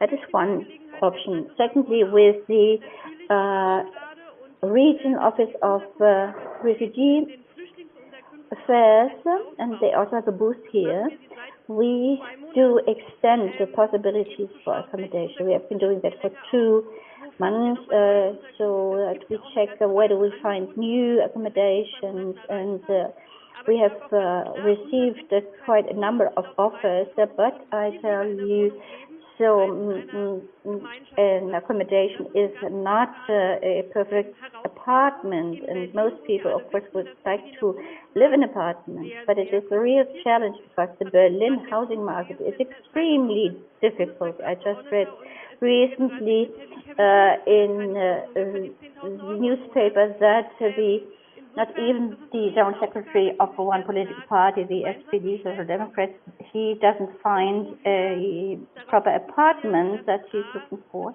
and he earns 10,000 euros a month. So we have to make sure that there is affordable housing, and new affordable housing must be made available, to say, for people who newly arrive here and for people who have already been living here before. It is a matter that's close to my heart to fight unemployment and improve the housing problem and improve situation, but there's also commitment. Do you also see the preparedness in this whole period of the war? Let's hope for the best that the hot war is over soon, but what would happen then? It's not a new problem, and it has not only come into being with the Ukrainian war. What are the efforts, what plans? Do you have maybe a kind of Marshall Plan for Berlin? Well, I do not know. Well, I think rather Ukraine needs the Marshall Plan more strongly than Berlin does. Well, I think we have to prepare generally for issues. Inflation, lack of energy, also in view of increasing prices as a result of the war of aggression towards Ukraine, prices of foodstuffs and availability, and I think that is the huge challenge not only for Berlin but for the federal government to say, well, we need to be available and we need accommodation for refugees, for people who have come here, but also all the people who live here. They need to be able to pay for their energy, their food and their housing, and that is one of the challenges for us in the years, in the months to come, to make sure that people do not impoverish. Another round of promotion of intercultural relations. The Ukraine House of Ukraine. At the latest since the 24th of February 2022. We do not know anymore what day of the week it is, what date it is, but we know exactly what day of the war it is. Many people are traumatized. Many are women and children. And I think it would be a strong symbolic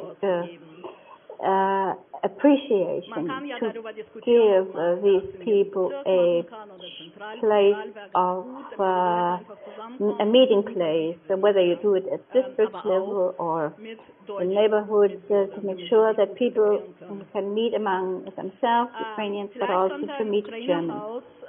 Maybe a House of Ukraine could give people who fled Ukraine, give them back part of their home country. Maybe one could make such a center, Ukrainian center, available. It's not completely your responsibility, but maybe you can say a few words about that. Nevertheless, I would generally support that. We need meeting places, consultancy places, places where people can meet and get involved.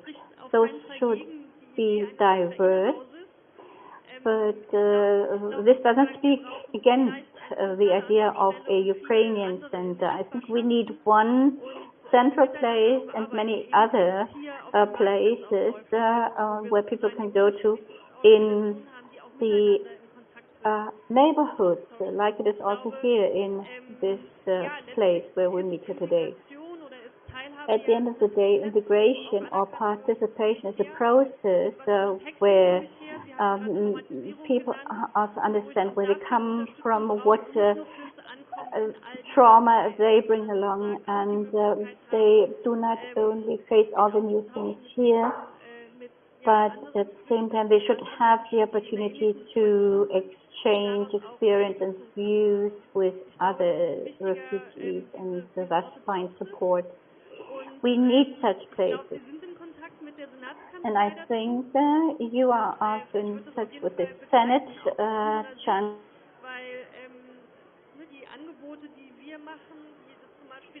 Our offers that we do as our Senate administration in Potsdamer Straße, there's integration center, and also other booths here where you can get information, and all week long you can get legal advice, information on employment, and make use of the office that we have here in the city.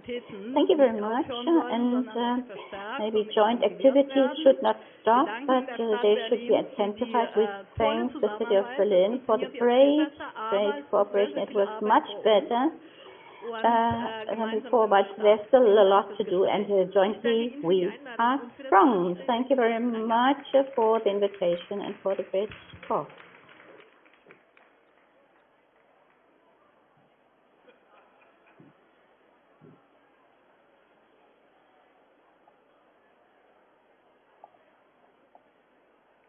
Hi. It's me again. Now I'm speaking English.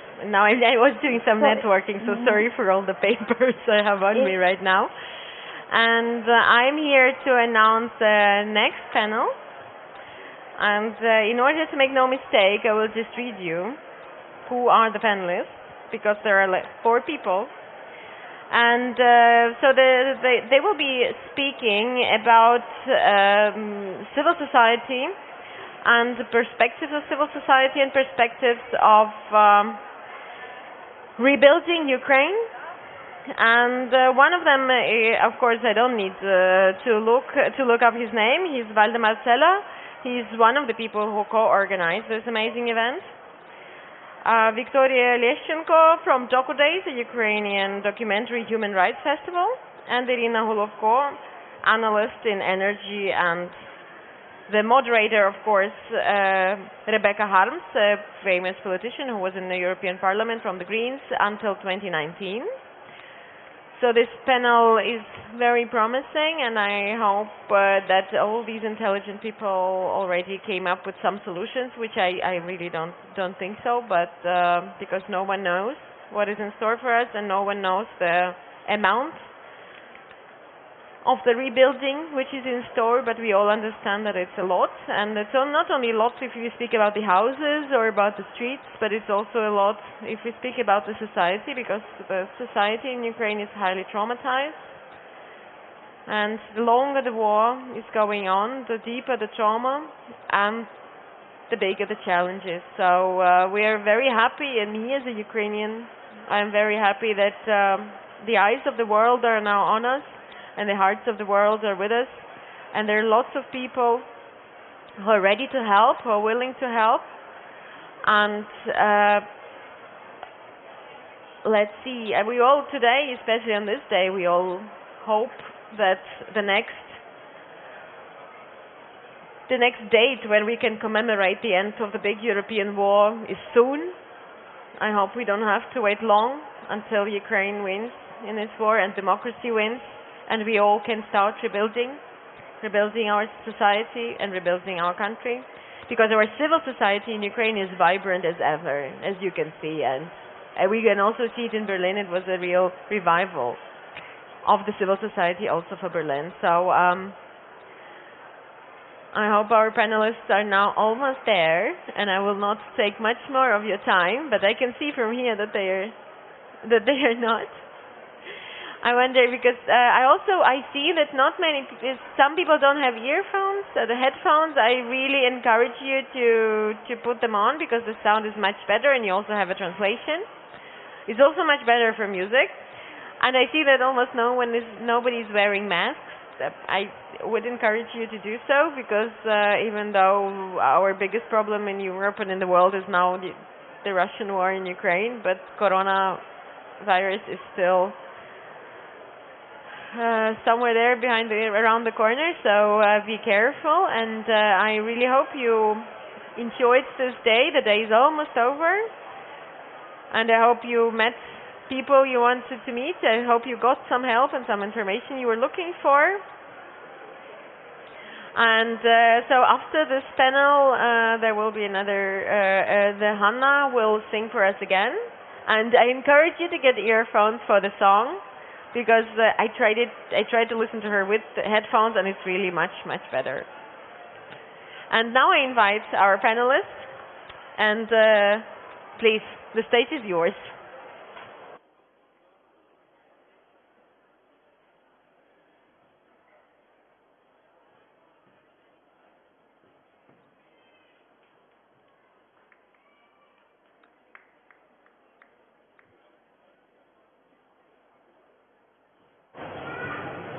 Oh my God.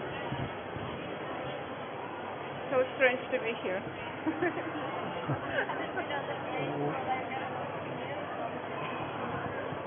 So, good evening. We are finishing this day, this Lighthouse Ukraine. We will try to introduce with our discussion an issue which is really more forward-looking than other debates we had today during this Lighthouse project here in the Markthalle 9. It's the big issue of reconstruction. So how can Ukraine be prepared to regain its cities, to repair all the damage? How can Ukraine be supported to recover from all destruction done in this Russian war against Ukraine?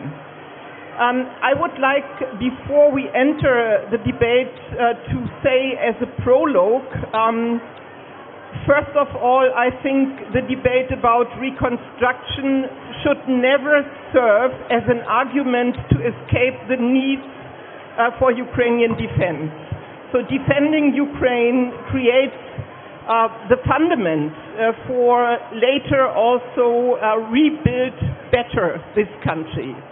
My second argument is, and this is also very serious and will be debated probably during a next Lighthouse session in 1 month or 6 weeks from now. My second argument is, so reconstructing Ukraine means, from my point of view, Ukraine has clearly to have this membership perspective for the European Union, because it makes no sense to repair all the destruction if there is not a protecting status, a protecting union also for Ukraine. How to discuss recovery and reconstruction with Ukrainians? I'm very happy that Victoria Leshenko is here. She normally works with the Kiev Film Fest and the Docu Days in Ukraine. She arrived recently from Kiev, and I thought she is on this panel the best person to tell us what this means for Ukrainians. Is it possible already now to discuss about reconstruction? What are the problems? What kind of challenges you are facing in the Ukrainian cities? Well, thank you so much for discussing this here. Honestly saying, I'm not an expert in reconstruction and all those kind of things, and it's true that at the moment it's difficult also to think about, for me personally, because it's time when Ukraine is now under really severe attack of Russian soldiers. Today in the morning, my colleague who is in Odessa now told me that they start dropping bombs in Odessa even more and more intensively than they used to do this. So it was never like this before. So nothing is over. It's even more dangerous. Especially because of this 9th May, they like this kind of date, So obviously they're trying to occupy the biggest part of the country until that day. and to do whatever they want to do. I don't know. So it's really difficult now to start this conversation. And also because I'm, a person working with culture. So maybe what we've been doing, a kind of reconstruction, but not like literally reconstruction as buildings, but maybe as, humans, people's soul, and like some, culture concept. That's what we've been doing maybe after the war, but at the moment, I don't know. I mean, there is nothing more important than to stop it, and then we can maybe think about reconstruction. But what I already heard from news, I'm also not an expert. I'm just following up with the news of Ukrainian media that at the moment some, some private companies they proceed with building new buildings for people to live, because many people lost already houses and apartments in Ukraine. So authorities announced that they will be provided with apartments in the new buildings, which they are going to buy from these private operators. So what I read from news, those private operators, some of them, few hundred of them, they proceed building those places. That's what I knew, but I don't know exactly if it's coming, so it's just in the news. Yeah, that's a very good example to understand that if we are discussing about reconstructing Ukraine, building back better Ukraine, we have to discuss about urgent needs, about midterm plans, and about fit for future planning. And this last issue you mentioned, maybe you can say a bit more about this also for our experts on making plans, discussing about visions for the future. So these many refugees from Eastern Ukrainian cities and regions now crowding in the west of the country, plus many people in Poland and also in Germany and other EU states from Ukraine thinking about returning to Ukraine as soon as possible. So there is a real housing issue in Ukraine right now. Sorry, what do you mean? There is a housing issue. So people need places to stay. How is life in Ukraine right now if you are a refugee from Donbas and you are in west of Ukraine? If you are in the west of Ukraine, the west, if you are in the east of Ukraine, you're basically done, because it's now almost all occupied by Russians. We all know what's happening in Mariupol now. Basically, they start this filtration process among Ukrainian people, trying to send them to Russia, or I don't know. In the west of country is now basically over-occupied by Ukrainian people, because in the very beginning a lot of people just relocated to west part of Ukraine.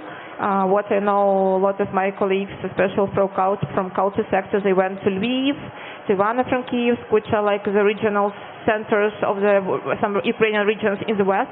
And now it's really overcrowded. The price is extremely expensive. So to rent their apartment is now not all people can really afford this. And basically all those people were provided by very minimal support from state, a very minimal money per month. So yes, they don't have enough of job, obviously, so they don't have enough of money to rent those apartments. So what they now up to, many of them actually coming back to the cities where it's possible, to live, at least like Kiev, and some cities which are now not occupied by Russians, or maybe Russians just, took their forces from the cities to regroup them to come to the east of Ukraine. Yeah, so it's very, I know it's very complicated, and that's why maybe also some people, like me personally, went abroad, because not all of Ukrainians can go abroad. So if you're moving abroad, you can at least give space for a family or for Ukrainian people who are not allowed to leave the country. That's now how it works.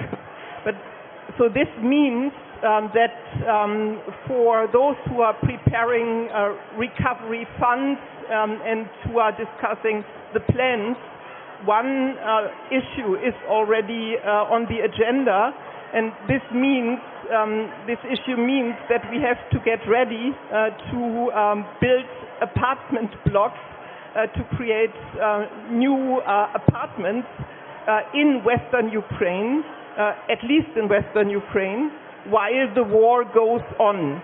What does this mean for ambitious ideas like accepting, for example, also Mrs. von der Leyen said it recently in Brussels, what does it mean? So preparing construction of new apartment buildings and the Green Deal.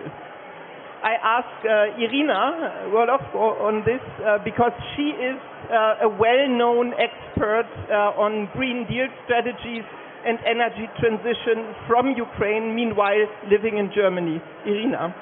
Yeah, thank you, Rebecca. I'm really not an expert in housing, but I can imagine that when we will be talking now about the housing and the new housing that we will need to be building, we will also be facing the issue of how to provide energy for the people, including in these new houses, but also in the eastern part of the country for heating, for electricity. And this is actually the area where I know a little bit more about. And I think that this is another example of the urgent need that Ukraine is facing right now, is to ensure that we do have enough energy sources to provide already now, and to ensure that for the next winter we do have enough energy for heating, for electricity, and that we do have infrastructure in place, because we know that a lot of infrastructure from energy sector is ruined in the eastern part of the country. And actually the biggest problem now for planning and envisaging is that the war is ongoing, and that we don't know actually the final scale of those destructions.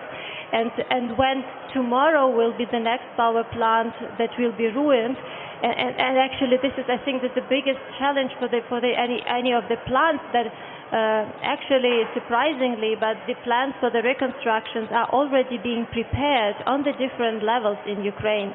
Of course, the main topic right now is how to stop the war as soon as possible, but on the different levels, on the level of the business, as already Victoria mentioned, but on the level of civil society as well, and on the level of government, there are already preparations ongoing on how do we going to rebuild the country after the war is over, exactly because we do need to do it fast enough, and this is why the plans should be prepared already now.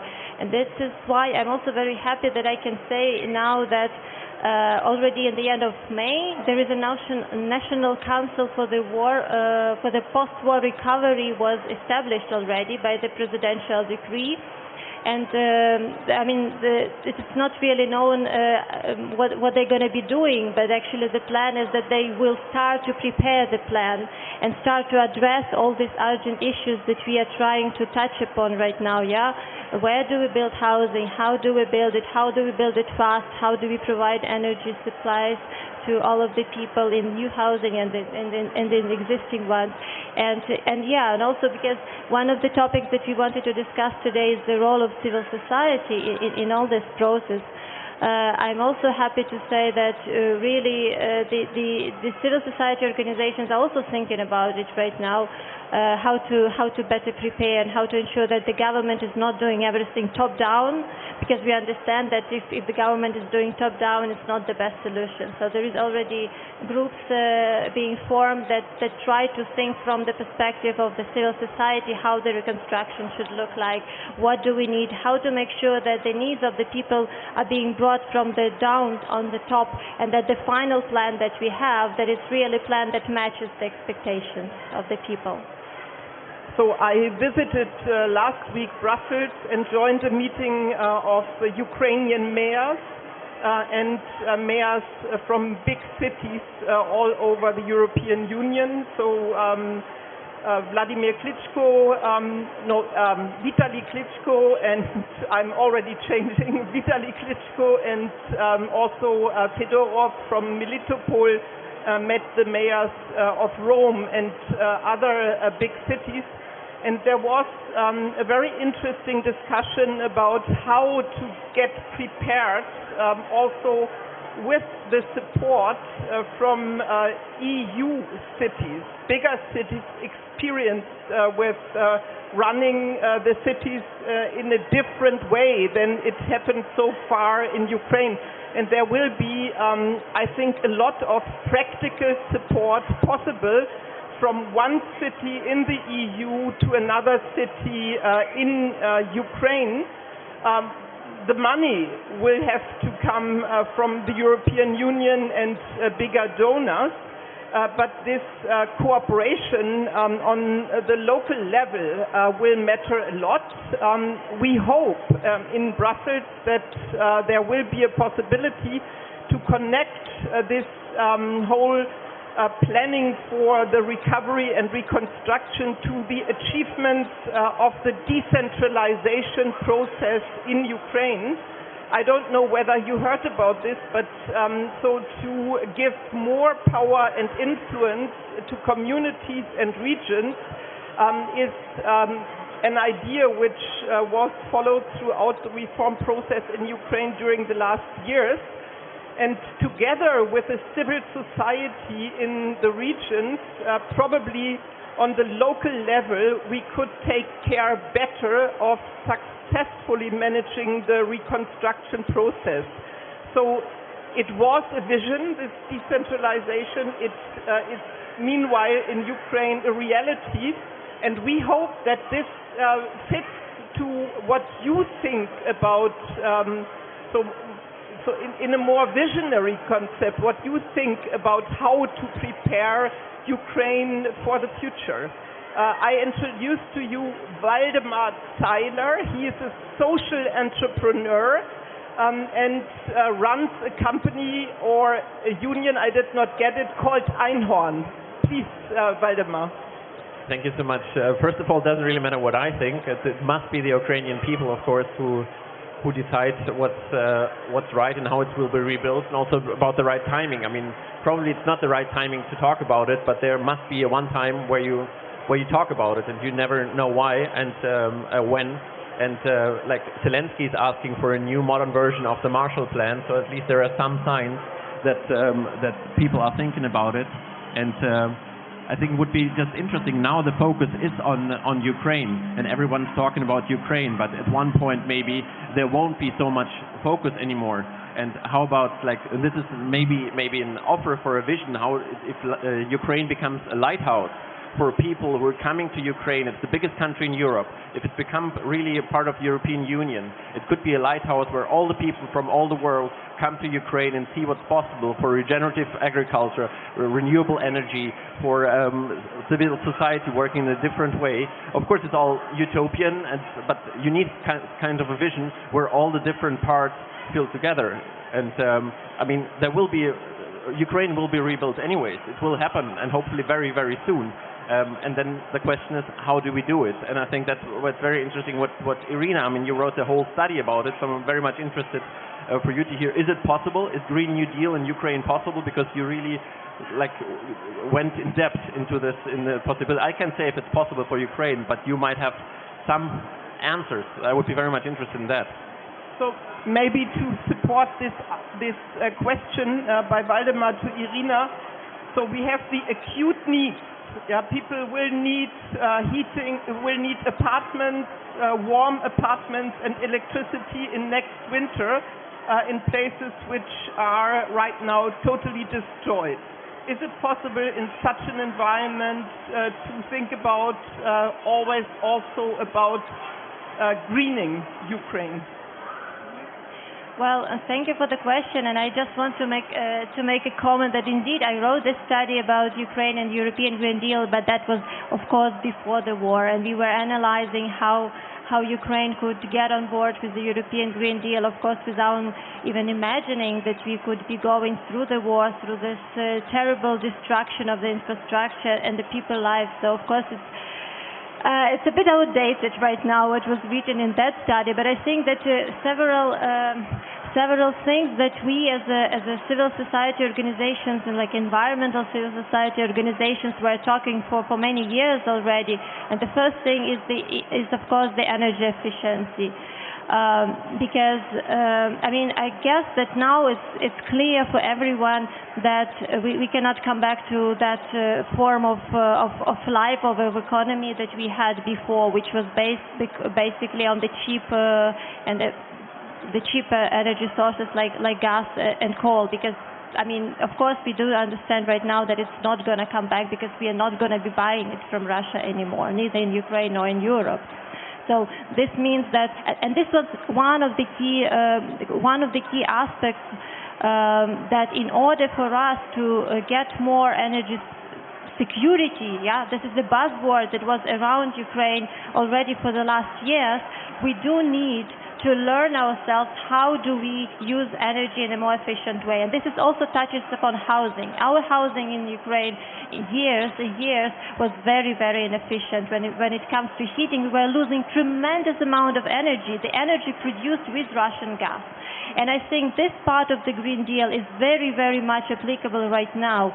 How do we ensure that as fast as possible we insulate the buildings that we have untouched, and this could be done within like a year, It's not something that it's not a rocket science, it's not building another nuclear reactor, it's just you need a massive insulation program, and the money could come from the European Union, and this will also provide jobs for the local people, because, I mean, this is not the rocket science, just insulation of buildings.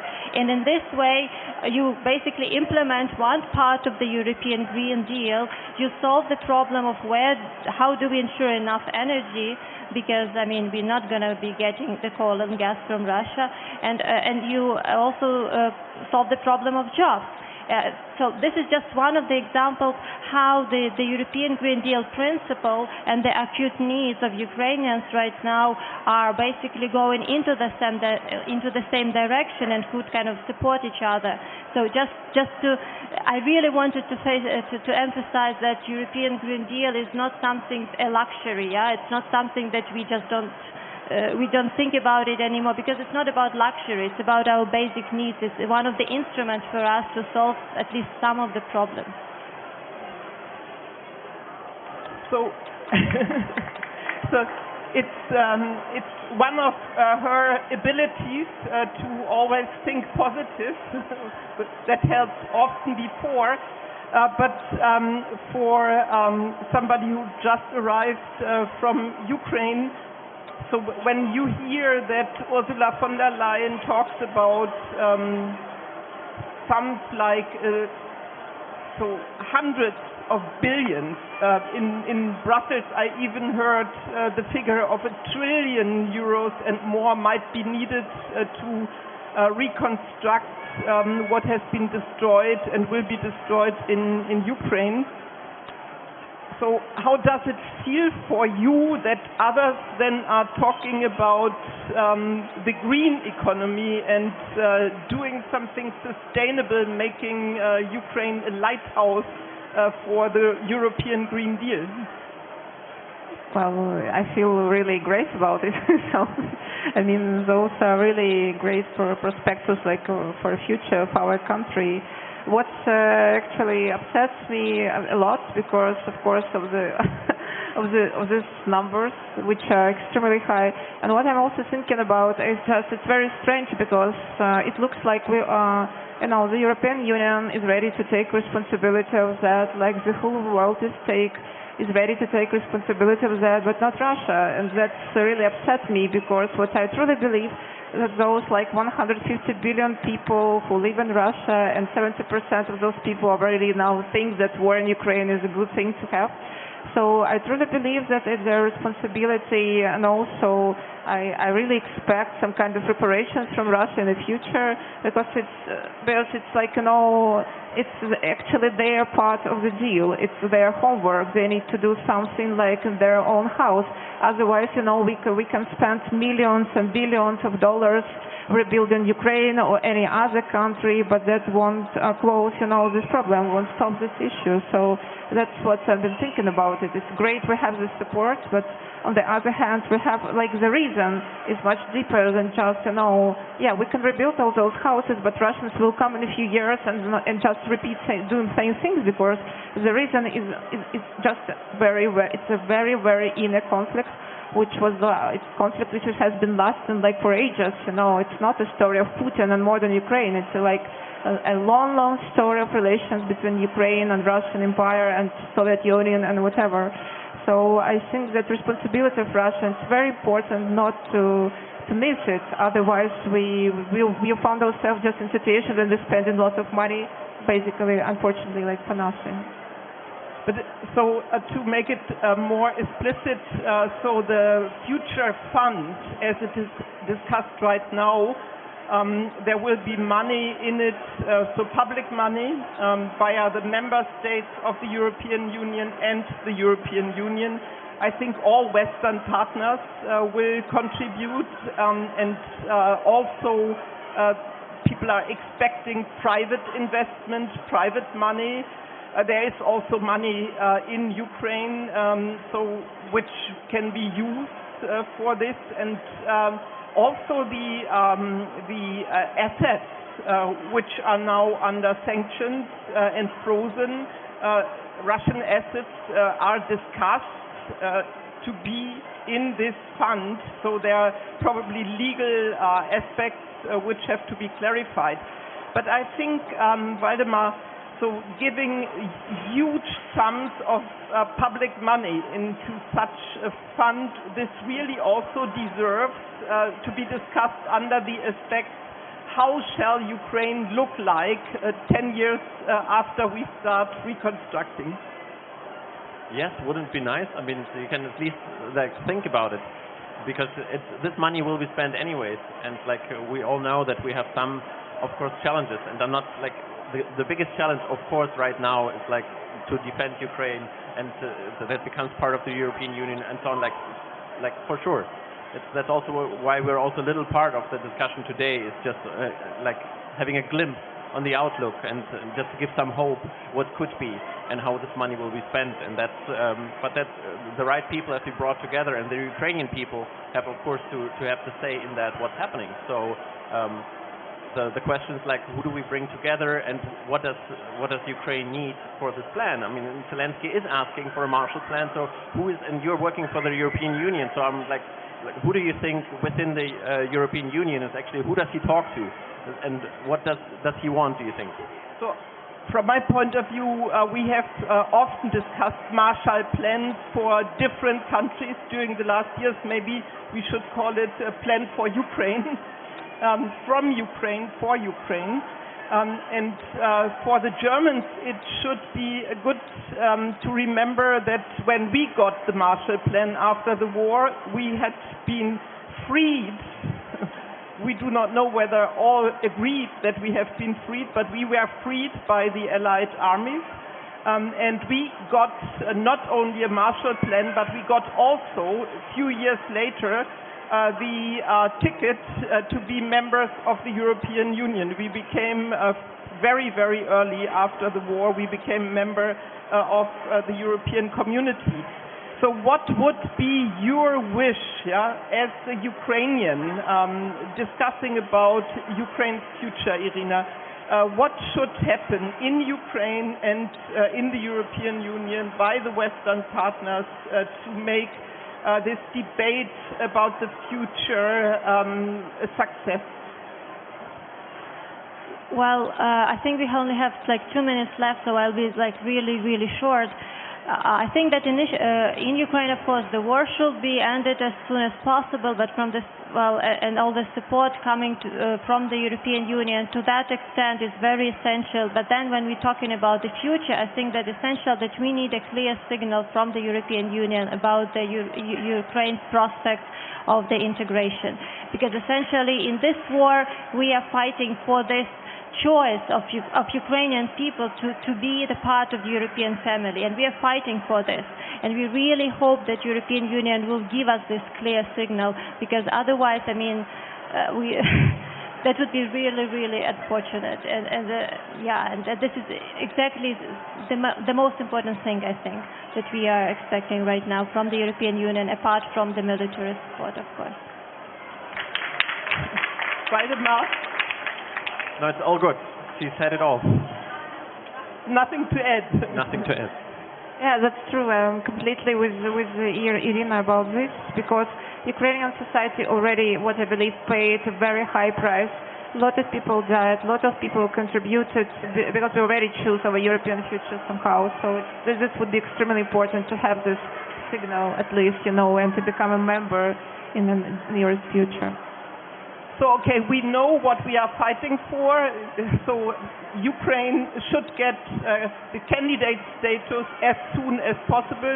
Von der Leyen announced it for end of June. Fingers crossed that the Germans will be reasonable, but based on their own experience and their own history, the Germans should be the last nation in the EU to block membership perspectives for others. So it's difficult to discuss the future while the war goes on, but I think it's also good to have some constructive ideas for reconstruction, a country that we all love. See you next time during the Lighthouse. Thank you.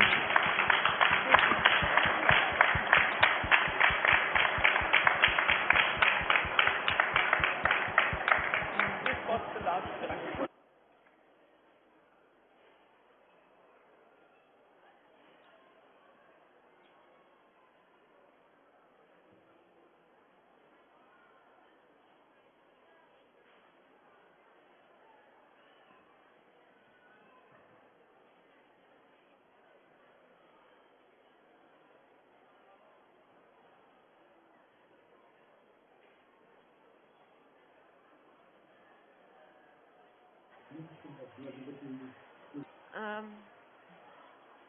Шановні гості, любі друзі, це зараз моє останнє на сьогодні оголошення. Дуже дякую всім учасникам, всім організаціям, які сьогодні були тут. Дуже дякую всім, хто прийшов до нас. Зараз у нас буде ще один виступ нашої прекрасної Ганни. До цього хочу сказати, що сьогодні ввечері о 17 годині одна з організацій Альянсу робить подію, присвячену сьогоднішньому where there дню. will be another event by one of the organizations of the Alliance that is dedicated to today's event in the Zion Church. And on the 15th of May, in the Red Town Hall, between 10 and 10 in the morning and 3 in the afternoon,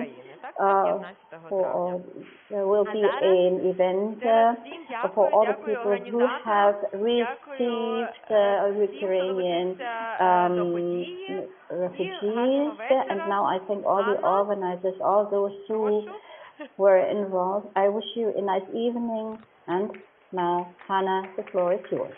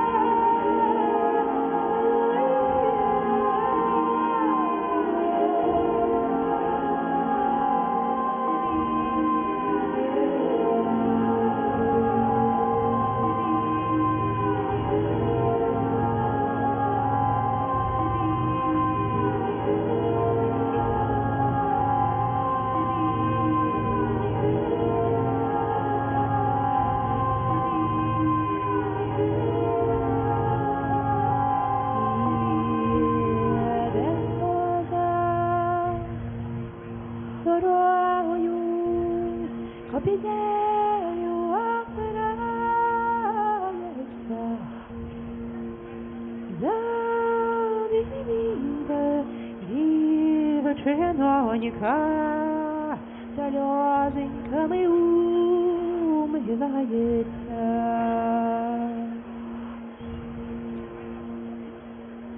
Ой, упали могилонька, не убитый, не убитый сын.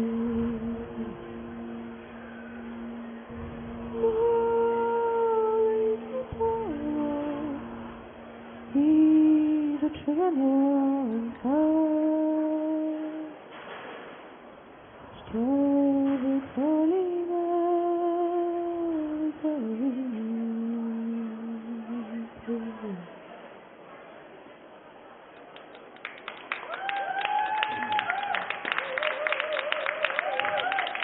Дякую вам. Дякую вам.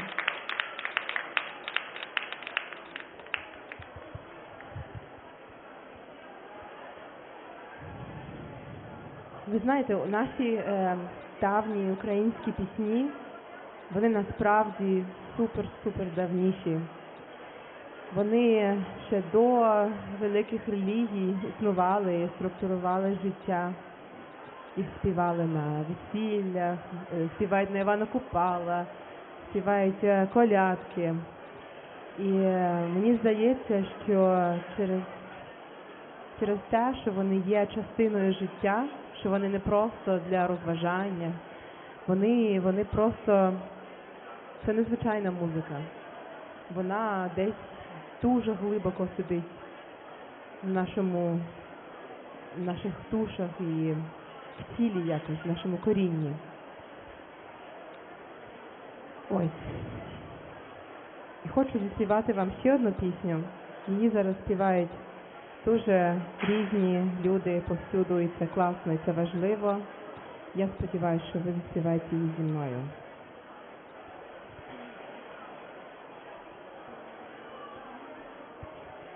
Твою лозі червона калина похилилася,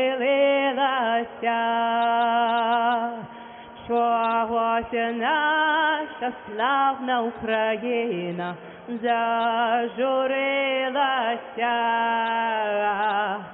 а ми тою червону калину підіймемо, а ми нашу славну Україну розвеселимо.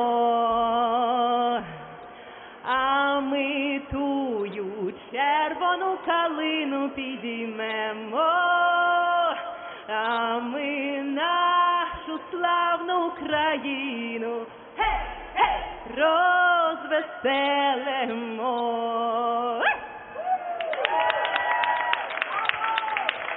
Це буде. Ми обов'язково переможемо. Інших варіантів немає. Дякую вам. Слава Україні!